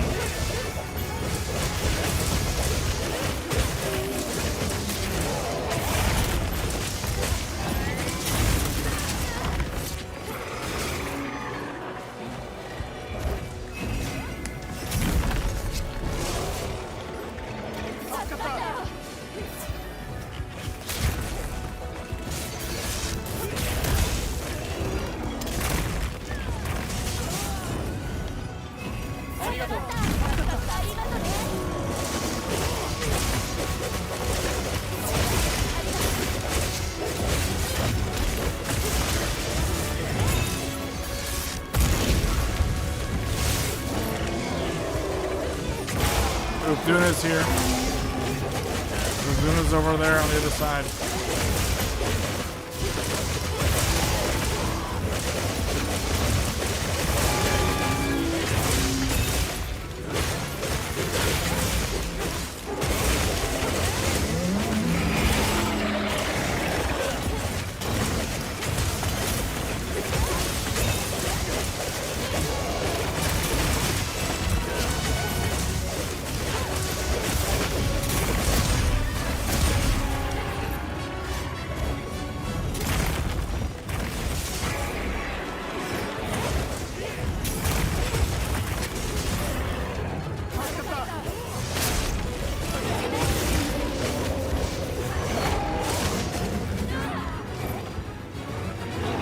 Duna got stuck in the trap.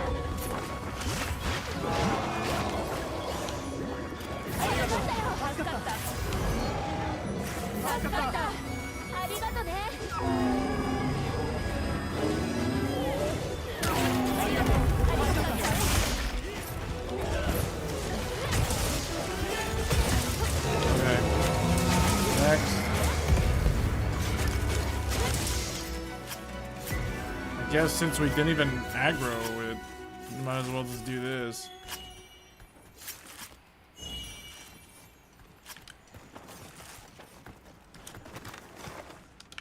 Okay, I'm going to restock.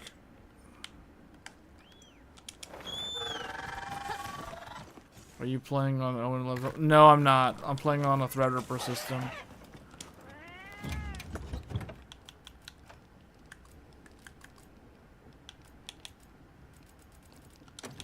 This is the Ryzen Threadripper.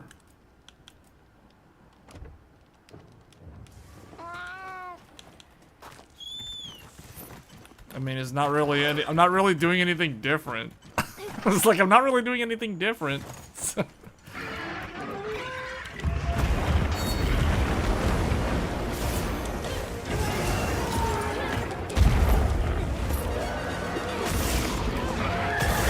mean, I'm doing the same moves that I always do.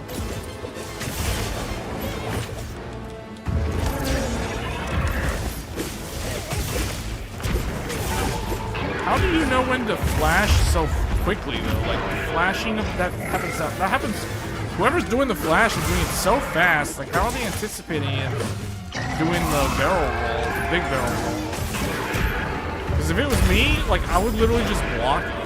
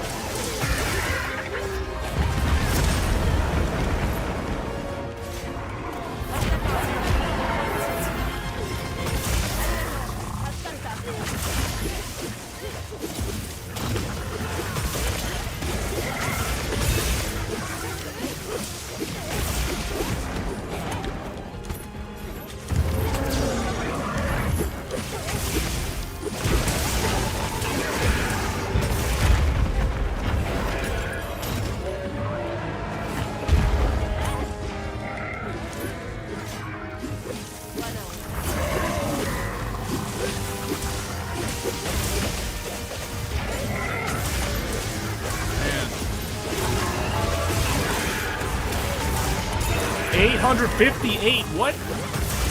He's like, whoa.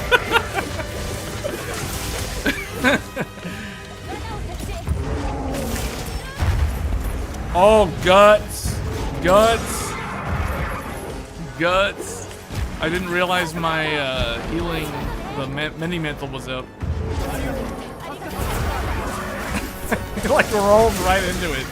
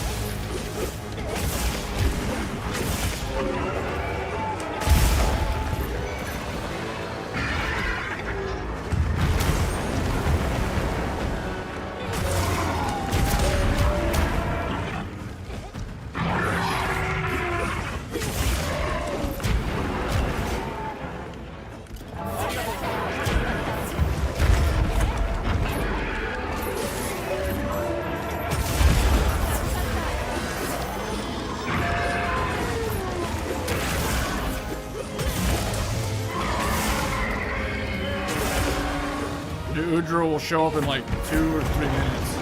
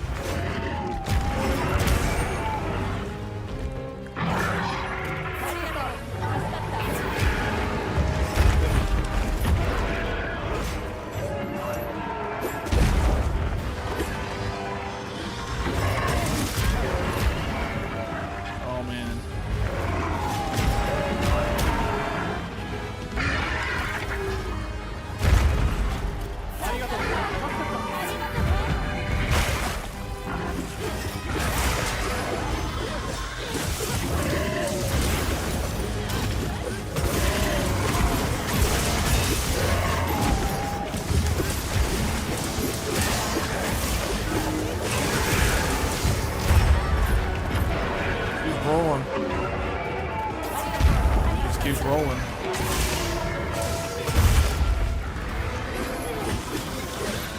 Oh man.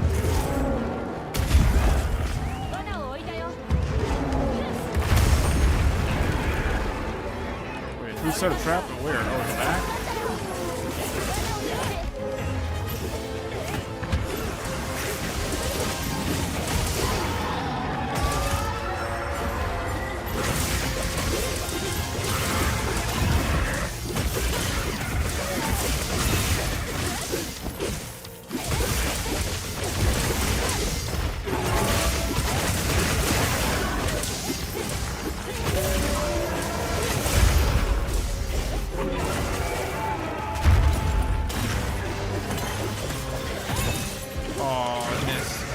So close.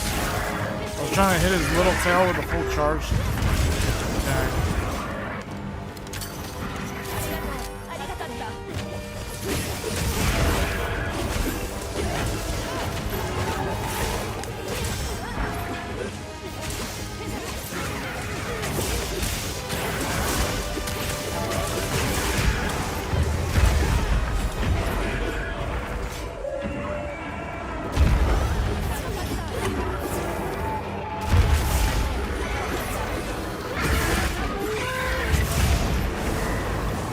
Udra. Uh-oh, new Udra.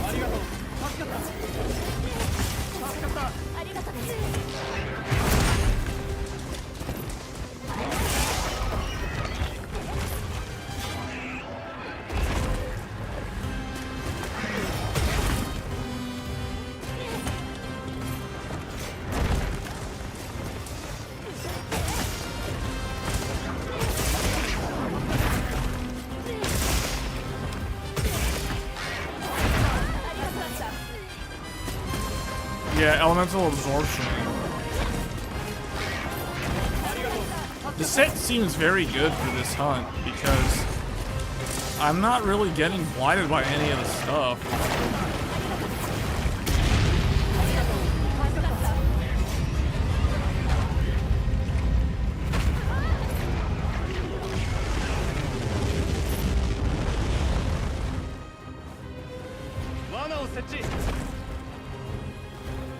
I am gonna have to go back and get more crabs.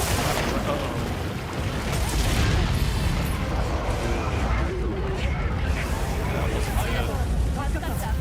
Oh, you got it. Okay.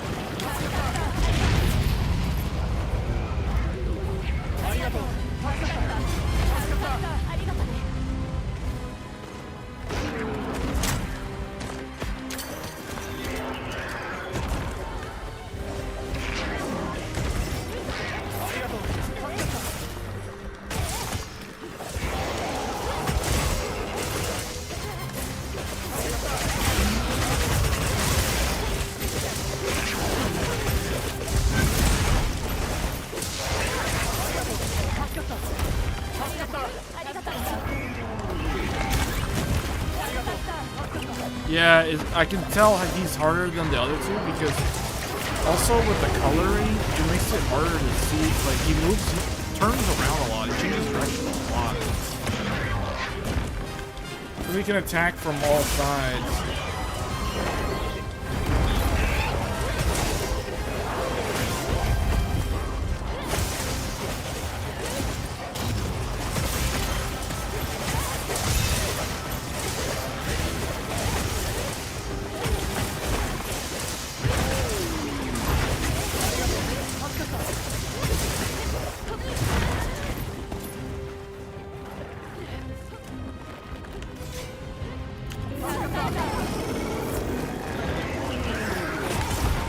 Wilds has been very playable. This game runs really good now. I mean, well, I don't know about people who have lower spec hardware, but I mean, I'm playing the game in 4K right now, and it's really good. The max settings. Yeah, he's gonna do his turnaround. Oh yeah. Oh, okay, that's not what I expected.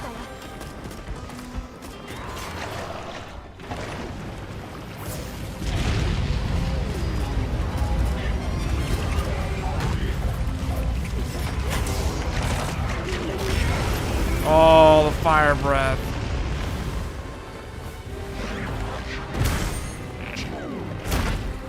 Man.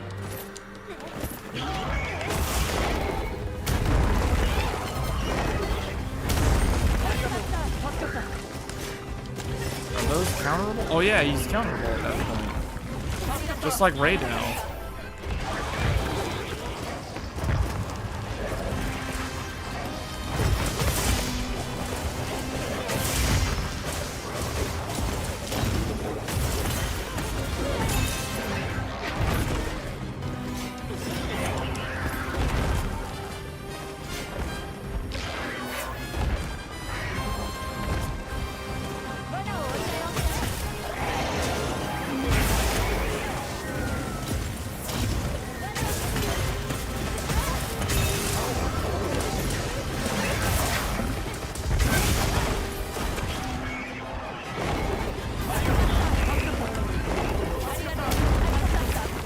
Yeah, he's counterable at that point.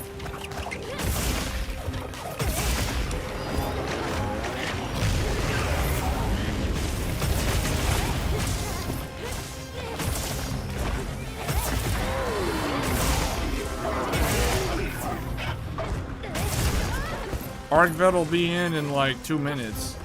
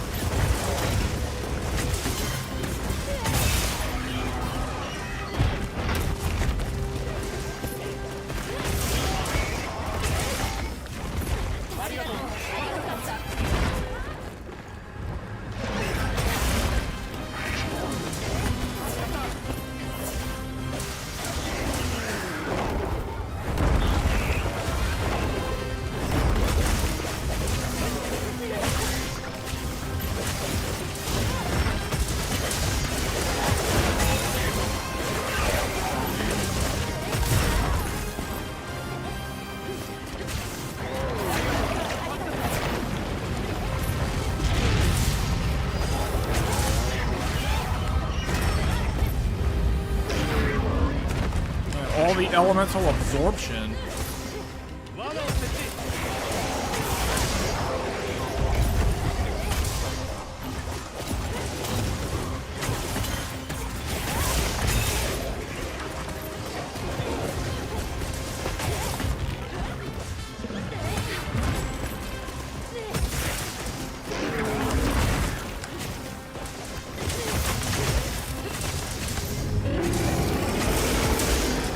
Can't get to that.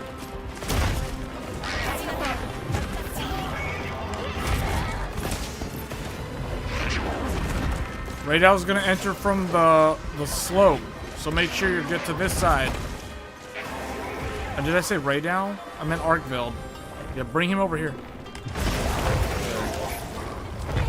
Arkveld, he's there. Arkveld's in. Arkveld's in. Stay on this side.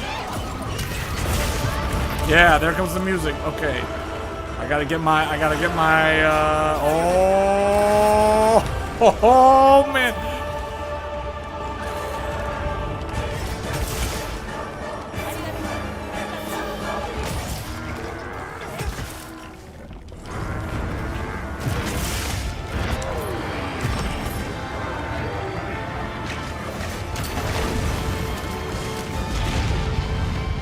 What's he doing? What are you doing?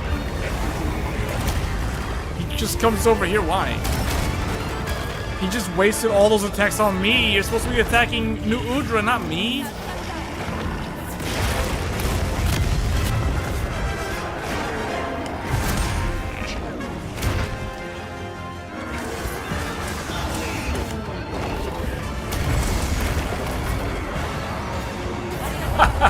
What? Oh, not again. Oh, no, you don't, Arkveld. What are you doing? I gotta go to the hyperbolic time chamber real quick. I gotta go train. Hold on.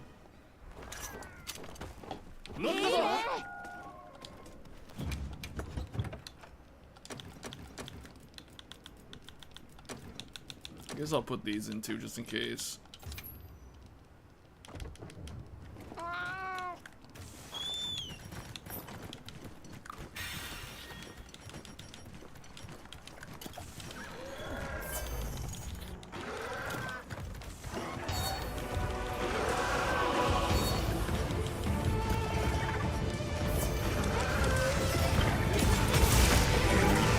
Here we go. Final phase.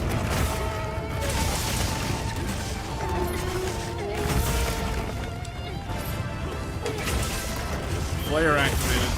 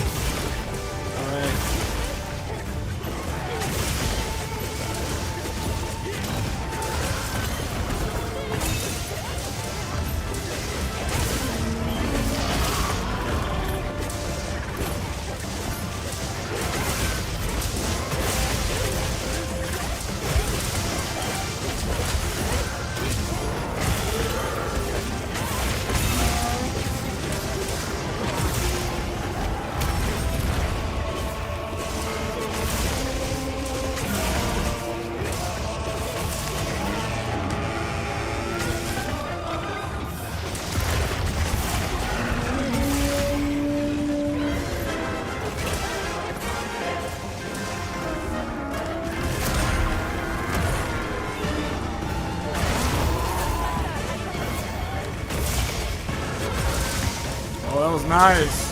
Power Clash into a pitfall trap.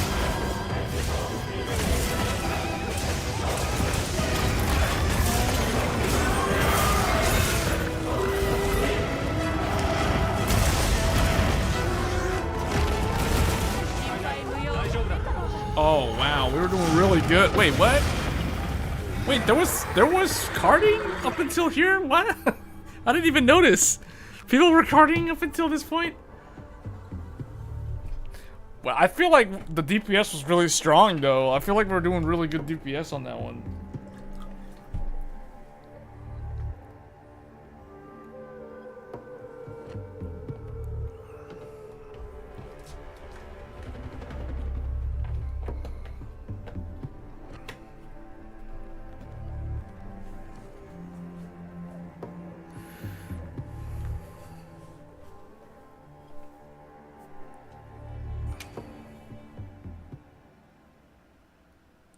Oh wait, a splash? An Uthaduna splash?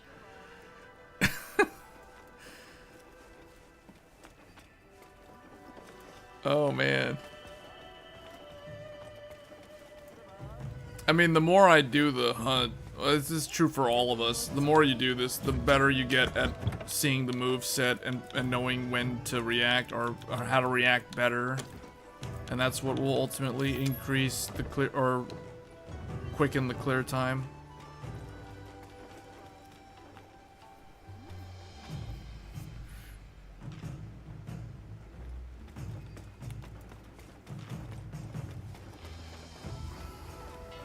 I mean, the only thing, I'll tell you how I played differently this time. The thing I did different was I tried to stay closer to the monsters more instead of like running around.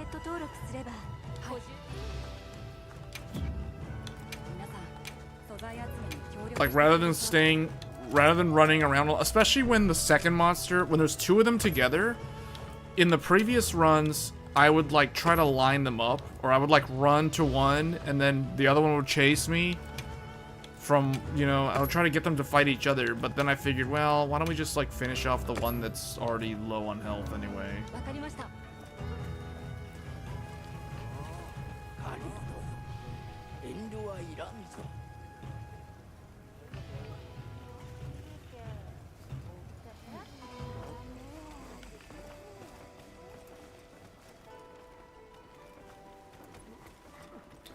Yeah. Especially if, when we were fighting Raydao, Uthaduna didn't even notice us. But I've noticed that they spawn in the same areas every time, so Uthaduna always spawns on the flatland side. New Udra spawns... I'm trying to remember where New Udra spawns. That's the one I always forget. I know Arkveld always spawns on the slope. So far, in all the runs that I've done, Arkveld always appears on the slope. And then goes down the slope toward the middle. New Udra's the one... I can't remember if New Udra spawns near the pillar on the flat side. Or if it spawns at the bottom of the slope. That's the one that I can't remember. Because that's kind of key to understand, like... If you're trying to min-max the clear times, I think you gotta factor in, like, where they spawn. So you know... Like, if you put the monster... Like, if you want them to fight, you need to have... You need to stand around the area where the next one spawns in.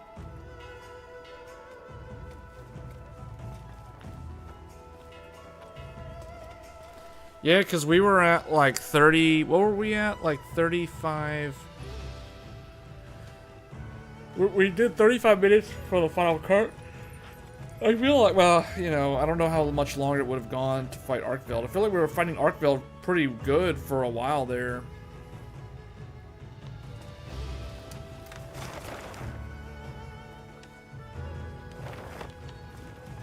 I may have to check out the Monster Hunter Stories 3 demo.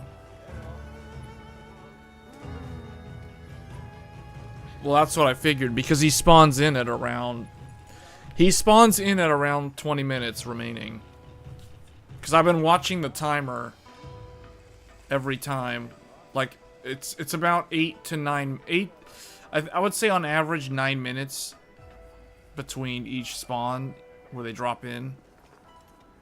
So you think you have 50 minutes, so it's like 10 minutes, you're at around the 40-minute mark. Duna shows up. Around the 30-minute mark, New Udra shows up. And when I say 30 minutes, I mean 30 minutes remaining. 30-minute remaining, you get New Udra. Around the 20 minutes remaining, you get Arkveld.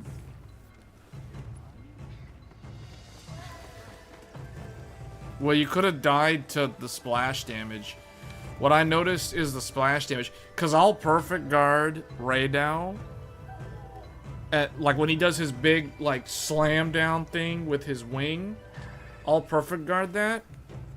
But he has the splash electric damage on the ground I'll still take chip damage after the perfect guard's over.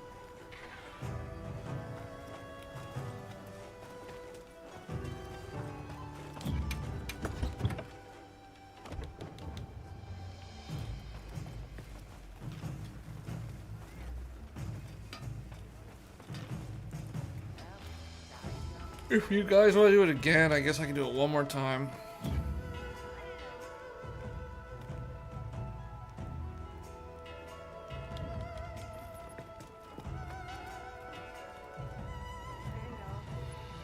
I feel like I was doing pretty good that run. When you said my DPS is low, I figured, well, that's probably because I keep flailing around, running around the screen, or the arena. Because you skip through parts of the stream, you'll see my characters like running left or running hard right, running across, dodging the thing, run here, run there. So I figured, okay, if I need to increase DPS, that means I just need to stop doing that and just stand next to the monster and attack and block, attack, block, attack, attack, block. Just play like that. You want me to try dual blades? That's a sure way to make us fail the...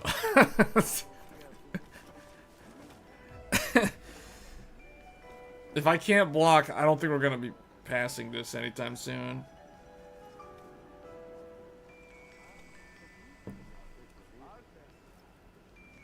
Well, if you want us to do it again, I mean... I guess we can do it. I mean, I'll probably do it like one more time, but I'm already kind of tired though.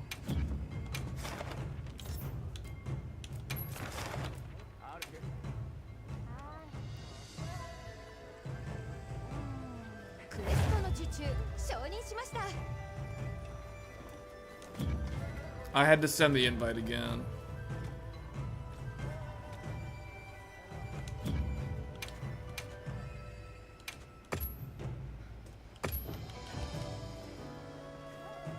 Alright, well, let me take like a 1 minute break real quick. I need to like need to go do something. I'm running out of water. I need water.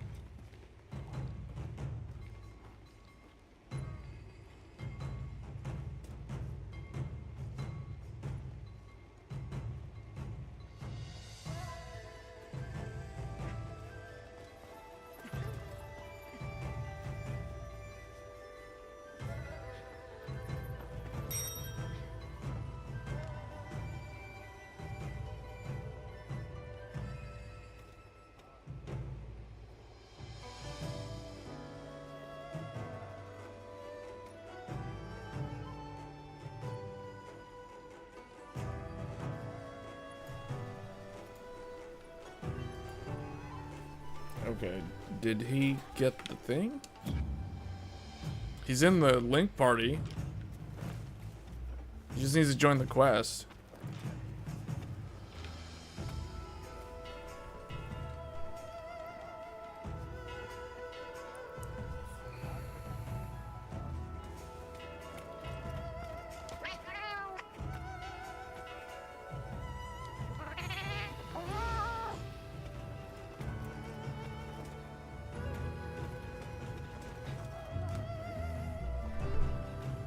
Are we just are we just running it 3 of us?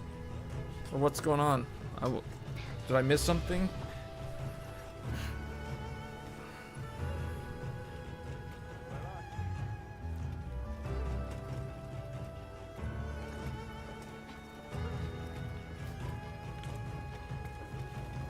Oh, okay.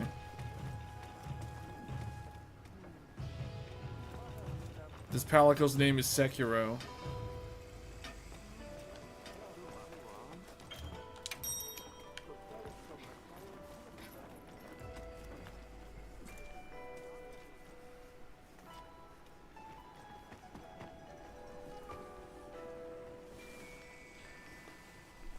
Yeah, they're probably looking for the clear. You know, it's weird. So do I for the Monster Hunter videos. I think it's because Monster Hunter is very popular over there. Like every time, it's the Monster Hunter stuff that gets Japanese viewers. I don't know why. Cause like no Japanese viewers watch my Tech Thursdays show. And they don't even watch like my other, like if I'm playing Neo 3 or Night Rain, like I did a lot of Night Rain live streams last year. But anytime it was Monster, I was like, man, the analytics showed like people overseas are watching Monster Hunters.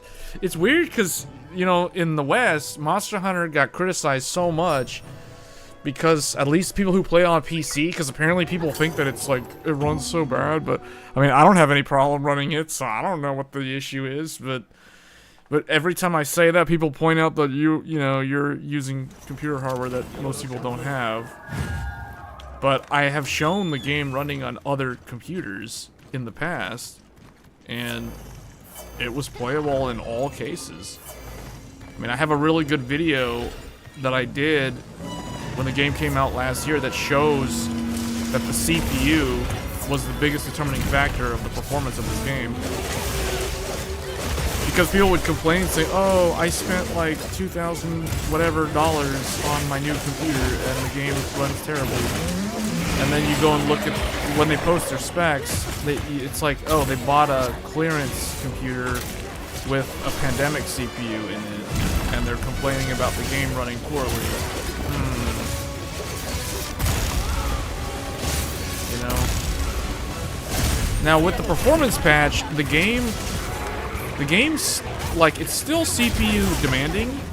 It's just not as CPU demanding. And maybe that's something that I should have done at the beginning of the stream, was explain like the settings and everything again.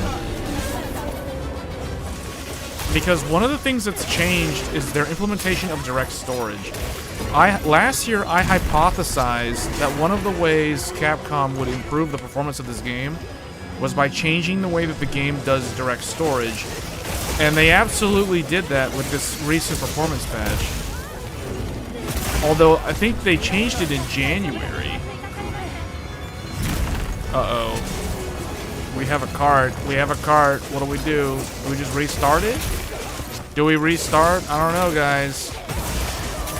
Yeah, just restart. Just restart. Just restart.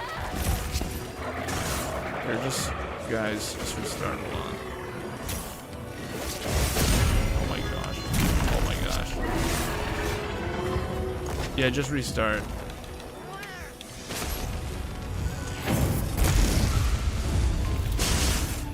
But one of the things that they changed is there's a setting, if you guys, and this is for mostly the viewers, this is really me talking to the viewers of the stream.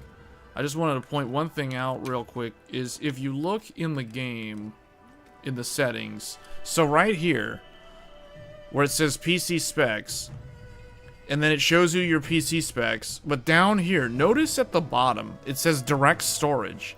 This game utilizes direct storage. And when the game first launched, pretty much until January of this year, the direct storage said CPU. They changed it to where now it says enable. Now, this is very confusing or vague. Like, what does this actually mean? What this means is that direct storage is actually utilizing the GPU, the graphics card, now. Whereas before, it was using the CPU.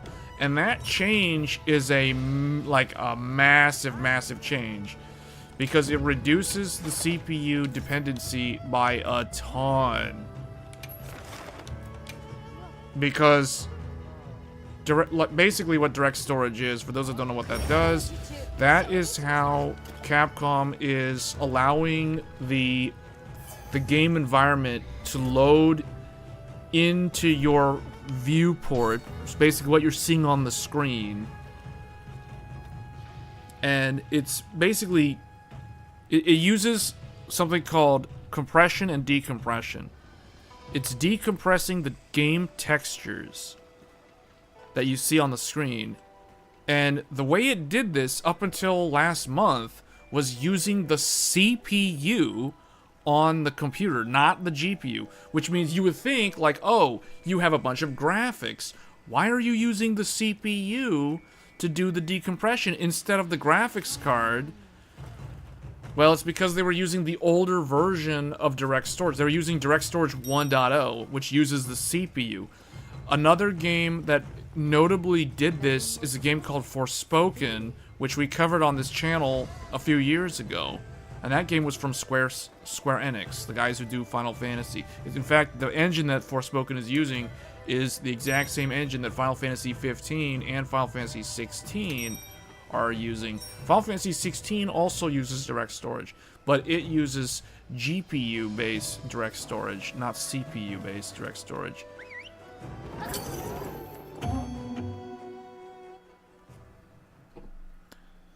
Whereas, this game uses the RE engine, and the RE engine uses CPU-based direct storage, and then they changed it to GPU-based direct storage. That's why it says enable now. Now, if somebody... Now, the way direct storage works is you have to have an NVMe drive. The game must be on an NVMe drive. If you're not using NVMe M.2 SSD, then you're not going to have access to direct storage. So even if you have a SATA SSD, you're not going to have access to direct storage. So what will happen for people who do that, first of all, they shouldn't install the game that way unless they have an NVMe drive. This game should definitely be on an NVMe drive. But if they were to install it on a SATA SSD, or worse, a hard drive, they can't use direct storage. It would fall back to some kind of weird compatibility mode, and the game would just run really... Let's just say the game would run really bad, have a lot of texture pop in constantly, and it would also be a stutter fest, and it would also probably have blocky, weird looking... It would look like you're playing Minecraft, essentially. Because I remember seeing a lot of screenshots on Reddit when the game came out, people complaining about the game having issues, and they would show a picture of, like, Raydow looked like he was from, you know, Minecraft, essentially. And that's because they were installing the game on a hard drive or an SSD. Well, I mean, not an SSD, a SATA SSD. Although I think a SATA SSD, because it's fast enough, I mean, it would still have problems because it's technically not compatible with direct storage. So I don't know, like, you kind of have to have this game on an NVMe drive. And maybe that's one of the reasons. I mean, there's lots of reasons why people are like the guy who came in here and asked earlier, is the game playable yet? Is Monster Hunter World playable yet? Well, that's the dumbest comment I've heard all stream. Because it's like, oh yeah, playing the game, clearly it's playable. based off of what you're seeing here. So, uh-oh, we lost our fearless leader. Something happened. We lost our fearless leader, guys. No one's carded yet, though, right? Okay, I think we're good. Shock traps don't work on raid out, by the way.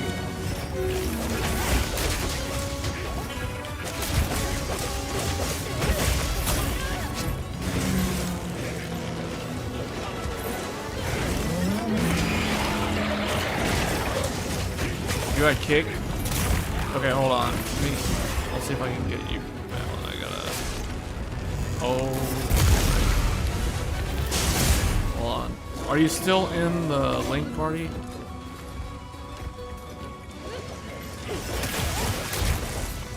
Touch. Oh, you're not in the link party. Hold on.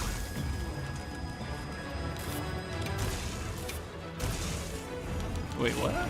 This doesn't show you're online.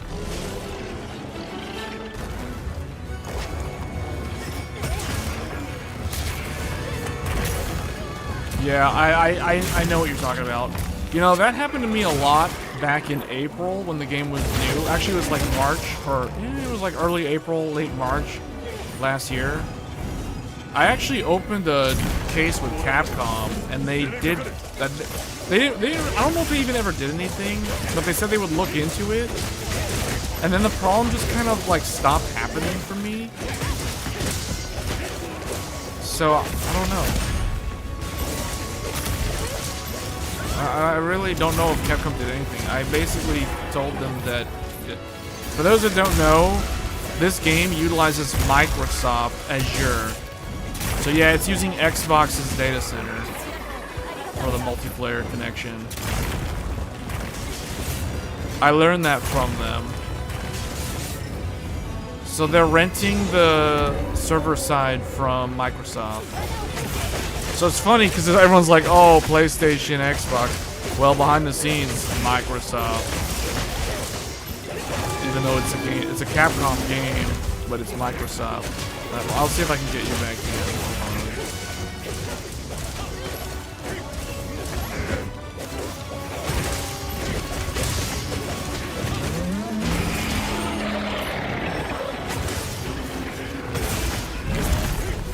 Yeah, Capcom changed more than that. Capcom did more than that. That's one of the things that they did back in January. The other thing that they did more recently was they fixed that issue that somebody found where the game is constantly checking for the DLC, that if you have the DLC installed or not. And that was causing an issue, but that was only causing a problem when you're in the base camp. It doesn't really affect the game when you're in the actual open environment, the open world and stuff. But yeah, the game performs a lot better than it did at launch. Which means I probably should, I should probably look at how it compares to the launch. If you look through the videos on the channel, you search Monster Hunter Wilds on this channel, you'll find a bunch of videos. The most useful video that I recommend those of you curious about the game's performance scaling, you should check out my CPU comparison video that I did back in March of last year. That video basically shows, I show CPUs from as far back as AMD's Ryzen 5000 series, which is a 2020 processor, basically a pandemic processor, as well as Intel's 11th gen and Intel's 12th gen. So in that video, you will see the results of AMD 5000, Ryzen 5000, Ryzen 7000, Ryzen 9000, and then Intel 11, 12, 13, and the current Intel, technically 15th gen, but it's Core Ultra. So I have the results of all of them. And that basically explains how important the CPU is for this game. It's not as important as it was at launch, but it is still important. Just because the game is a multiplayer game, and the game is an open world game.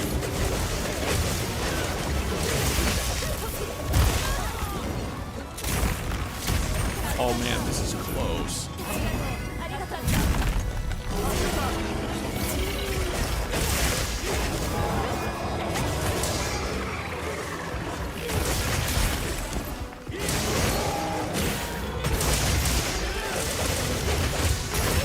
But yeah, the people who have been having issues with the game, crashing and stuff, that's not really related. Capcom has done nothing to fix that, because personally, I don't think that's Capcom's problem. I think that's I think that's like user error.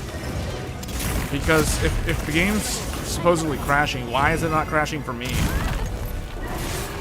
You know what I mean? And I'm arguably doing more with the computer than just playing the game. Because I'm literally live streaming the game and playing the game on the same computer. And I'm locally recording the footage all at the same time. And I'm not having any performance problems at all. So I don't buy the argument that the game is unstable. Because I'm not having any issues. And the people that are playing the game with me right now, none of them are having any issues either.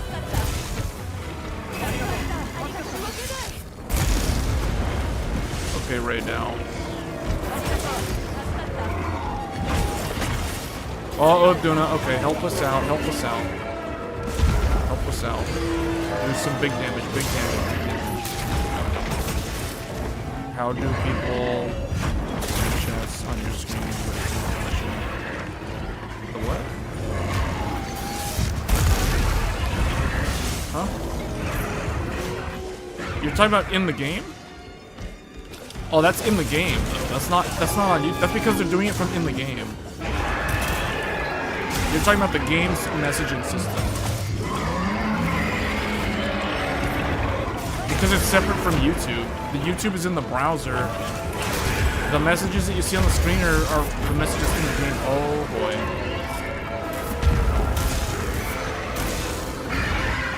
I don't know about this.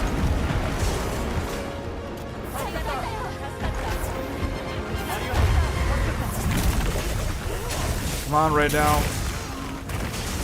I need Raydow to help do damage to with Duna.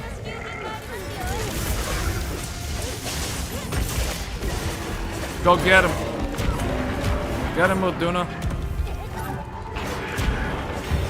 I don't know. Oh man. Yeah, you do the damage. Oh man. Oh yeah. Do more of those. Do more of those. Right now. What is it? What is this supposed to be, like Jason Berger from the Ginyu Force or something? Like they aren't even on the same team.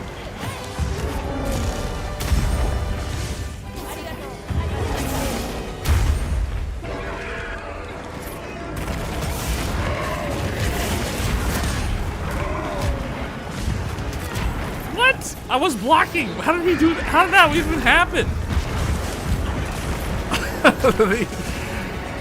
Wait, oh boy. Here, yes. Okay, go, yes. Come over here. Yeah, come over here right now. Come over here.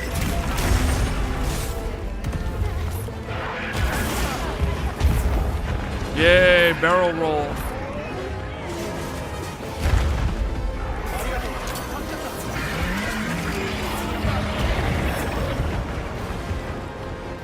This is hilarious.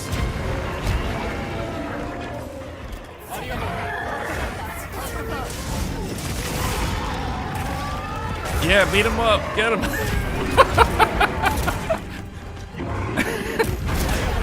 Oh no, don't come after me. You're not supposed to attack the host. What are you doing?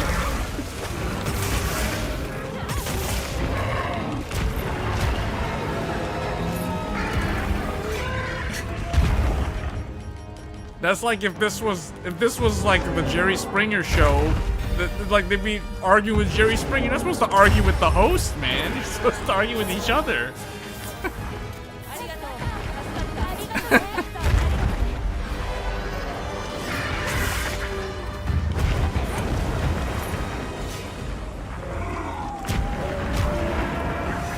Okay, here we go.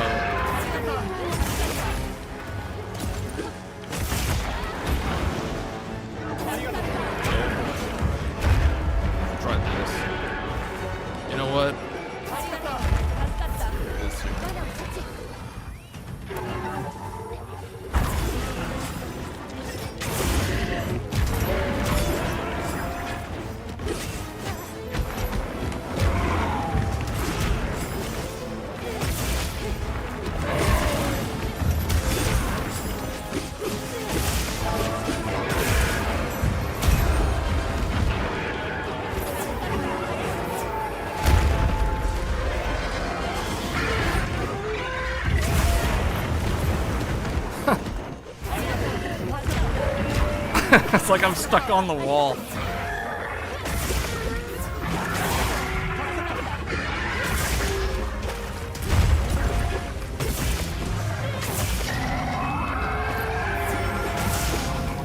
Just like pinned behind. I'm pinned between who's doing it and the wall. Wait, so doing a flash attack on him can make him get out of his Super Saiyan mode? I didn't know that. What was that? It just like slipped all the way back. Man, that's not good for the lower back. He just had another bad fall. Oh, what? I like how when you do the flash on him, he has the weirdest, like, it's the most, like, jank looking animation in the game. Like, he, like, just falls out of the sky.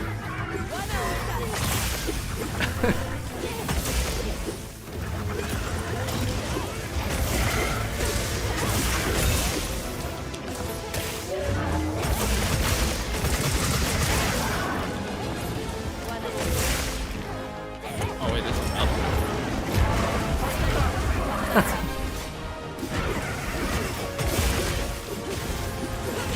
Using like Mandalorian tactics or something on him. See, like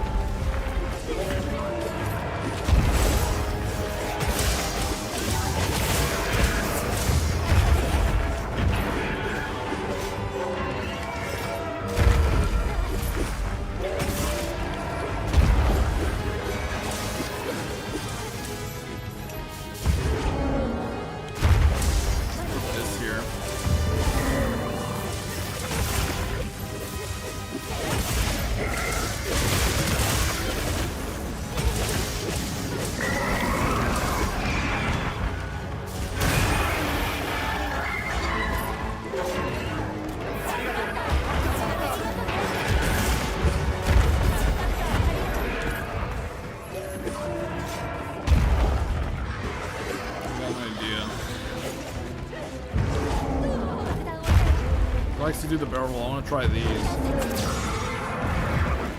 Just leave those there for now. It's like he's doing barrel rolls, so I'm just gonna put barrels over there.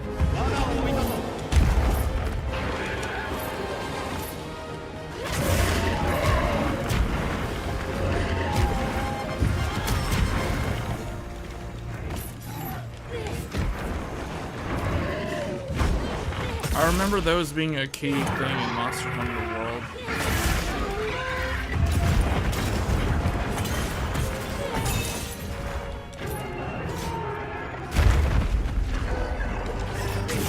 I kind of wish there was one other siege-based hunt in the game besides the Gaknazios one. Because in World we had Zora Magdaros and Kulve Taroth. And Kulve Taroth was one of those like seasonal type things where it would be available for a limited time. And it wasn't in the base game, like they added it via some kind of content patch.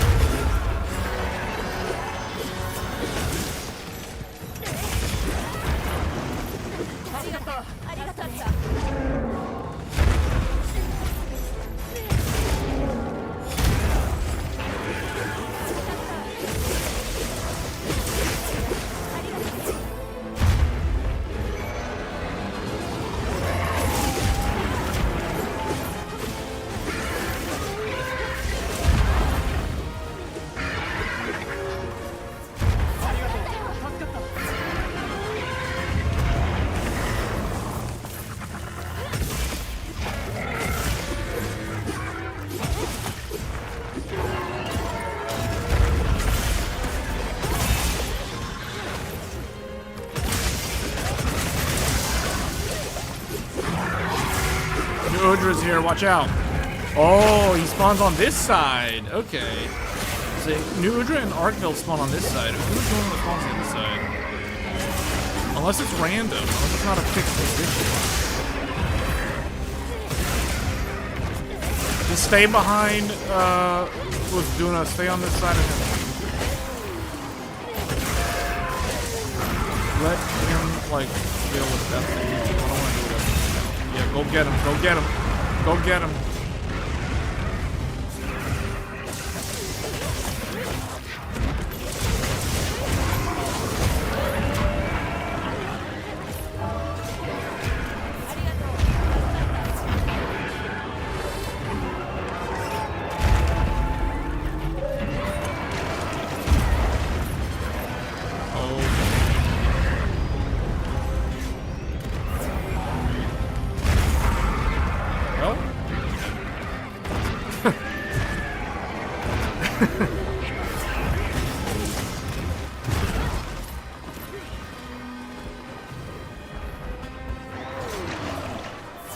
It's like some kind of like weird, like Frieza showed up or something. Like what happened?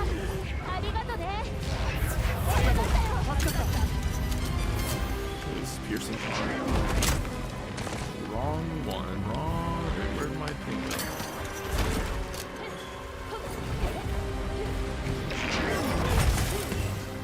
I'm gonna have to restock. I don't have any.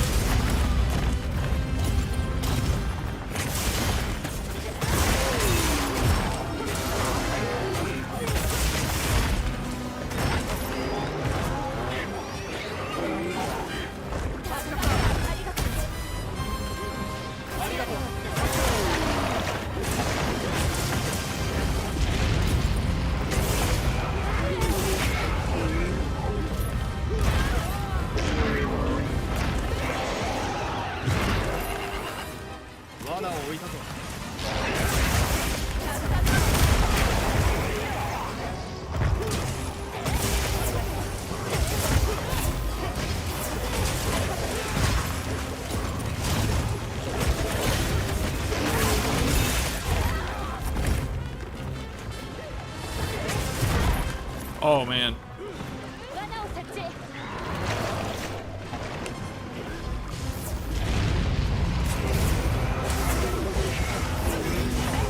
We're doing really good. I don't think we have any carts at all so far.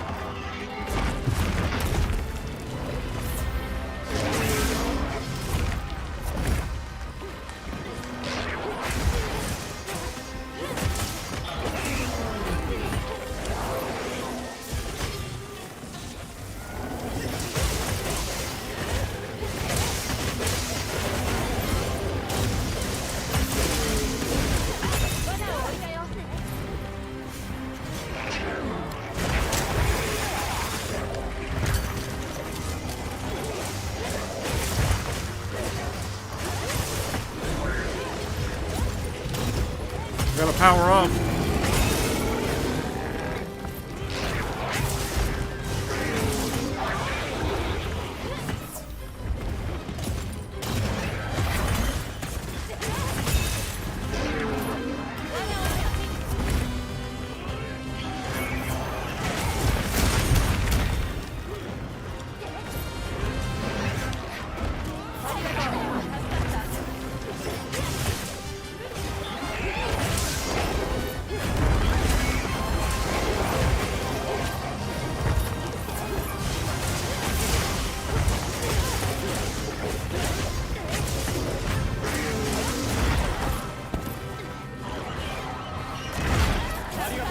Oh man, that was close.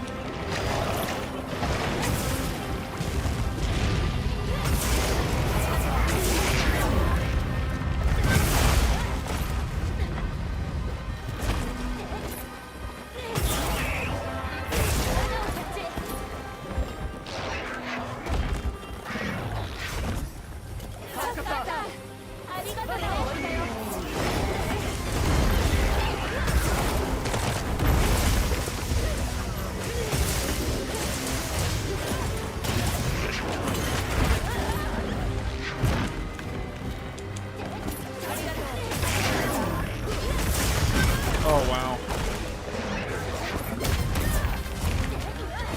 Oh, he tripped me with a... Yeah, wow, I didn't expect him to do that.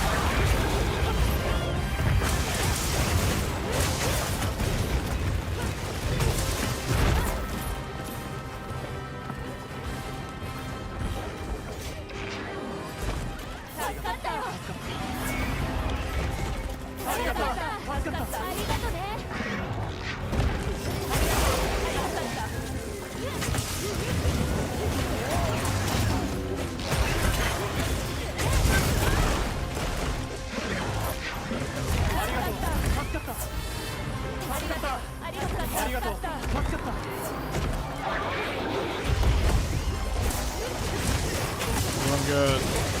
We're doing very good, actually. No one's carded at all.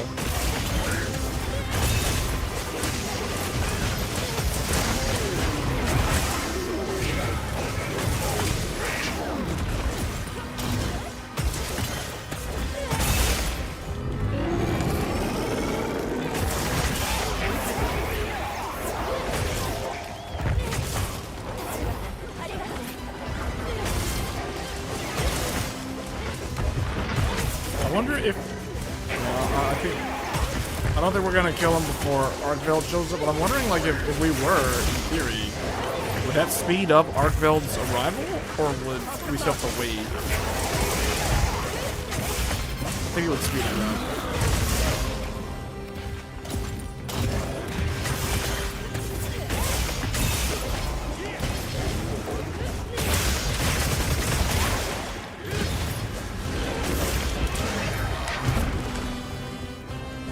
Man, he's got cuts all over him. He's got cuts on the... He's got a wound on the face. He's got a wound on one of the front tentacles.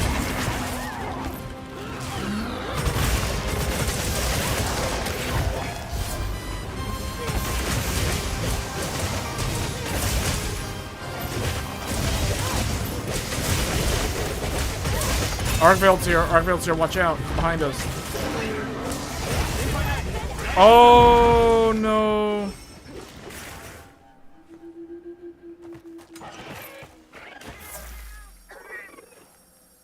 Okay, well, we haven't used... That was the insurance, so we're actually doing pretty good.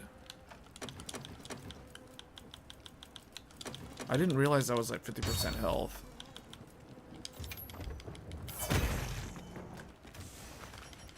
Hold on.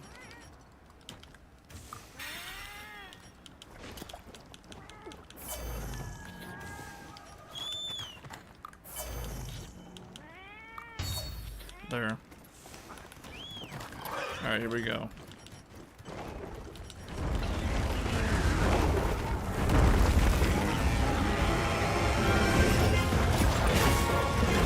Arkveld will make quick work of him, so just kind of like keep them close together.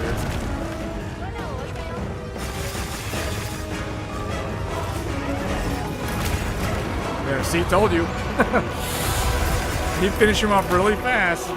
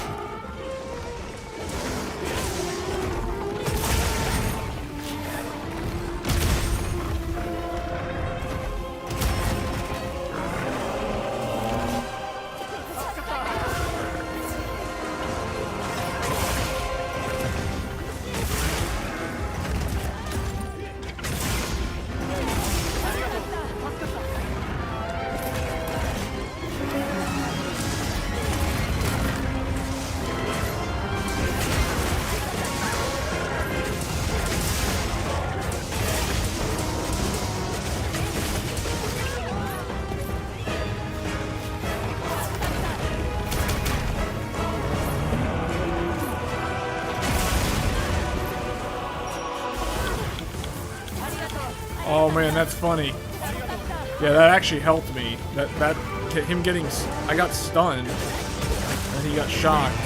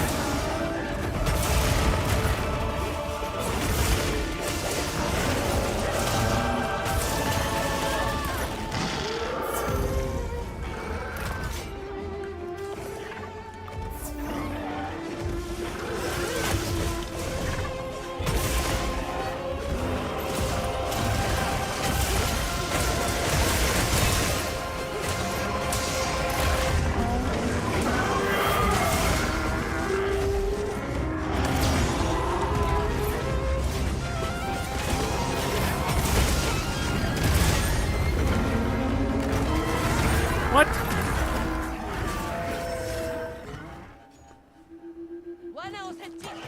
Well, what? Was I out of stamina? Because I thought I blocked. I was blocking. I either took too much chip damage and wasn't high enough HP, or I was out of stamina.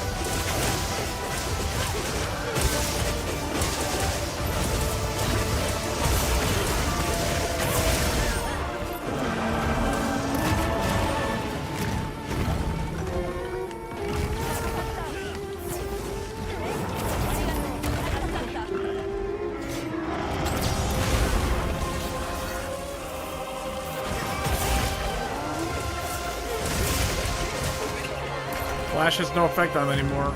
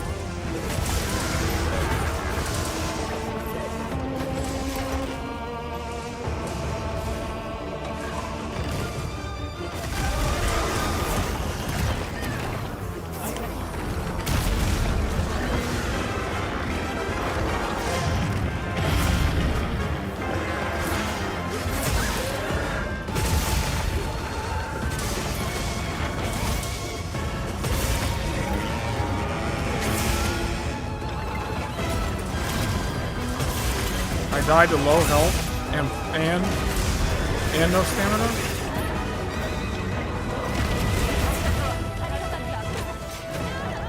Oh man, his tail.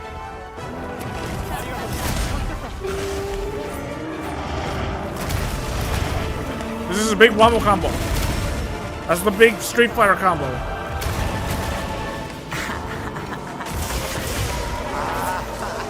Oh man. I got one shock trap. Ooh, that was close. That was close.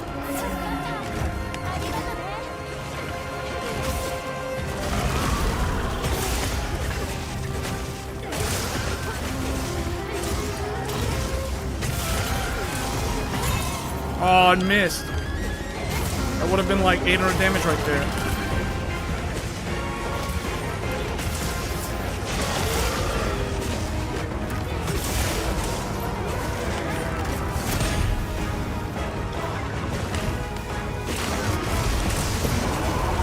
He has a cut on one of... I think you guys got it, right?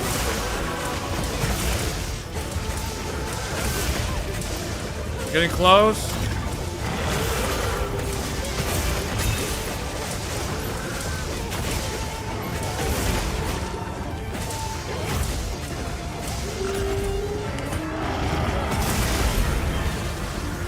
Oh man.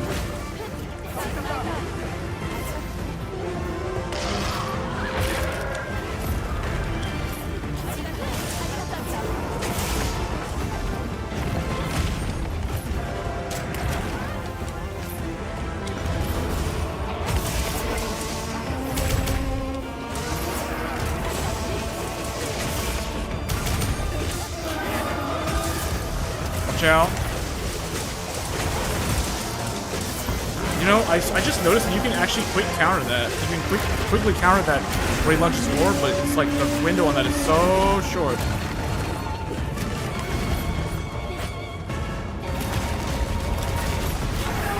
Watch out. That's a big Street Fighter combo. Oh no.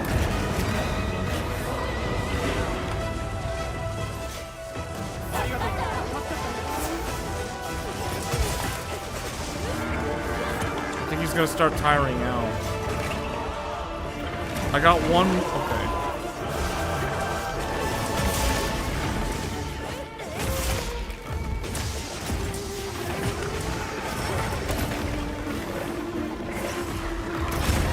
Oh man, I was turning the wrong way.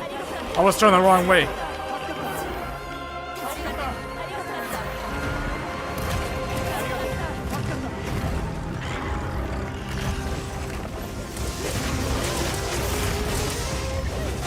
Those heals are coming in clutch.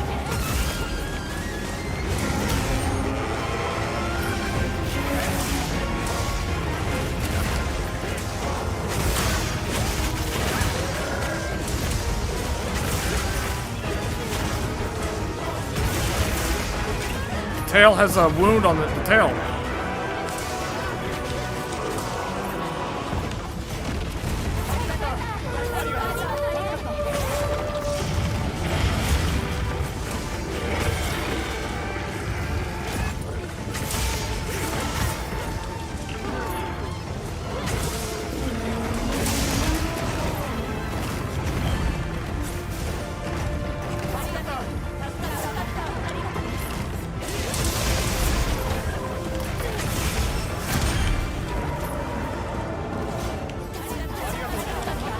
Spamming so many heals.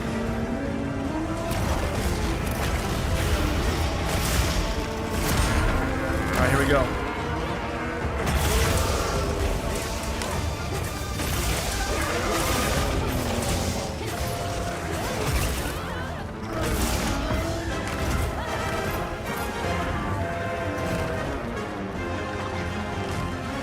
Hold on, hold on.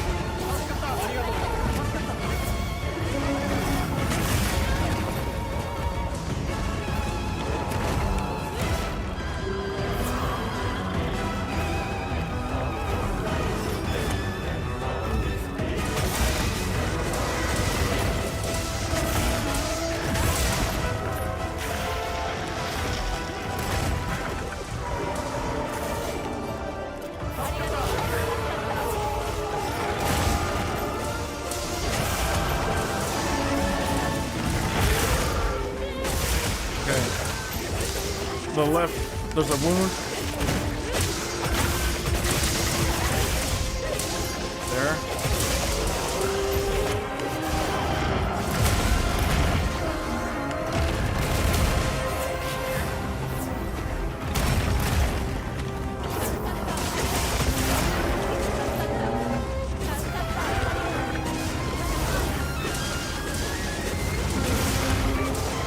Yeah, the traps are not holding him long anymore.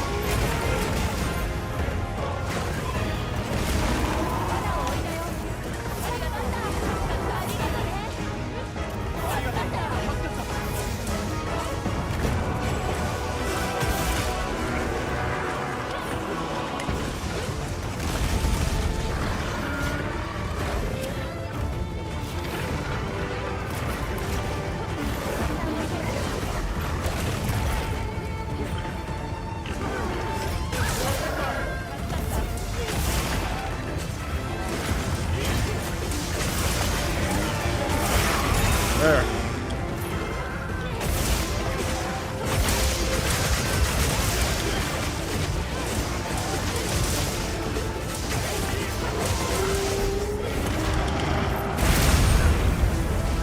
Oh man, this is close.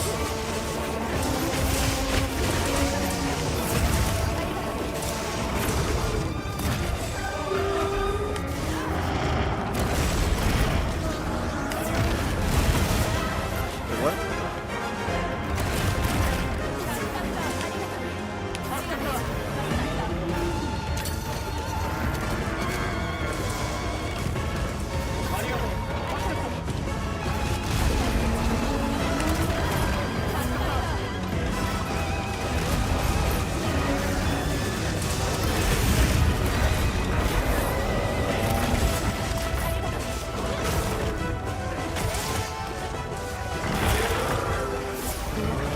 And he's got a lot of HP.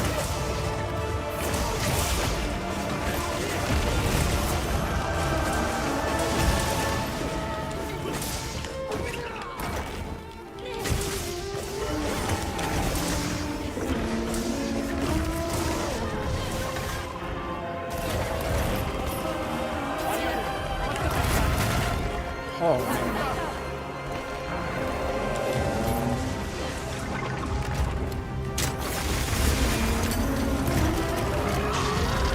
5 minutes left. We have plenty of time. We have plenty of time. He has the skull. Don't get greedy. Don't get greedy.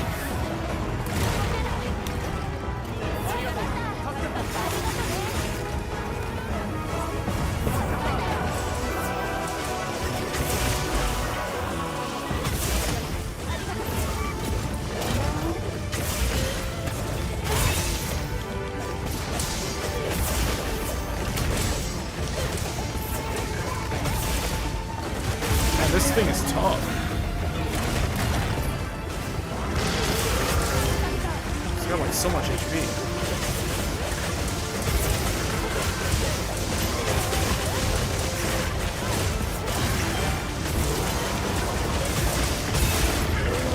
He has a cut on his face. Watch out.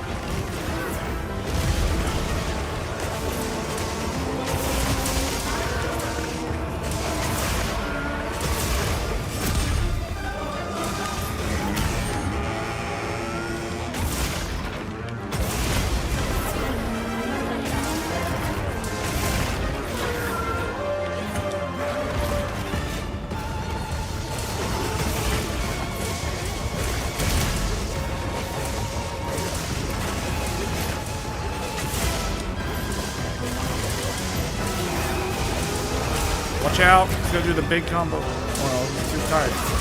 Oh, good job.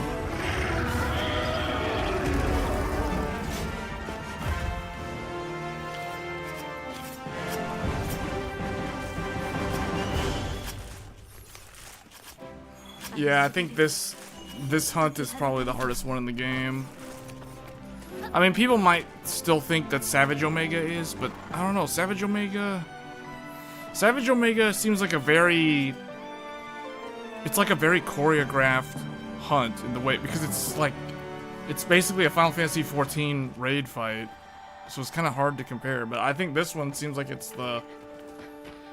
This one seems like it is the most endurance-heavy hunt in the game, by far. 4 10-star monsters back to back.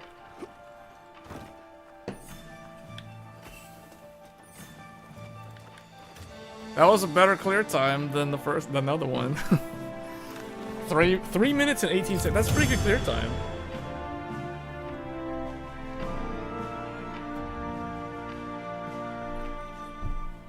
Alright, so this is my like second. This is the new record for me.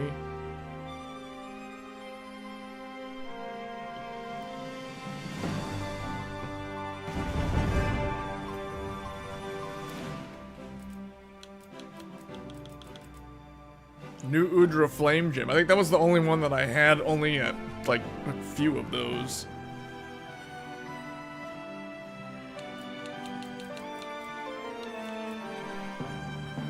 I'm surprised we have so many people watching this at this late too.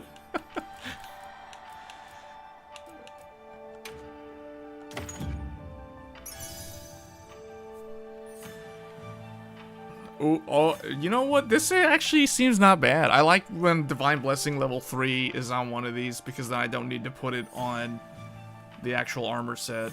That's pretty good. I might actually use that for like a poison build.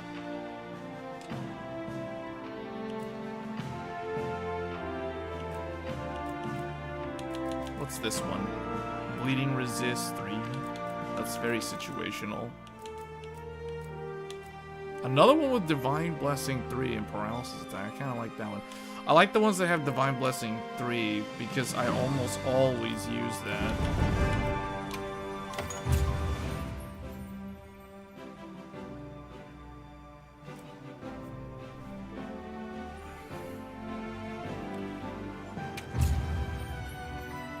Wow, okay, now all 4 of us can have the title.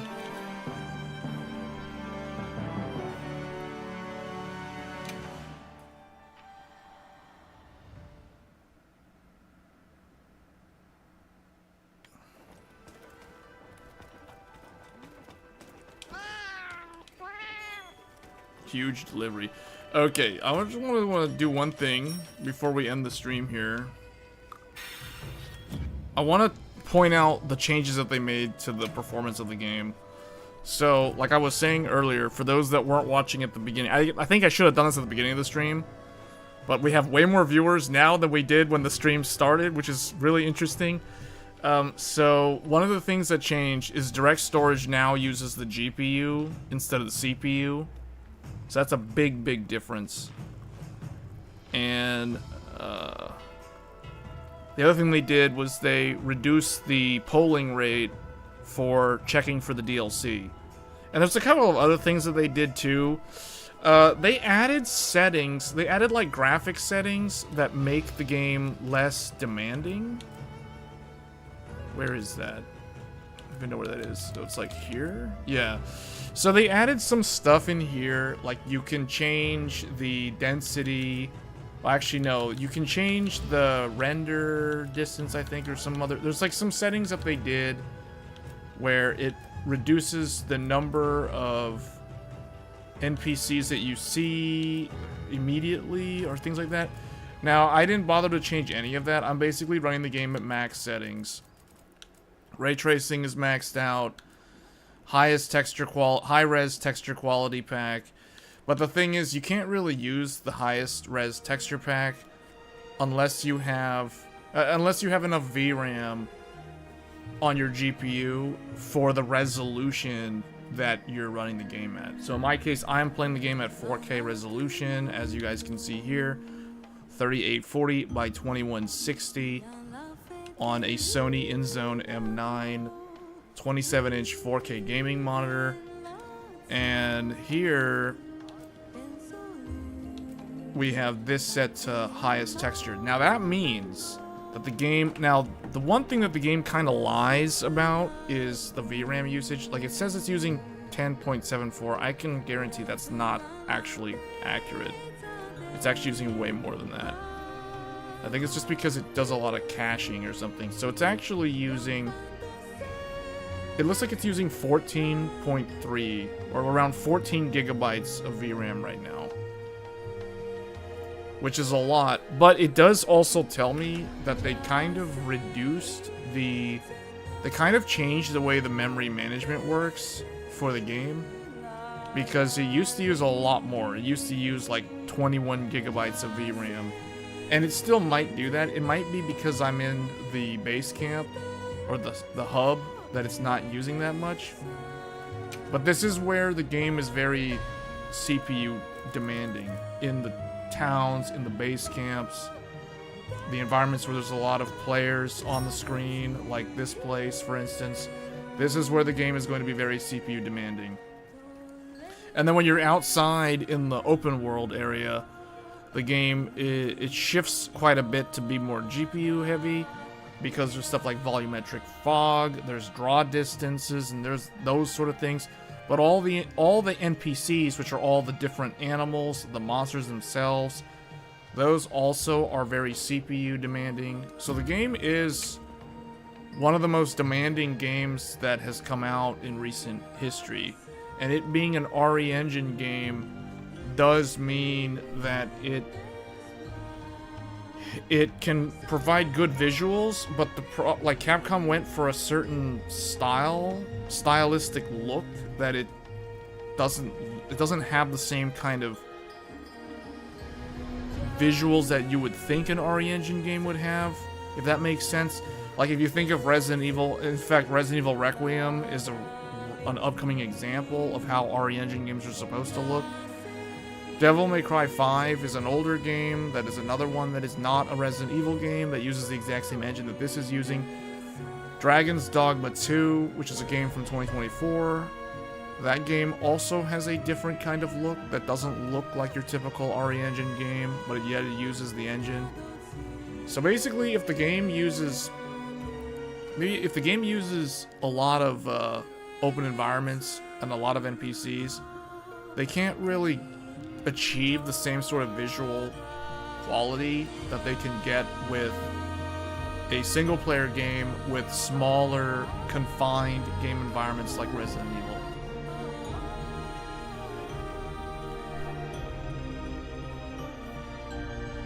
Your controller battery died while fighting you. You had to switch controllers.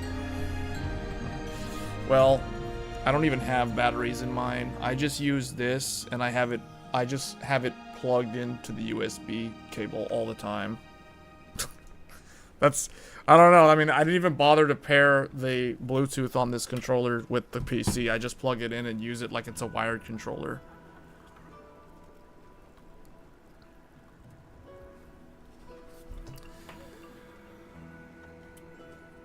You know what's crazy? The longer the stream went on, the more viewers it got. And yesterday had a lot of viewers too, until I abruptly lost internet service because my ISP decided to do a maintenance window in the middle of the night.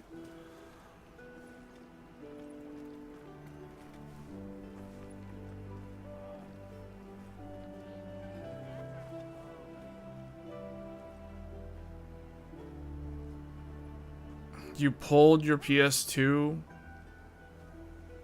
off a dresser, so your PS2 like fell off a dresser basically. That doesn't sound good.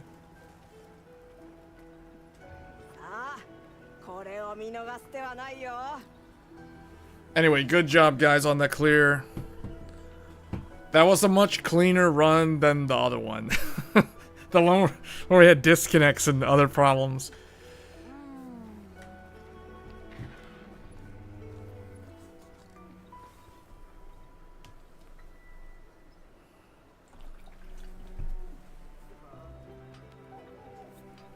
You know, my PS2 can't play games. It can't read discs when it's vertically mounted now. For me to play PS2 games on my PS2, I have to lay it horizontal. So something with the laser is going bad. The PS3, my PS3 Fat had the same problem, but I ordered a new laser for the Blu-ray drive, and I replaced it myself, and it works fine now. So I'm pretty sure the PS2 has a similar problem. but it's so much older. You need to finish the demo. Yeah, I'm probably gonna check out the demo. You know what? I just realized something. So this coming weekend is Resident Evil Requiem, but then the weekend after this weekend, I'll probably take a look at Monster Hunter Stories 3. Because that's the gap week. There's nothing there. So basically, for those that are watching this for the first time, because I noticed we have a lot of new viewers. There's like a lot of people watching this that weren't here at the beginning of the stream. Well, I appreciate you guys tuning in. So next weekend, we will be looking at... Well, I'll be streaming Resident Evil Requiem, the newest Capcom RE Engine game. And then the following weekend, I might look at Monster Hunter Stories 3, because there isn't really anything new that's coming out then. And then after that will be Fatal Frame 2 Crimson Butterfly Remake. And then after that, Crimson Desert. So that's kind of the order that we're looking at here. Neo 3 New Game Plus. I will revisit Neo 3 later. Probably in April or May. Think of Neo 3 as a game that I'm going to basically treat the same way that I treated Night Rain. So you guys remember I did a lot of streaming of Night Rain when it was new. Then I stopped showcasing it for a while. Then it came back. Then it went away. Then it came back. Neo 3 is the same thing. Neo 3 has basically replaced Night Rain. I platinumed Night Rain on PlayStation 5 and Steam last year. So I have like 300 hours in that game. Neo 3 is going to end up being the replacement to that game. So don't expect to see any Night Rain streams this year on this channel, even though that game was quite popular last year among the viewers that actually watched my gaming streams. So Neo 3 will be that game. So we're definitely not done with Neo 3. It's just we have new games that are coming out right now, like Resident Evil and Monster Hunter Stories 3 and others. So plus this content in Wilds is brand new, the Arkveld 10-star. 10-star GOG in March. Wait, what? Interesting. What are they gonna do for that though? Like, how are they gonna change the reward system for that? I have no idea how if they're gonna do a free challenge with 10-star Arkveld, I have no idea how that's gonna work. But I'll attempt it. If you guys want to run the free challenge, I need to do a rerun of Raidao if they offer it. I don't know if they do, but if they do in April, which is when I would expect it, because April is the Spring Festival. Wilds has been pretty good the whole time. Like I have had no complaints with this game. My one thing, I wish this game shipped with one siege from the story mode, like a Zora Magdaros type thing. Gog Mazios is the only thing we got, and it came so late in the title updates. It was literally title update 4, which is really late. I wish there was some, because to me, Gog Mazios is more like the Siege of Kulf Taroth, because it was like added to the game, and it's an optional thing. I wish there was another one. I think that the game should have one that was included in the story, like Zora Magdaros. So that's my one thing. I would have liked to have seen another Siege spectacle type hunt, kind of like Gog Mazios. It would have been nice if there was one other one in addition to Gog Mazios. I assume that we're going to get another one in the expansion, so then there technically will be 2. But if you look at World and Iceborne, how many unique hunts were in that combo of games? There was a lot. The 2 that I mentioned, you had Safi Jiva, you had, the Zeno Jiva, all the Arch-Tempereds, the, what's his name, Alteron, who came at the very end. There was like another one that I'm forgetting the name of it. Or maybe that's Safi Jiva. No, there was like the Safi Jiva. There was the final boss of Iceborne. There was that other stage where you fight Nergigante, but it's like the Iceborne Nergigante. I forgot his name. Yeah, I hope they do something similar with this game's expansion next year.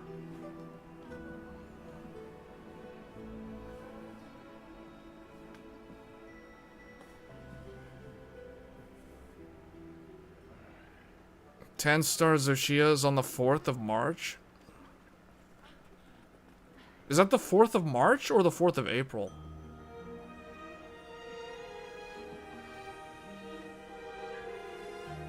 Fourth is like so... March is way too soon. I think it should be April. It should be April or May. You're saying it's March? That's way too soon.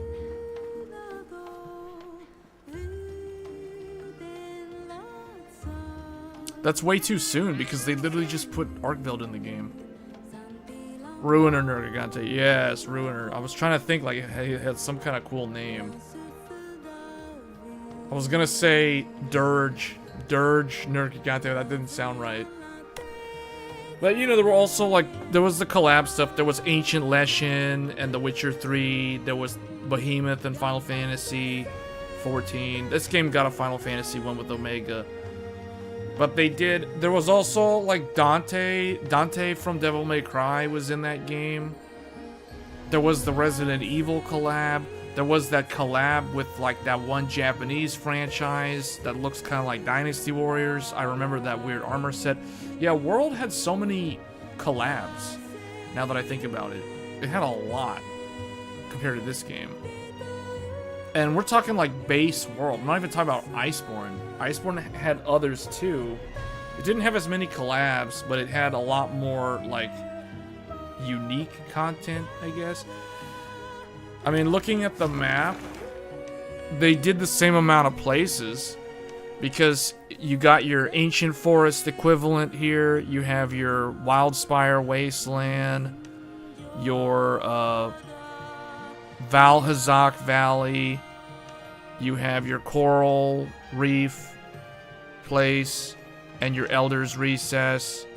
So you have the same 5 zones. They took the same formula that they had in World and they just kind of applied it to this game.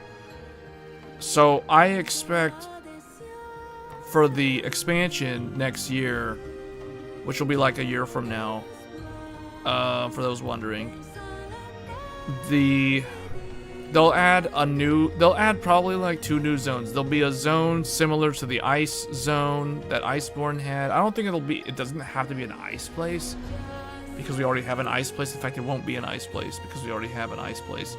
But they'll have one new zone, and then they'll probably have a secret zone like the Guiding Lands that they don't show in any of the trailer footage. They kind of keep it secret. I like how they did that because that's the same thing that Square Enix does. It's almost like the Square Enix people and the Capcom people. The guys who work on Final Fantasy 14 and the guys that work on Monster Hunter, they probably go to lunch a lot and like, I don't know, share ideas. Because the whole hiding the Guiding Lands is the same thing that Yoshi P does in 14, where they never show you the final zone of every expansion. They keep it so well hidden. They show you footage of all the other zones, but they never show you the final zone because it's a hidden zone. So when the benchmark comes out, you can see all of the new zones except the final zone. So I hope there's like a hidden zone that you don't get to see until it's post-game or whatever. So that'll be really good. So, but I want to see a siege fight, like a siege hunt. Give me something like Zora Magdaros. People say Zora Magdaros was boring. Man, Zora Magdaros was so unique. Load the cannons. First you gotta climb on him, do all that stuff. He rotates 90 degrees. He goes into his like Megazord tank mode or whatever. And then you gotta like... I like how they did that, man. They just made the Zora Magdaros spectacle hunt really cool. And then you gotta load the cannons, the Dragonator, all that stuff. They need something like that, man. They need something like that. It doesn't have to be it needs to be something similar in concept.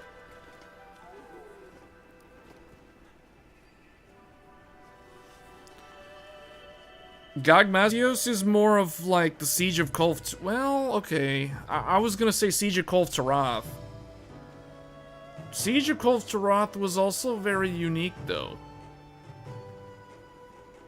Web swinging around like your Batman or Spider-Man. Load the cannons as it goes through the cavern or the cave. That was good stuff, man. World, to this day, World still has like peak. It's still the peak of the franchise, in my opinion, because it brought the game from this kind of like mobile-looking style to modern, high-fidelity graphics that took the franchise mainstream globally, and it delivered. And it was a hard game to run at launch, just like this game was. And it's funny, no one complains about that, but World was hard to run at launch.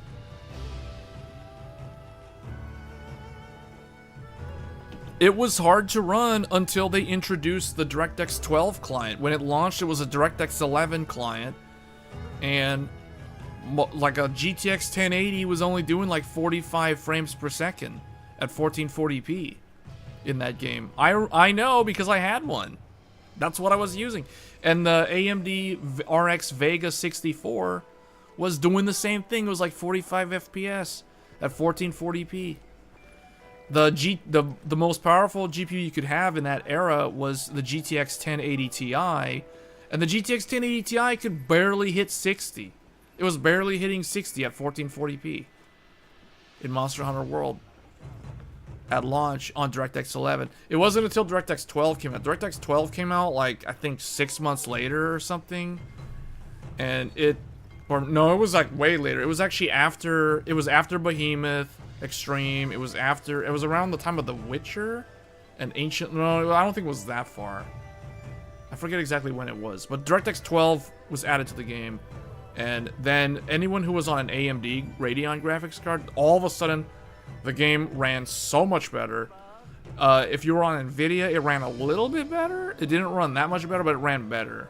So if you were on like a 1080 and you were getting like 45 FPS in DX11, you went from 45 FPS to like 65. You gained like 20 FPS.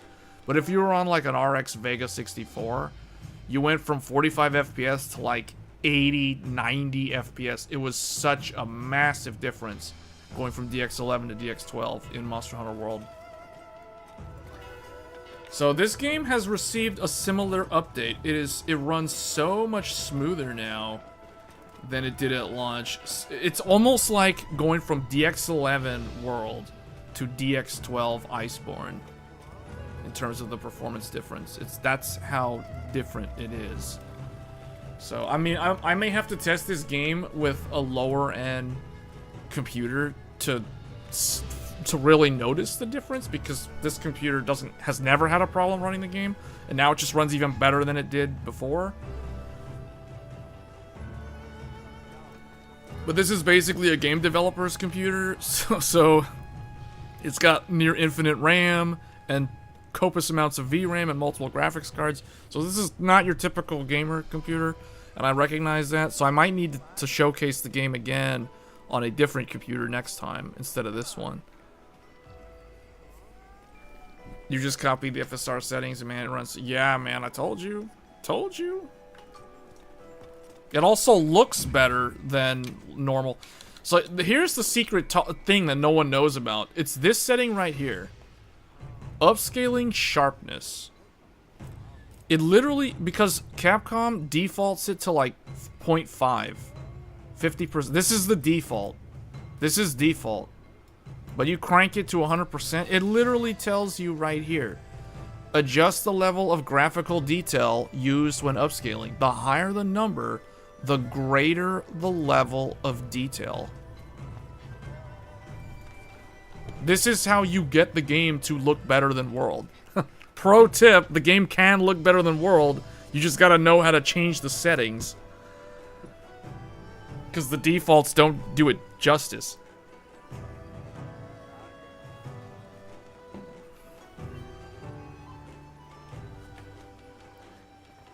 But it runs really good. I mean, you know, Capcom. I mean, you don't have to use frame gen now. I'm so used to it, and I like doubling up to 120 FPS anyway, so. Alright guys, well, hopefully that helps those that were wondering, because there was someone who was asking earlier, you know, someone came by in the chat earlier saying, like, is Wilds playable yet? And I'm thinking, like, are you watching the stream? Is this not playable to you? So anyway, alright guys, well that's going to be it for the stream. Thanks for tuning in, everyone. We will be back next weekend with Resident Evil Requiem. So we're going to be doing a blind playthrough. I have not really watched much of the trailer footage after they revealed that Leon S. Kennedy is playable in the game. So I don't want to really... I'm not going into the game with too many specific expectations. I'm just going to play it, blind playthrough. And hopefully it's going to be great. So if you're interested in Resident Evil, tune in. If you don't want to be spoiled, then probably don't tune in, because it's going to be massive spoilers, because I'm just going to be playing through the game. And otherwise, we do a weekly live stream every Thursdays on this channel called Tech Thursdays. That usually starts around 9 p.m. Eastern Time or 6 p.m. Pacific Time.